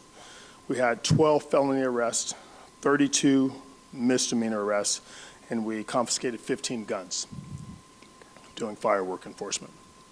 Fabulous. And the 17,000, those are those big busts you guys were doing, correct? Excuse me? Those were the big busts that were happening, or those were just when you had calls to homes? Combination of both. A combination of both. So how many, if you know, how many of these were people calling on the neighbor and you guys making it to the house and being able to write a ticket to homes? There were 231 calls for service total. Right. And this is when people were calling, reporting firework issues. So I don't have it divided into which arrests were made from a call for service versus which arrests or which citation was given based on some of our proactive activity. But what I can tell you is that our calls for service went down from 2023 to 2024 because part of our enforcement action includes going out before the 4th of July, using various methods of enforcement, including undercover activity, to purchase illegal fireworks from people who are selling them, to go out and reduce the number of people who are going to actually have the illegal fireworks. And that worked out tremendously, and I believe as a result of that, our calls went down. For example, in 2023, we had 322 calls for service versus 231 in 2024. We also increased the amount of fireworks that were confiscated. Awesome. Would you know, and is there a delineation between calls above the 210 or below? Do you guys keep track? Because I know everything above the 210 is illegal. We keep track of every single place a call occurs. I just don't have that with me. Okay. I can get it for you. Awesome. Thank you. So if fireworks, safe and sane, were on a moratorium or a ban or whatever, would we still be incurring the cost between the 16th of June through July 4th for you to be able to enforce illegal fireworks, catching anybody that's using fireworks? We would still incur the same cost? Probably, because most of the fireworks that are happening would still be happening. I don't want to opine on the moratorium, that's your business, but what I will tell you is that it won't change because people who are going to do illegal things aren't going to stop doing them because of a moratorium. Okay. Awesome. Okay, that's my question for enforcement. So we are expending $269,844 for firework enforcement and registration, all the stuff. And this is this figure this year. And then we are more than likely getting back $94,000. So we are expending $175,000 for enforcement, regardless of what people sell. So we're at a loss. I think in hearing what everybody's saying, first, this isn't an emergency ordinance. In fact, we asked for this in February. So it does, the timing is bad to tell people 30 days beforehand that you can't sell fireworks. But I did like the teacher, because I'm a teacher. You know what I love most about teaching is research. And especially having students being able to figure out and delineate between cause and effect. And I think this is what's most important when we're talking about fireworks, because for all of you that came for the nonprofits that are making sales, equally, if not more homeowners came and talked about fire insurance, talked about animals. I met with a veterans group who talk about PTSD and all of the effects. And so in looking at this, I think it is, to the madam right there in the yellow, it's not fair for us to tell you 30 days prior that we're not going to allow you to sell fireworks this year. But what I do think is more important is that we have to know whether or not fireworks, safe and sane, have the same cause and effect and correlation to a longer effect of the illegals. Because it comes down to enforcement, and we're not enforcing it. But if we have higher fees, $1,200 fees, if we have more educational opportunities out, but we don't do anything in a year. Every year people come before us either hating fireworks or loving fireworks, and the city sits back and does nothing. Because everything above the 210 should get you ticketed, but it doesn't. We don't provide a good opportunity for a fireworks show. In fact, at this point, with a $175,000 loss, it may be cheaper just to give the nonprofits money every year than waste their time selling fireworks.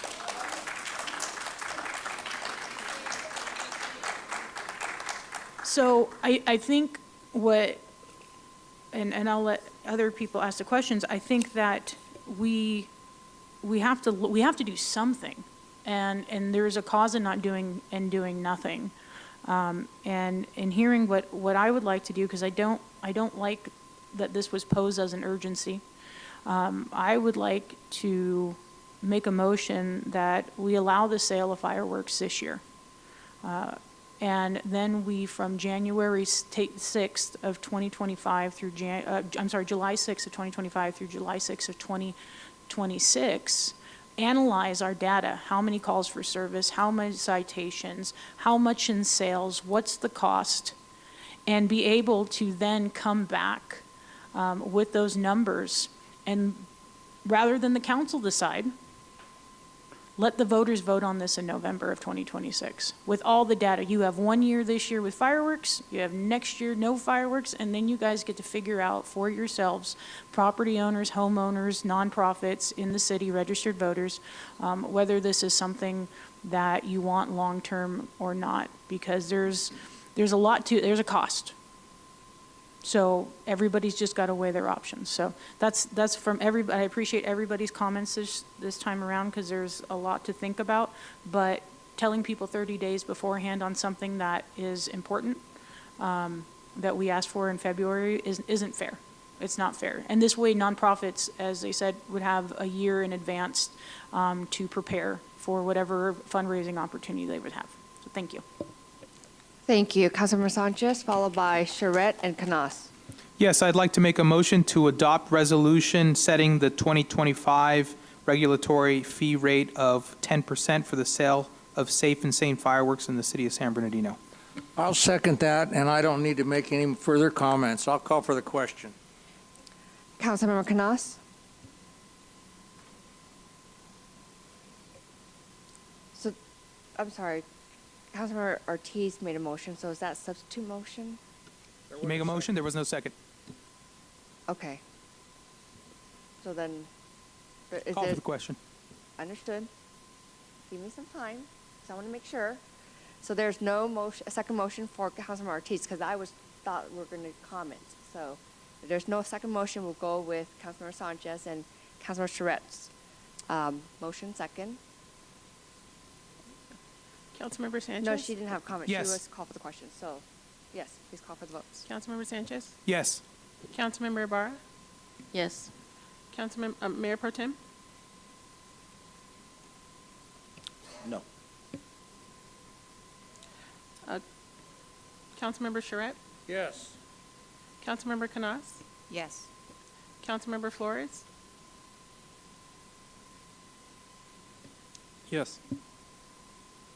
Councilmember Ortiz? No. Motion passes 5-2 with with Mayor Pro Tem and Councilmember Ortiz voting in opposition. Thank you. We will now move on to city manager updates. Mr. City Manager? Can we get clarification on what happened? Because I don't think half the people out here know what happened. Yeah? All right. There's no moratorium. Sell fireworks. Okay. Oh, Want to go to matters from the audience? Yeah.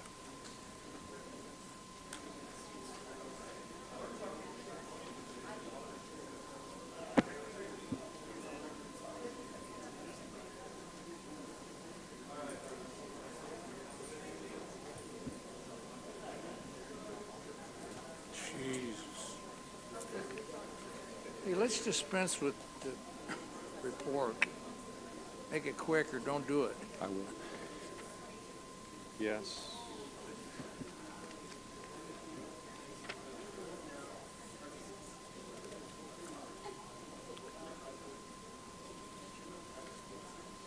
Good evening, Mayor, members of the City Council, and the community. I have a few updates for you all.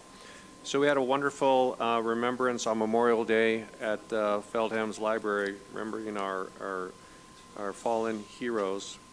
One of the most moving moments was the reading of all the names of our local military who gave their lives. The solemn moment gave meaning to the phrase ultimate sacrifice and the importance of observing Memorial Day every year. Thank you to San Bernardino's fallen heroes. Congressman Aguilar has announced that 2 city proposals are among his submissions for funding in this year's federal budget.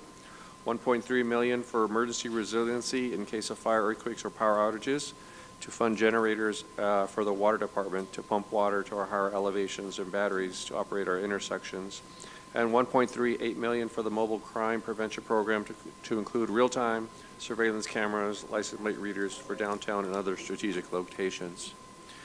The city was also successful in receiving a $175,000 state grant for heat resiliency. Governor Newsom announced that San Bernardino was one of 47 communities in the state that will be receiving extreme heat and community resilience program funding that will be focused on design, native landscaping, and enhancing our urban canopy to mitigate urban heat, especially in the summer months. California Theater will be temporarily closed. It'll close shortly. It's actually closed now to perform repairs and renovation and upgrades to the 97-year-old theater. Renovations will include a new sound system, lighting, painting, new carpeting, replacing HVAC systems, and upgrades. The theater was expected to reopen in early October. Economic Development team attended the Cal-Ed annual conference in Ontario. The team engaged in covering best practices in small businesses resilience, rebranding your city, workforce development, regional coordination. These discussions not only reinforce our current initiatives, but also inspire new approaches to drive sustainable growth in San Bernardino. Love Your Block mural underway. The Arrowhead Neighborhood Association wasted no time in starting their Love Your Block community program. Local artist Christian Mariscal has been busy bringing new life and color to Campo Santo Park by creating a 200-foot mural that depicts area landmarks, and it's absolutely beautiful. And finally, our Eastside Skate Park at Spiker Park will open on June 12th at 4:30 p.m. We'll invite everybody to attend a reopening celebration. The skate park was closed and now has been redesigned with the help of our local skaters. The result will be both for challenging and experienced skaters. We're glad to bring that back on board. That concludes my report, Mayor. Thank you. thank you so much. That concludes the city manager report. We will now move on to public comments. At this time, to address city council, everyone must have completed a speaker card and provide it to the city clerk. Each person should state their name for the record, and you will have 3 minutes. If you could hear your name, please come up to the podium. If you require Spanish interpretation, we do have an interpreter on site. Please raise your hand at this time to indicate if you need interpreting assistance. In addition, we have interpreting and listening devices available in the back.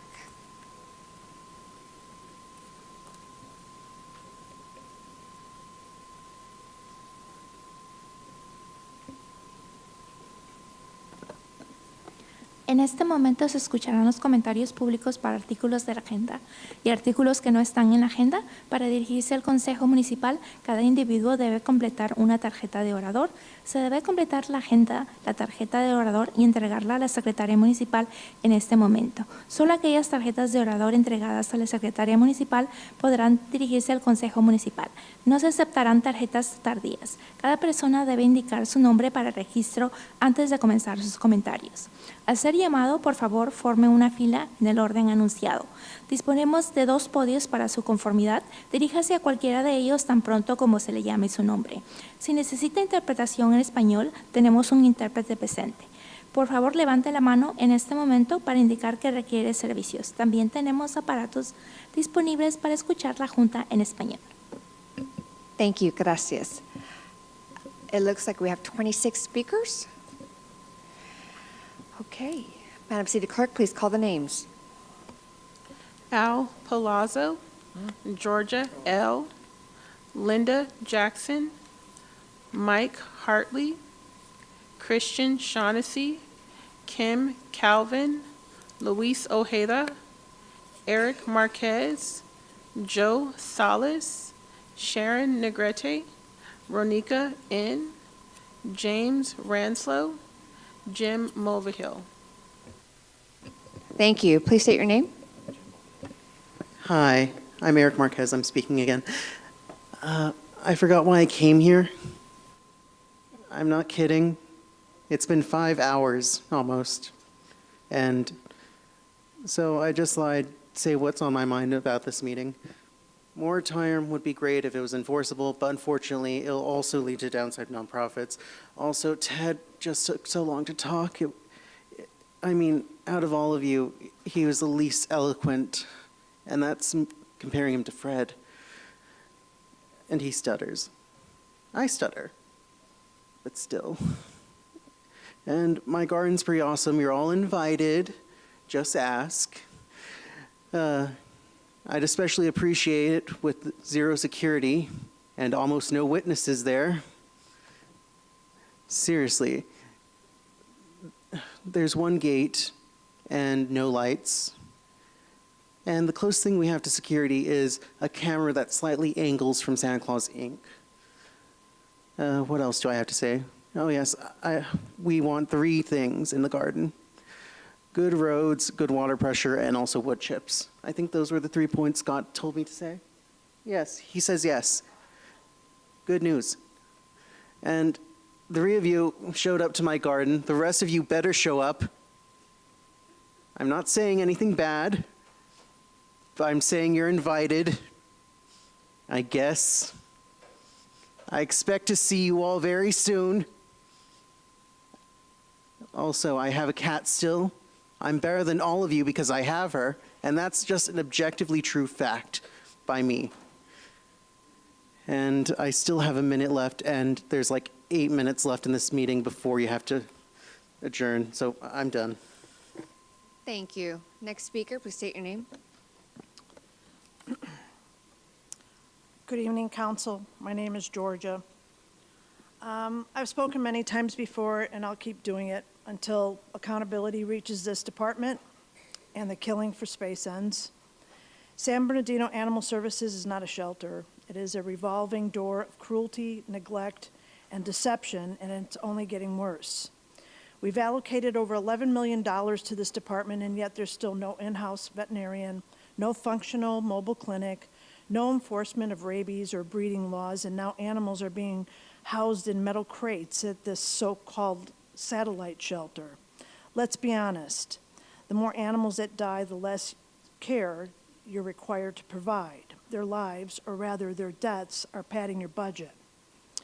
KTLA just aired footage of a citizen allegedly told by staff to release kittens into the street because managed intake wouldn't allow them inside.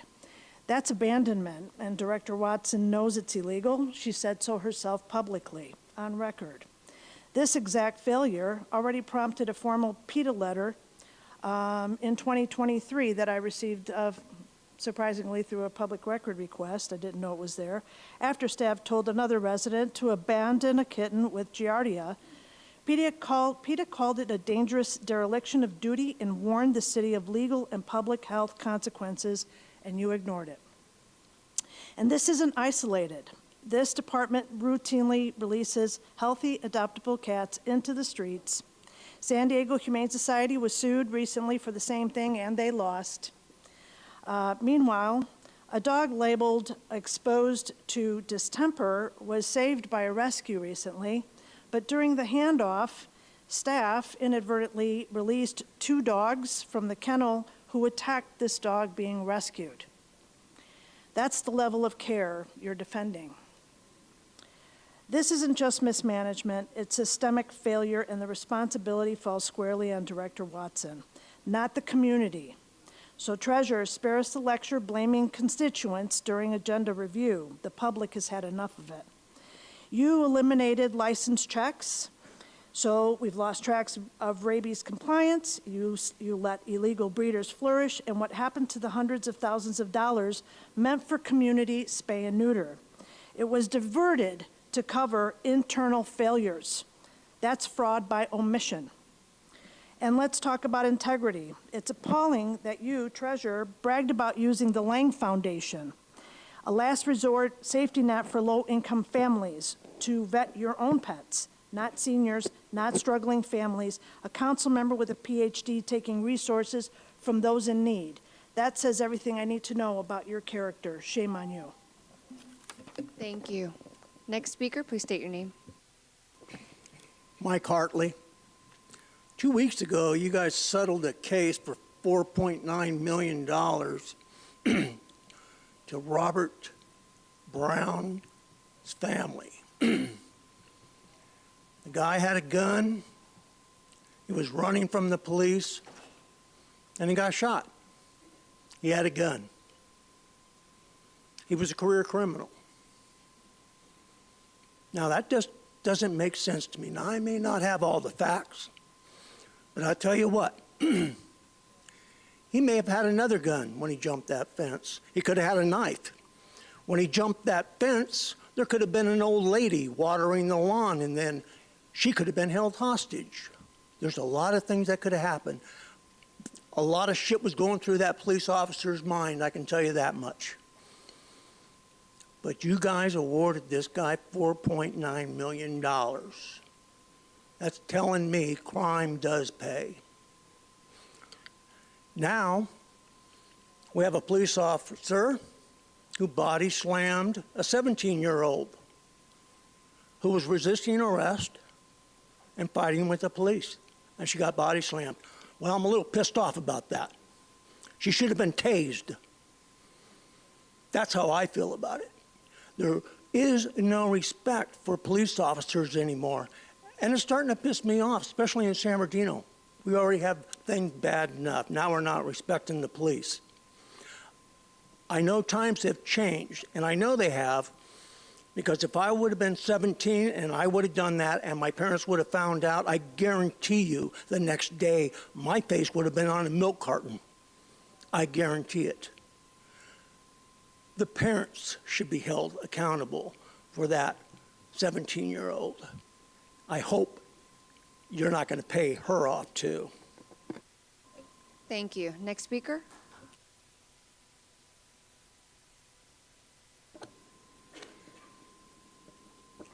Hello, Luis Ojeda.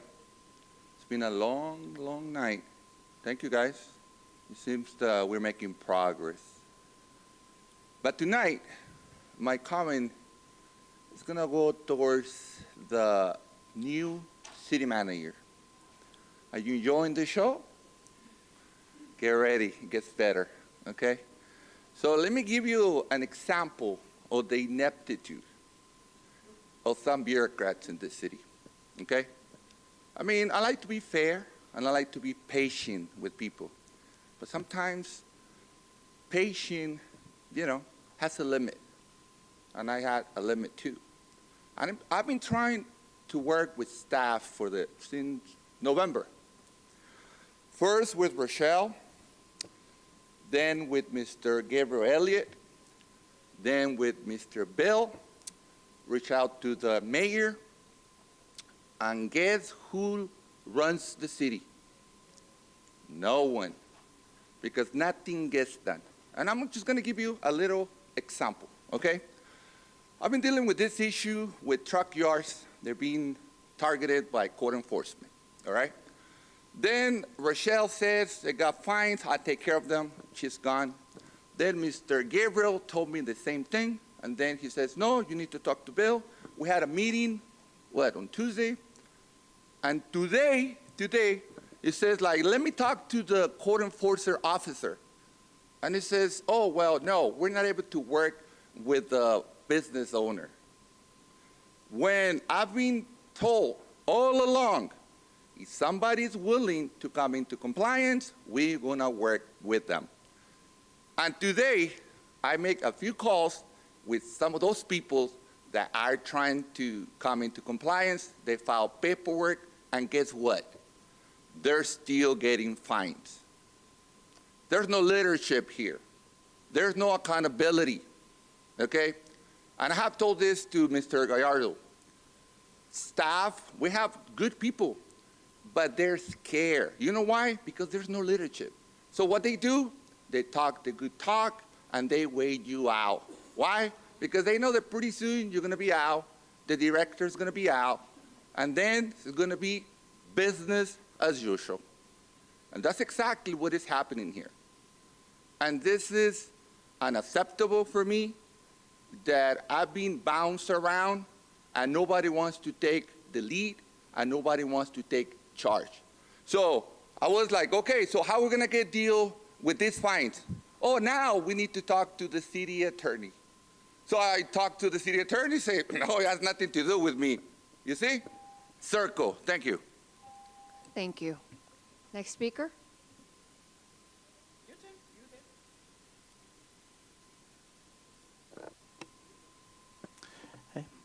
My name is Alan Stanley from the Enterprise Building in downtown San Bernardino. And I'd like to say some positive things at the end of this tense meeting. Again, I want to thank the mayor. I think he's doing an amazing job. Very little money, very little appreciation. This woman is amazing. I want to thank you. I'd like to thank our chief of police. Outstanding leadership, amazing transformation in the professionalism, performance, and responsiveness of law enforcement in the 7 years that I've been here. When I got here, the city told me they hire private police instead of relying on their own police department, and I should do the same.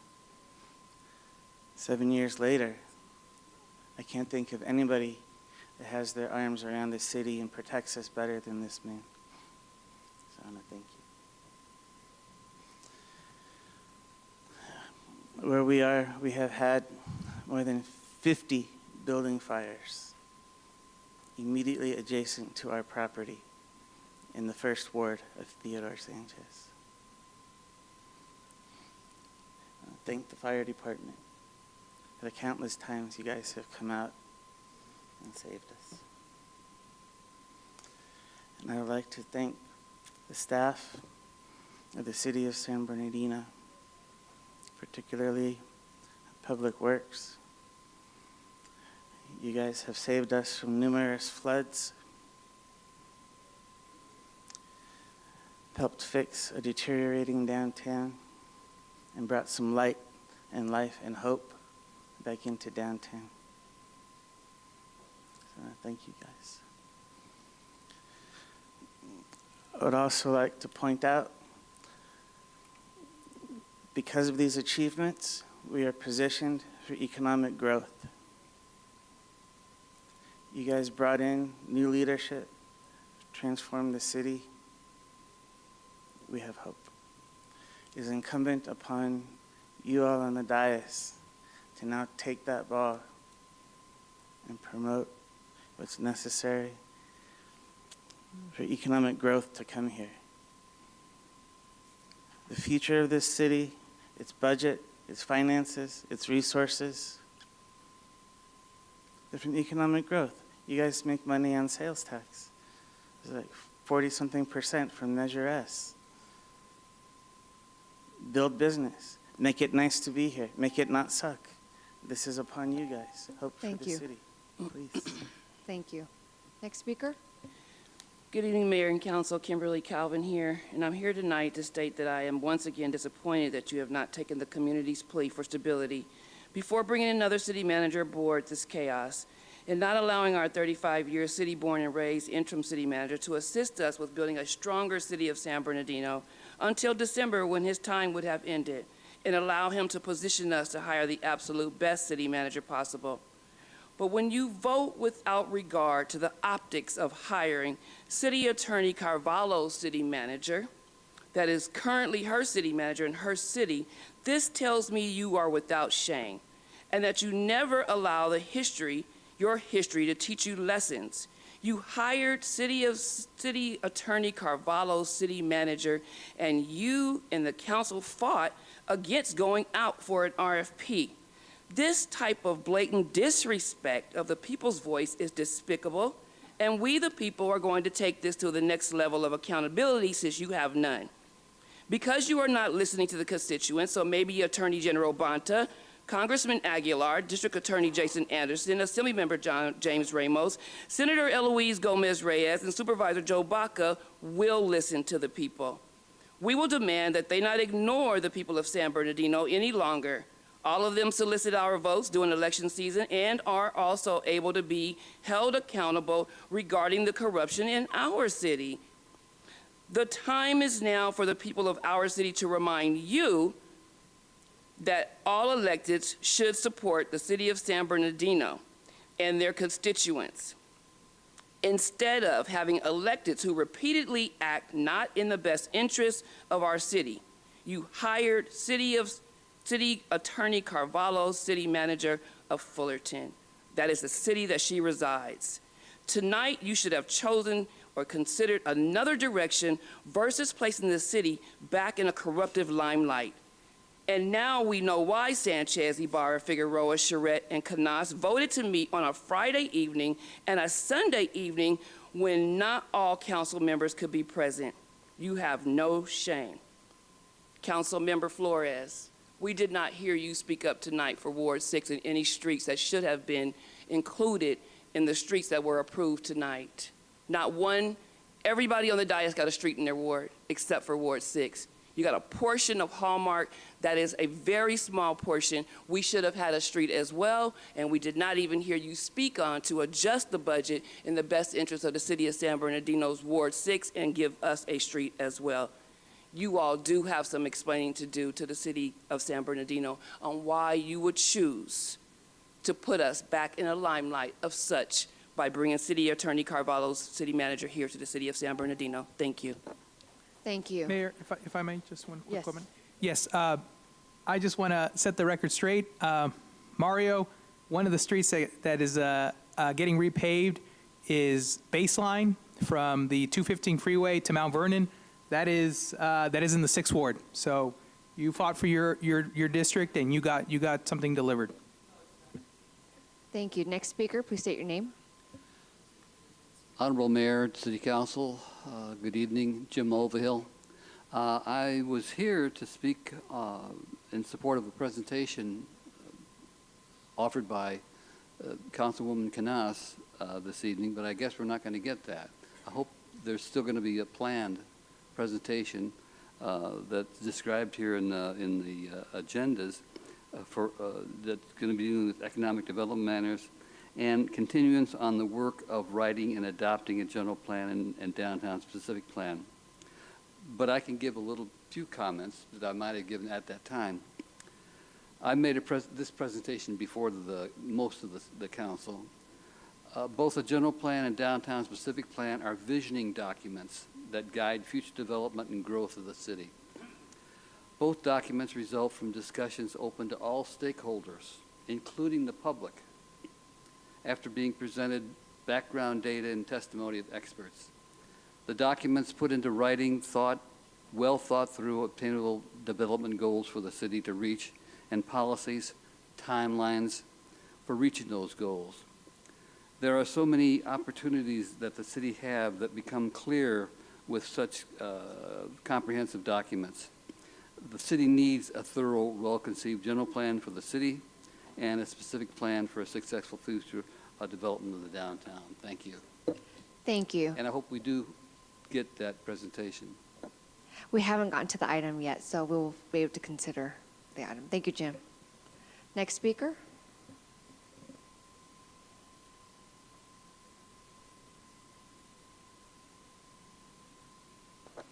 Good evening.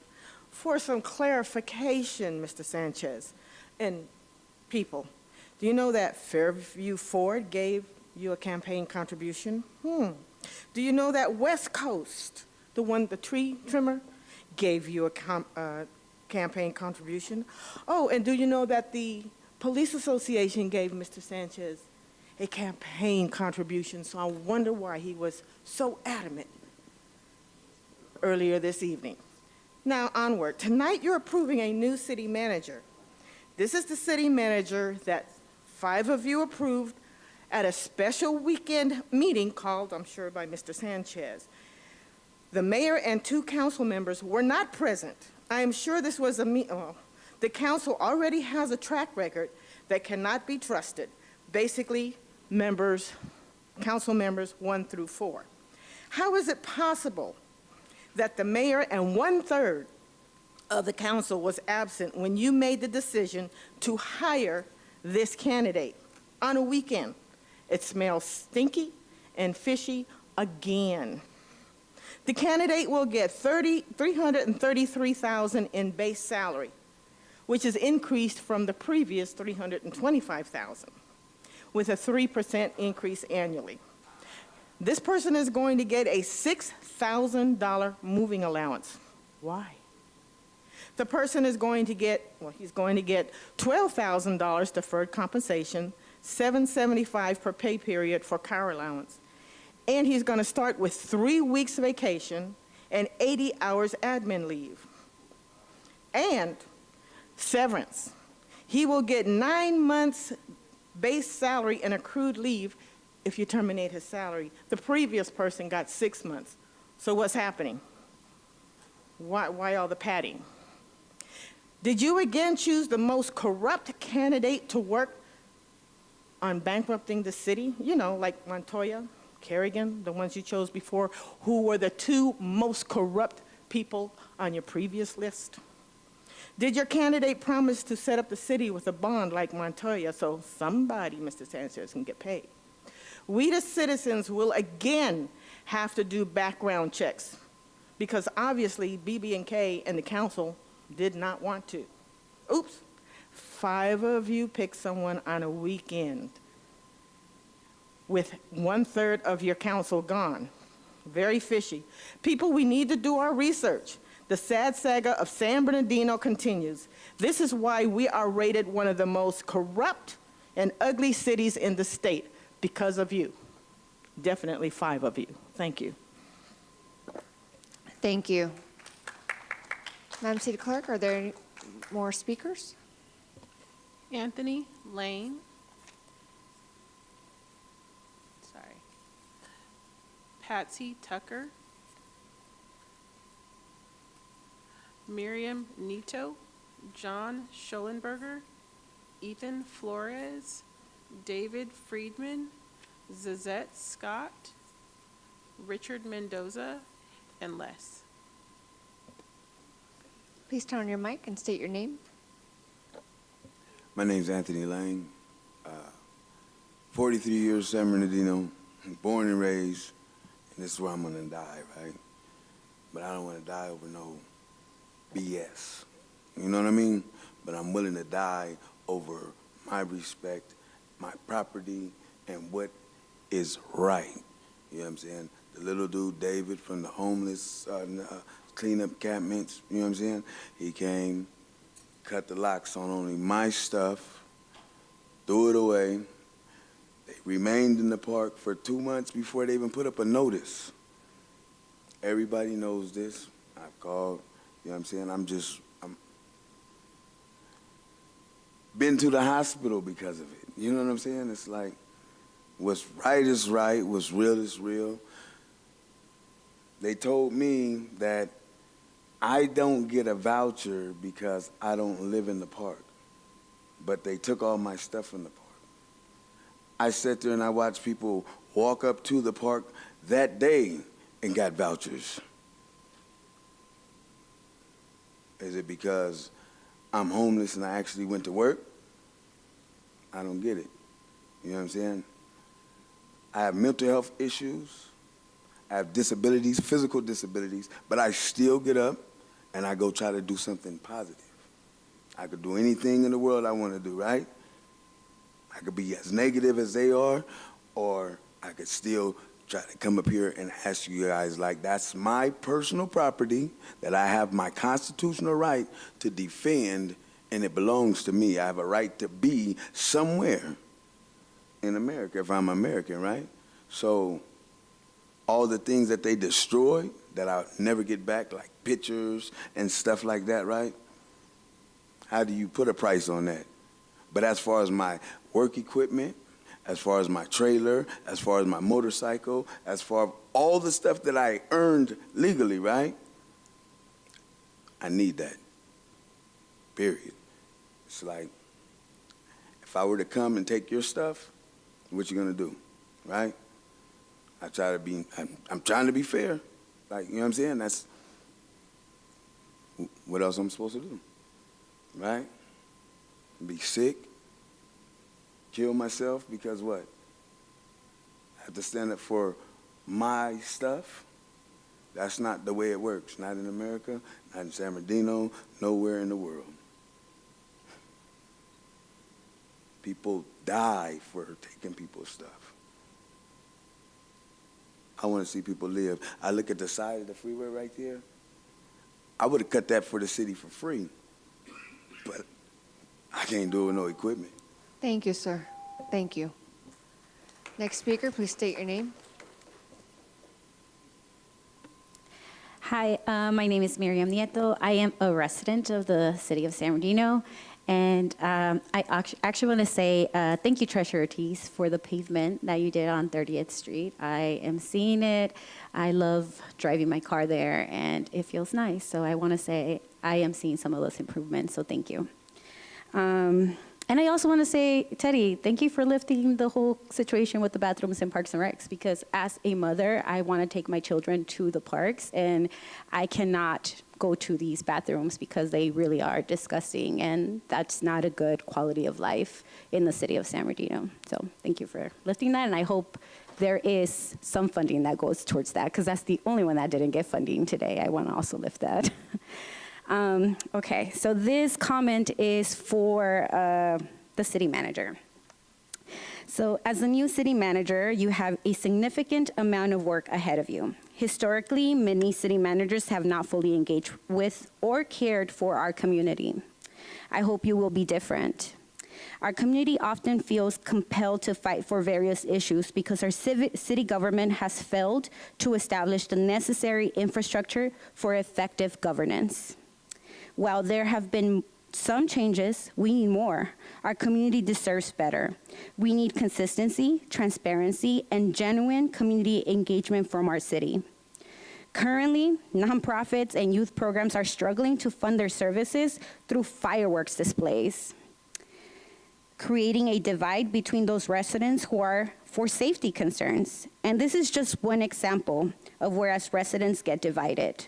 The division is a reflection of a broader issue within our governance. Imagine a city where funding for housing, parks and recreation, and economic development surpassed that of the police department. Imagine if Parks and Recreation had sufficient budget to collaborate with nonprofits that are making a significant impact in our community, or the Housing Department had the appropriate staff to advocate for more resources and funding for our community. Unfortunately, we are far from this reality. Our city struggles with basic maintenance, such as fixing the bathrooms in our parks. Last year, the police department received $625,000 from Pete Aguilar's office, and is currently receiving $500,000 from the county. And we just allocated an additional $2 million for police cars, possibly duplicating existing contracts that already exist. The police department's budget already consumes more than half of our city's budget, more than half. I implore you, city manager, as our new city manager, to genuinely care. Help bring fairness and equity and accountability to our community. We deserve it. Thank you. We have earned it through so many volunteer hours and the groundwork that many of us have had to take up to make a dent on the bad name Thank that our you. city carries. I want to believe in you, and I hope that you believe in my city as much as I do. Thank you. Thank you. Next speaker, please state your name. Ethan Flores. Good afternoon, City Council, Mayor, community members. Well, more like good night now. I wish to speak briefly to congratulate the newly hired city manager. I wish you well and a strong transition into our beautiful city. It's important to remember San Bernardino, its culture, its history, and its future opportunities in its endeavors forward. I'm hoping to see progress in their city with a stable budget and a strong plan moving forward. I also want to remind the residents present that we have a role in the city, and it is your civic right to get on this dais and speak to your council person. The people of San Bernardino has made small magazines detailing how to create and submit public record requests to ensure we can all participate in keeping San Bernardino leadership accountable. For example, it was just found that West Coast donated almost $1,000 to Councilman Sanchez's last campaign, along with Fairview Ford donating $3,500. The police department needs more cars. This is the truth, this is a fact. But it's conflicting that he proposes that we buy it with the same dealership which gave him money. I also want to come up here to speak on a matter on behalf of Al Palazzo. He's a resident of Ward 5. He frequents these meetings. You might know him as the vision tour guy. You know, he comes up here to speak. He's a longtime resident of San Bernardino. He wanted to come today. Unfortunately, he's fallen into poor health and really wished he could have been here for this meeting. And he reached out and he wanted me to ask for everyone who knows him or thinks of him to pray and hope for a well recovery on his behalf. I do have a bit more time, so I want to briefly mention the unconditional support we have for BBK, which is incredibly inappropriate, seeing that we live in a capitalistic country that believes in a free market. No business would infringe upon their opportunity for growth and spend more costs doing so at the same time. So why should we, as a city, allow this to be the standard set for 8 years? It is incredibly inappropriate and is inconsistent with the narrative that we want a better city. Thank you. Thank you. Next speaker, please state your name. Richard Mendoza. I'm not happy being here this late at night, all right? And this guy's staring down at me, okay? I'm not really happy. You know why I'm here? I'm here because of what's going on in that neighborhood where I live at, all right? You know, the trucks all over the place, trash all over the streets. Streets are like this, and you guys are talking about getting streets done, fixed. I lived there for 20 years. Nothing's been fixed over there. I feel like I'm out in a prison somewhere, okay? And you guys are all talking it up that you got these over here fixed, this over there fixed. Our roads aren't fixed. Okay, right there. Trash is all over the place because the guys park trucks everywhere and throw trash out. And then they turn around and they're supposed to fix lots. Well, what do? They turn around, they take asphalt and they crumble it up and they throw it on the ground in the dirt. And they say, oh, this is better. It's not going to create dust. And there's a school right there. Little kids. A school. And all kinds of diesel fumes going on and stuff. I got 1 hour and 49 minutes. Or, no, I'm sorry. Yeah. You know, what are we going to do? We depend on you guys to make decisions, to do things, to turn around and make these people go away because they've come in and they've made lots and they let people park on the lots and they're not even lots that they can do that on. You know, it's crazy. It's crazy. I guess it was good that I waited this long, but next time maybe I should get the gumption up to turn around and talk to you guys earlier. You know, but I really wish you would look at the area over there by that school, by the church, and you know what church I'm talking about. and do something about that. You know, there's trash everywhere from them throwing stuff right out the door, you know, right out their door. Hey, you come down to my house and just put the trash in the trash can, you know? I mean, I don't mind you doing that, but they turn around, they throw it out. It's all over the place. They got trucks parked at night. They got refrigerated truck trailers that are going all night. You can't get no sleep. You know, look at this. I try to get up in the morning from some good sleep, but I don't get no good sleep because the reefer trailers are just going all night, and they're not supposed to be doing that. If you're on a place like Stater Brothers, their compound, yeah, it's different, but not in a neighborhood like that, not in a neighborhood. And all of you should be accountable for that stuff. Like, I heard you talking. That was good that you were talking today about that. Thank you, sir. Thank you. Next speaker, please state your name. Les. Hey, Mario, you letting them intimidate you, bro. You need to go ahead and stand the 10 toes on the ground and make your decision on things. You look kind of confused when it come down to voting yes or no. You letting old man Fred intimidate you or Theodore intimidate you. Hey, recall Theodore and old man Fred. This meeting is too early. It needs to change.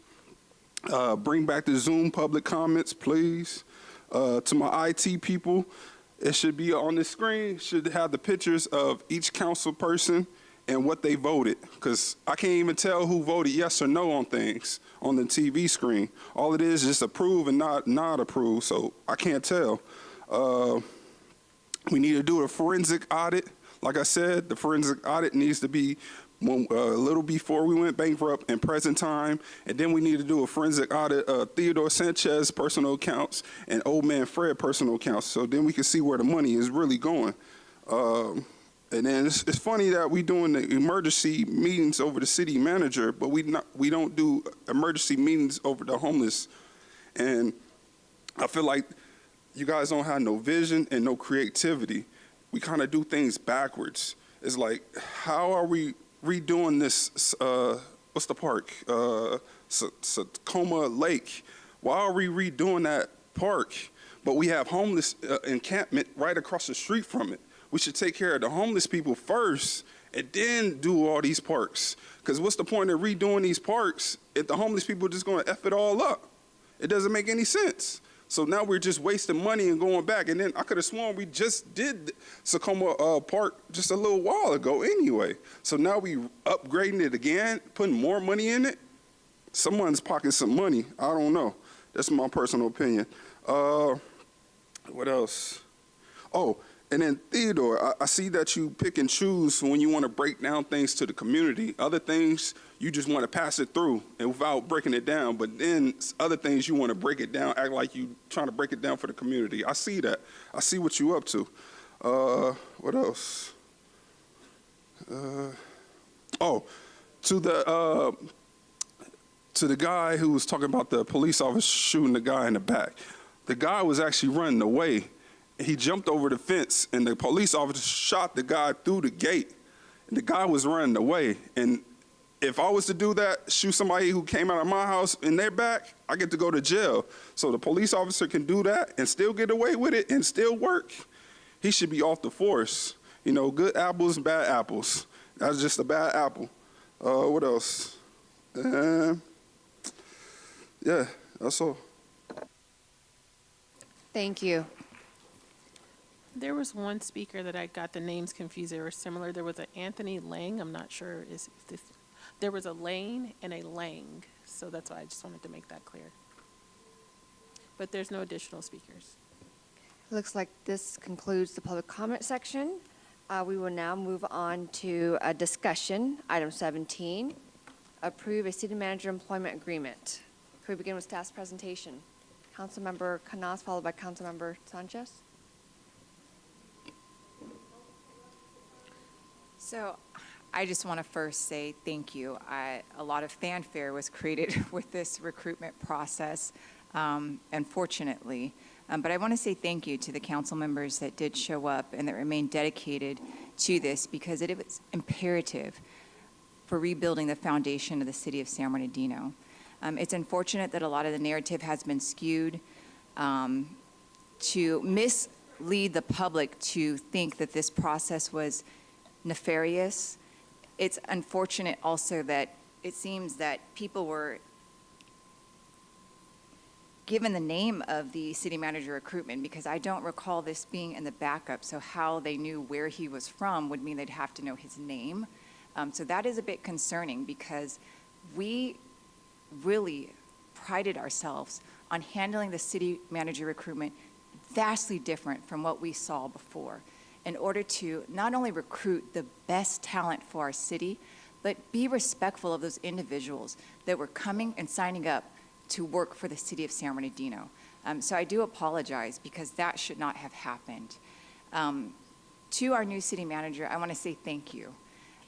We are so ready as a council to move this city forward. Our residents deserve it, but so does our staff. To have stability in that position is key. It's integral to us truly achieving the substantial progress that we want to see in the city of San Bernardino. Without a permanent, stable city manager, we cannot continue to get things accomplished. The turnover in this city is tremendous, and it's still happening. Now, I also want to address some of the comments in regards to us wanting to rush this process. I stand behind this because people are not knocking down the door to work for the city of San Bernardino. There's over 400 cities in the state of California that have a lot less challenges and pay a lot more than the city of San Bernardino. So it was incumbent upon us to do what was necessary to secure permanent city manager. It was not rushed, and we have not had a permanent city manager in well over a year. I also want to address that we rushed this because we were trying to get rid of our interim city manager. We chose Mr. Gallardo unanimously, and we sincerely appreciate him coming to our city.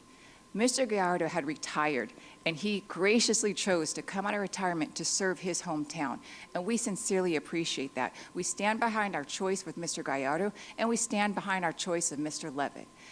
I humbly ask the community to join your council. We collectively came together. We coalesced, and I want to make a comment, too, to correct. It wasn't just 5 of us. Councilmember Mario Flores has been a little bit forgotten and talked about a little bit negatively, so I want to defend him a bit because he did join us in that process. So it was not just 5, it was 6, which is a super majority, which is something that hasn't really happened too much.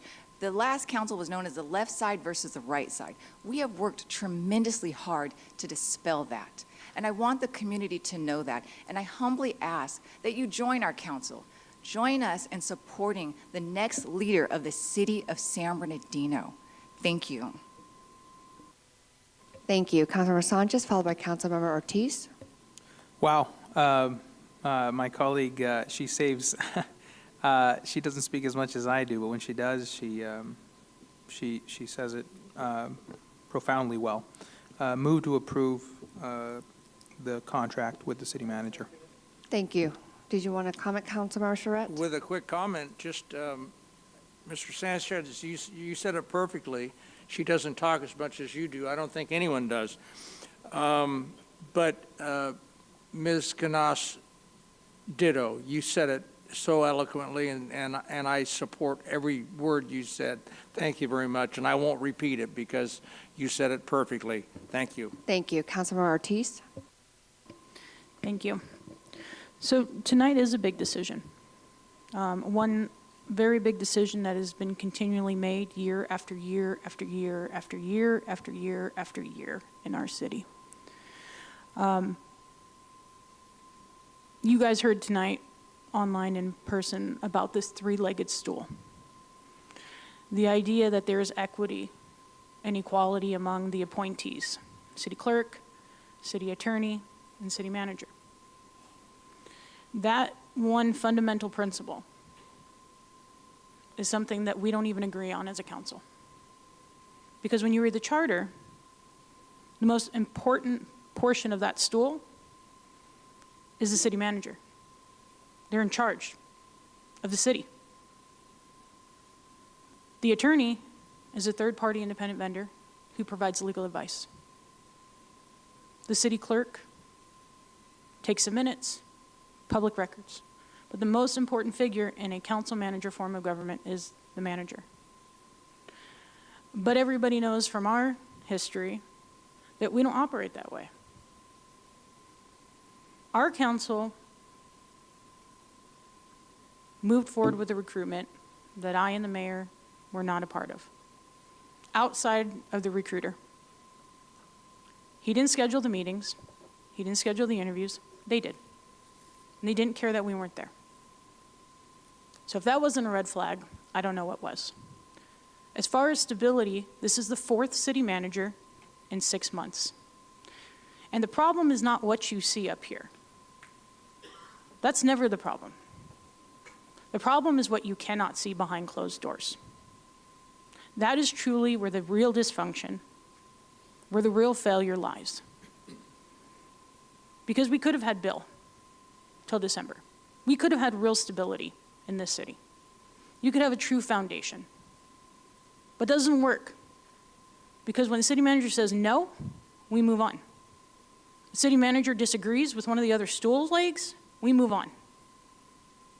Nobody can come into this city and be successful as a city manager with the current political climate, because it is happening where you cannot see it. That's why there's turnover. That's why you have a new guy. Now, we had an opportunity to do something different, to build a foundation, to set goals and objectives. But that's not going to happen. So we rushed into this, pushed into it. And don't let anybody sit up here and tell you that the comments weren't made that we were rushing. Because we were. We always are. And look, the pool is not deep. I'll give that to Councilwoman Canas. The pool is not deep here. But that's our doing.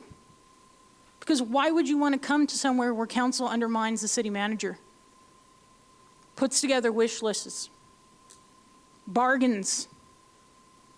Why would you want to do that? So I appreciate you, Mr. Levitt, for taking on what you know is going to be a very difficult role, because you have one of two options. Either you will fall in line or you will fall out of place. Ethics and integrity do not sit well in the midst of corruption and wrongdoing. So I will not be able to support you coming here, because we are not prepared to truly have a city manager in this city and do any good, because you cannot pour into people when you are empty yourselves. You cannot give something to someone that we do not possess. This policy stuff is not our problem. This policy stuff is the easiest thing in the world for us. It is everything you're going to have to deal with. So, welcome to San Bernardino. Thank you, Councilmember.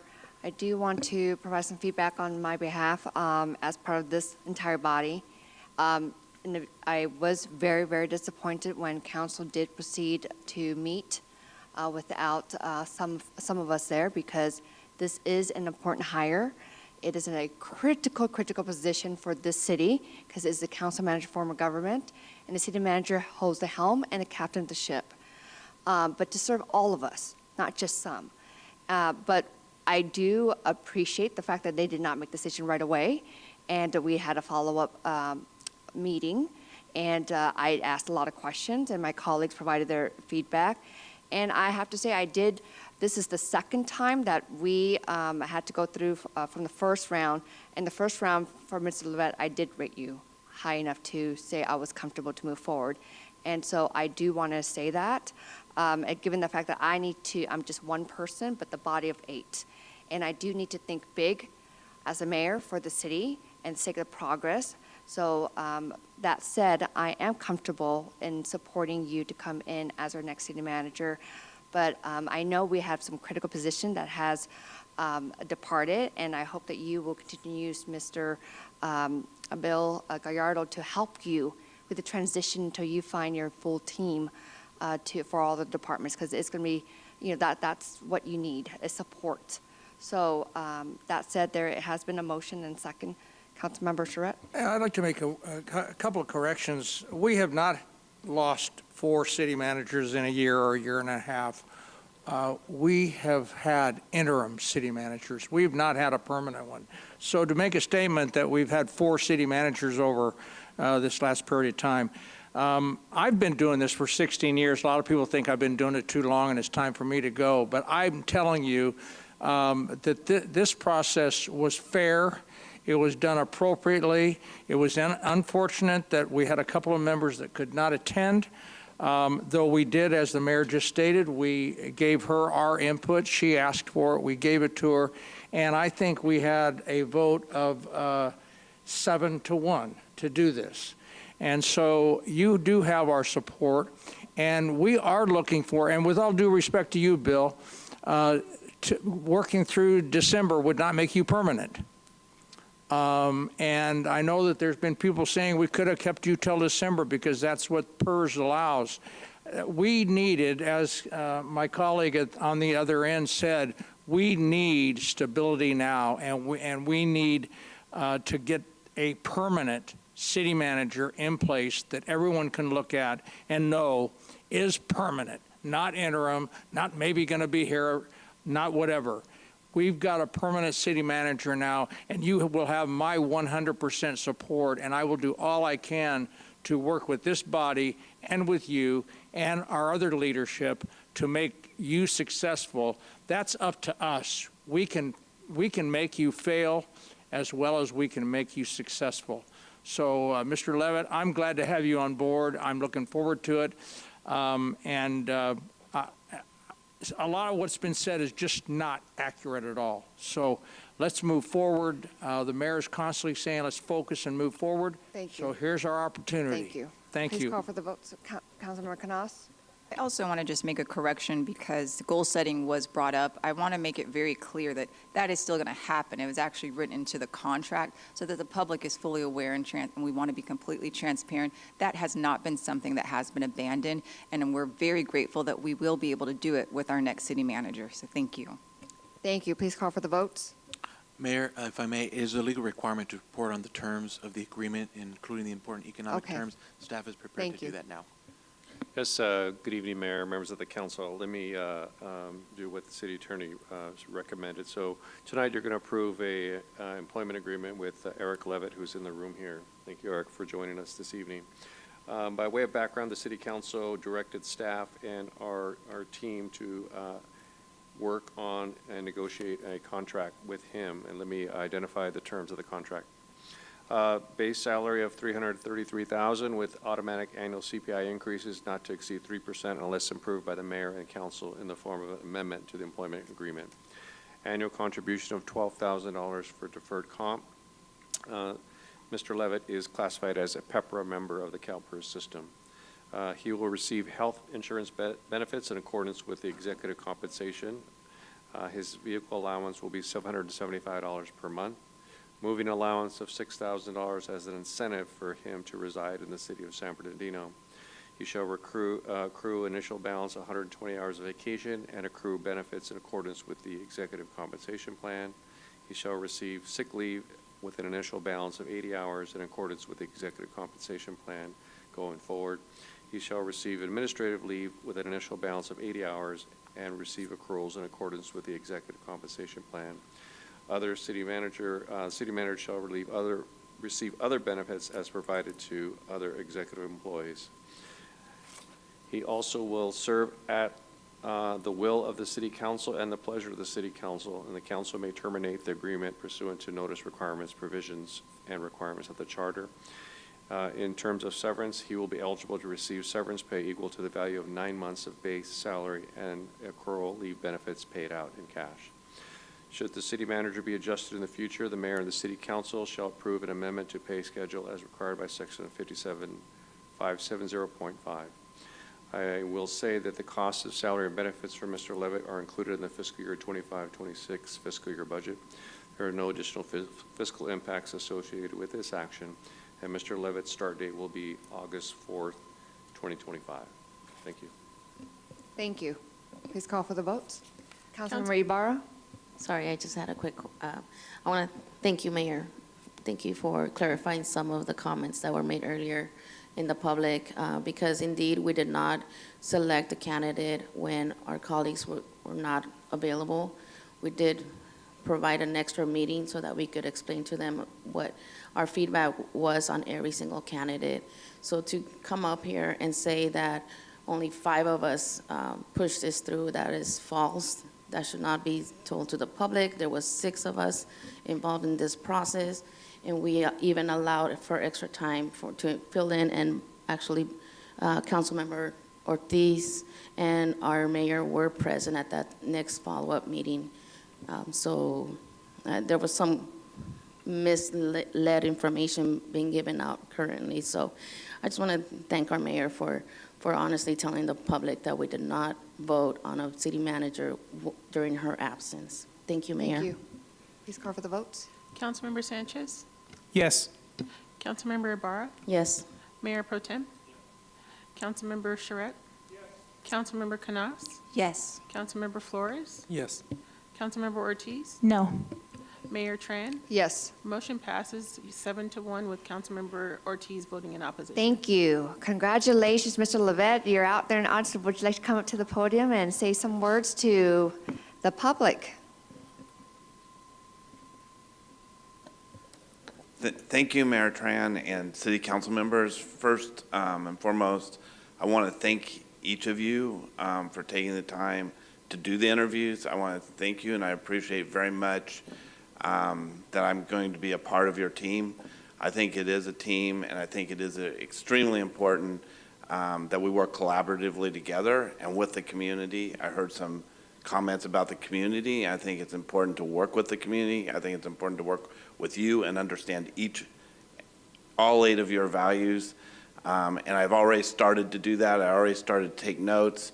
During the budget, I could see the passion. I could see the dedication to San Bernardino and its residents and businesses from each and every one of you. And I want to work with you. I want to work with you individually and as a group to be able to move your priorities forward as we move into the future years. Thank you very much, and thank you to everyone here. Thank you. All right. Well, we will now move on to items to be considered for future meetings. Item 18, establishment of a data-driven pavement management system to better prioritize capital improvements to the city's streets. Specifically, the system should include a method for continually assessing the condition of the city's roadways and the creation of a user-friendly, transparent tool to allow council, staff, and the public to visualize the condition of the city's street assets. Councilmember Sanchez, did staff, I know staff had wanted to provide some comments about this, or? Move to approve. Okay. I thought we had this. I thought we Doesn't it already had already this presented exist? to us. Does this already exist, or is this an addition? That was my only question. I thought we were posting something online about it. As the council knows, back in 2024, you did award a contract for the pavement management program, and in April, we brought you a preliminary report on what the process really is. We are anticipating that final report will be before you sometime in September, and at that time, I think we can engage in the discussion that I think the council member is looking for as far as how to put this into the public realm and make sure that it's available to the public, available to the council and everything, so. Okay, thank you. Can we call There's for a the motion question? and second? Yeah, there was a motion and a second. Understood. Oh. I just said it. Councilmember, there's a motion and second. Please call for the votes. We're doing a digital voting for this one?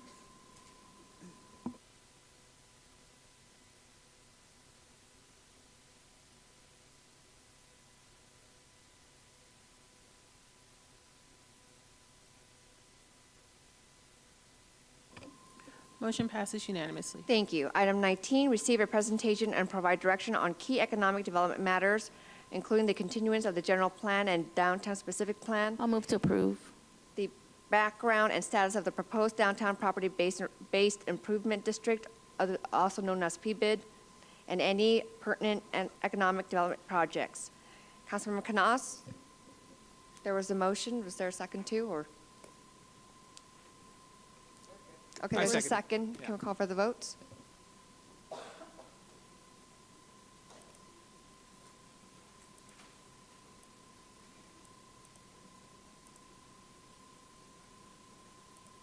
Motion passes unanimously.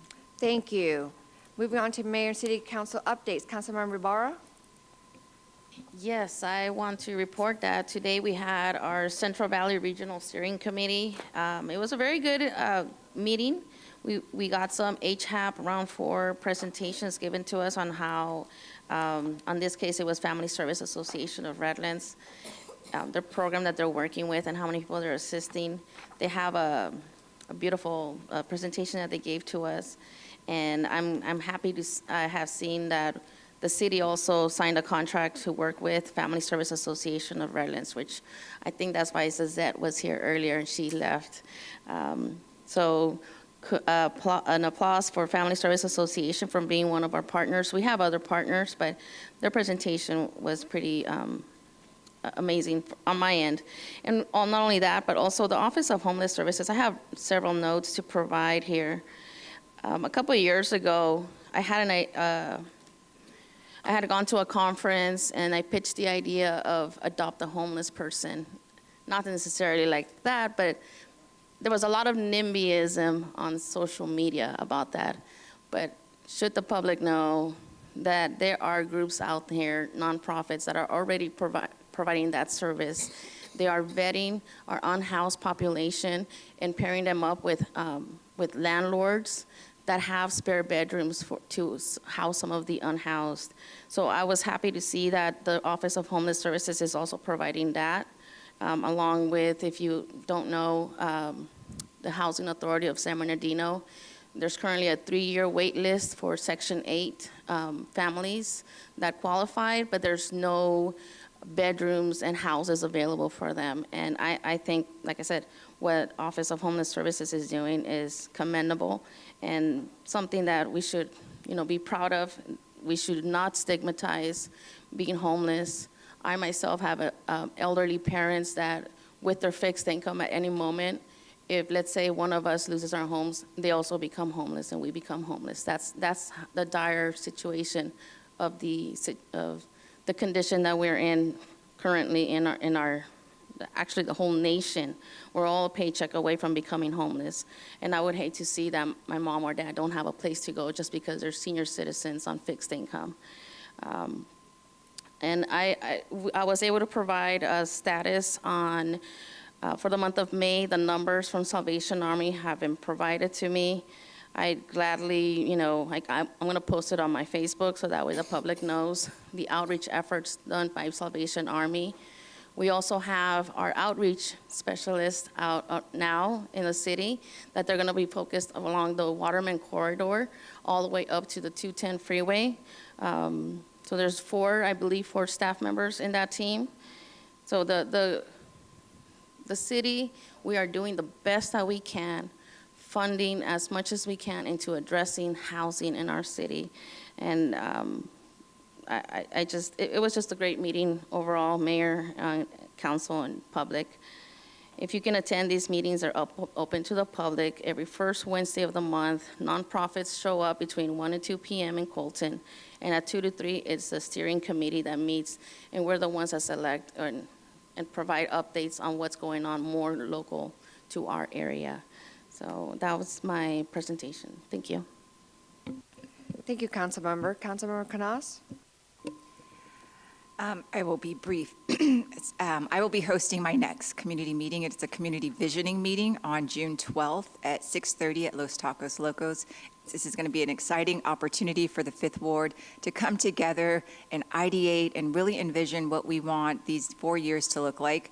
I tell everyone I didn't sign up to be a career politician, don't know what the next election is going to hold, so I really want to make this 4 years really substantive for the 5th Ward. So I invite you all to come out, share your ideas, share your opinions. Let's come together, unite, and really mold what this next 4 years are going to look like, envisioning what we would like to see happen. Again, June 12th at 6:30 p.m. Thank you. Thank you. Councilmember Sanchez? We are nearing the completion of one of the biggest public works projects in the history of the city of San Bernardino.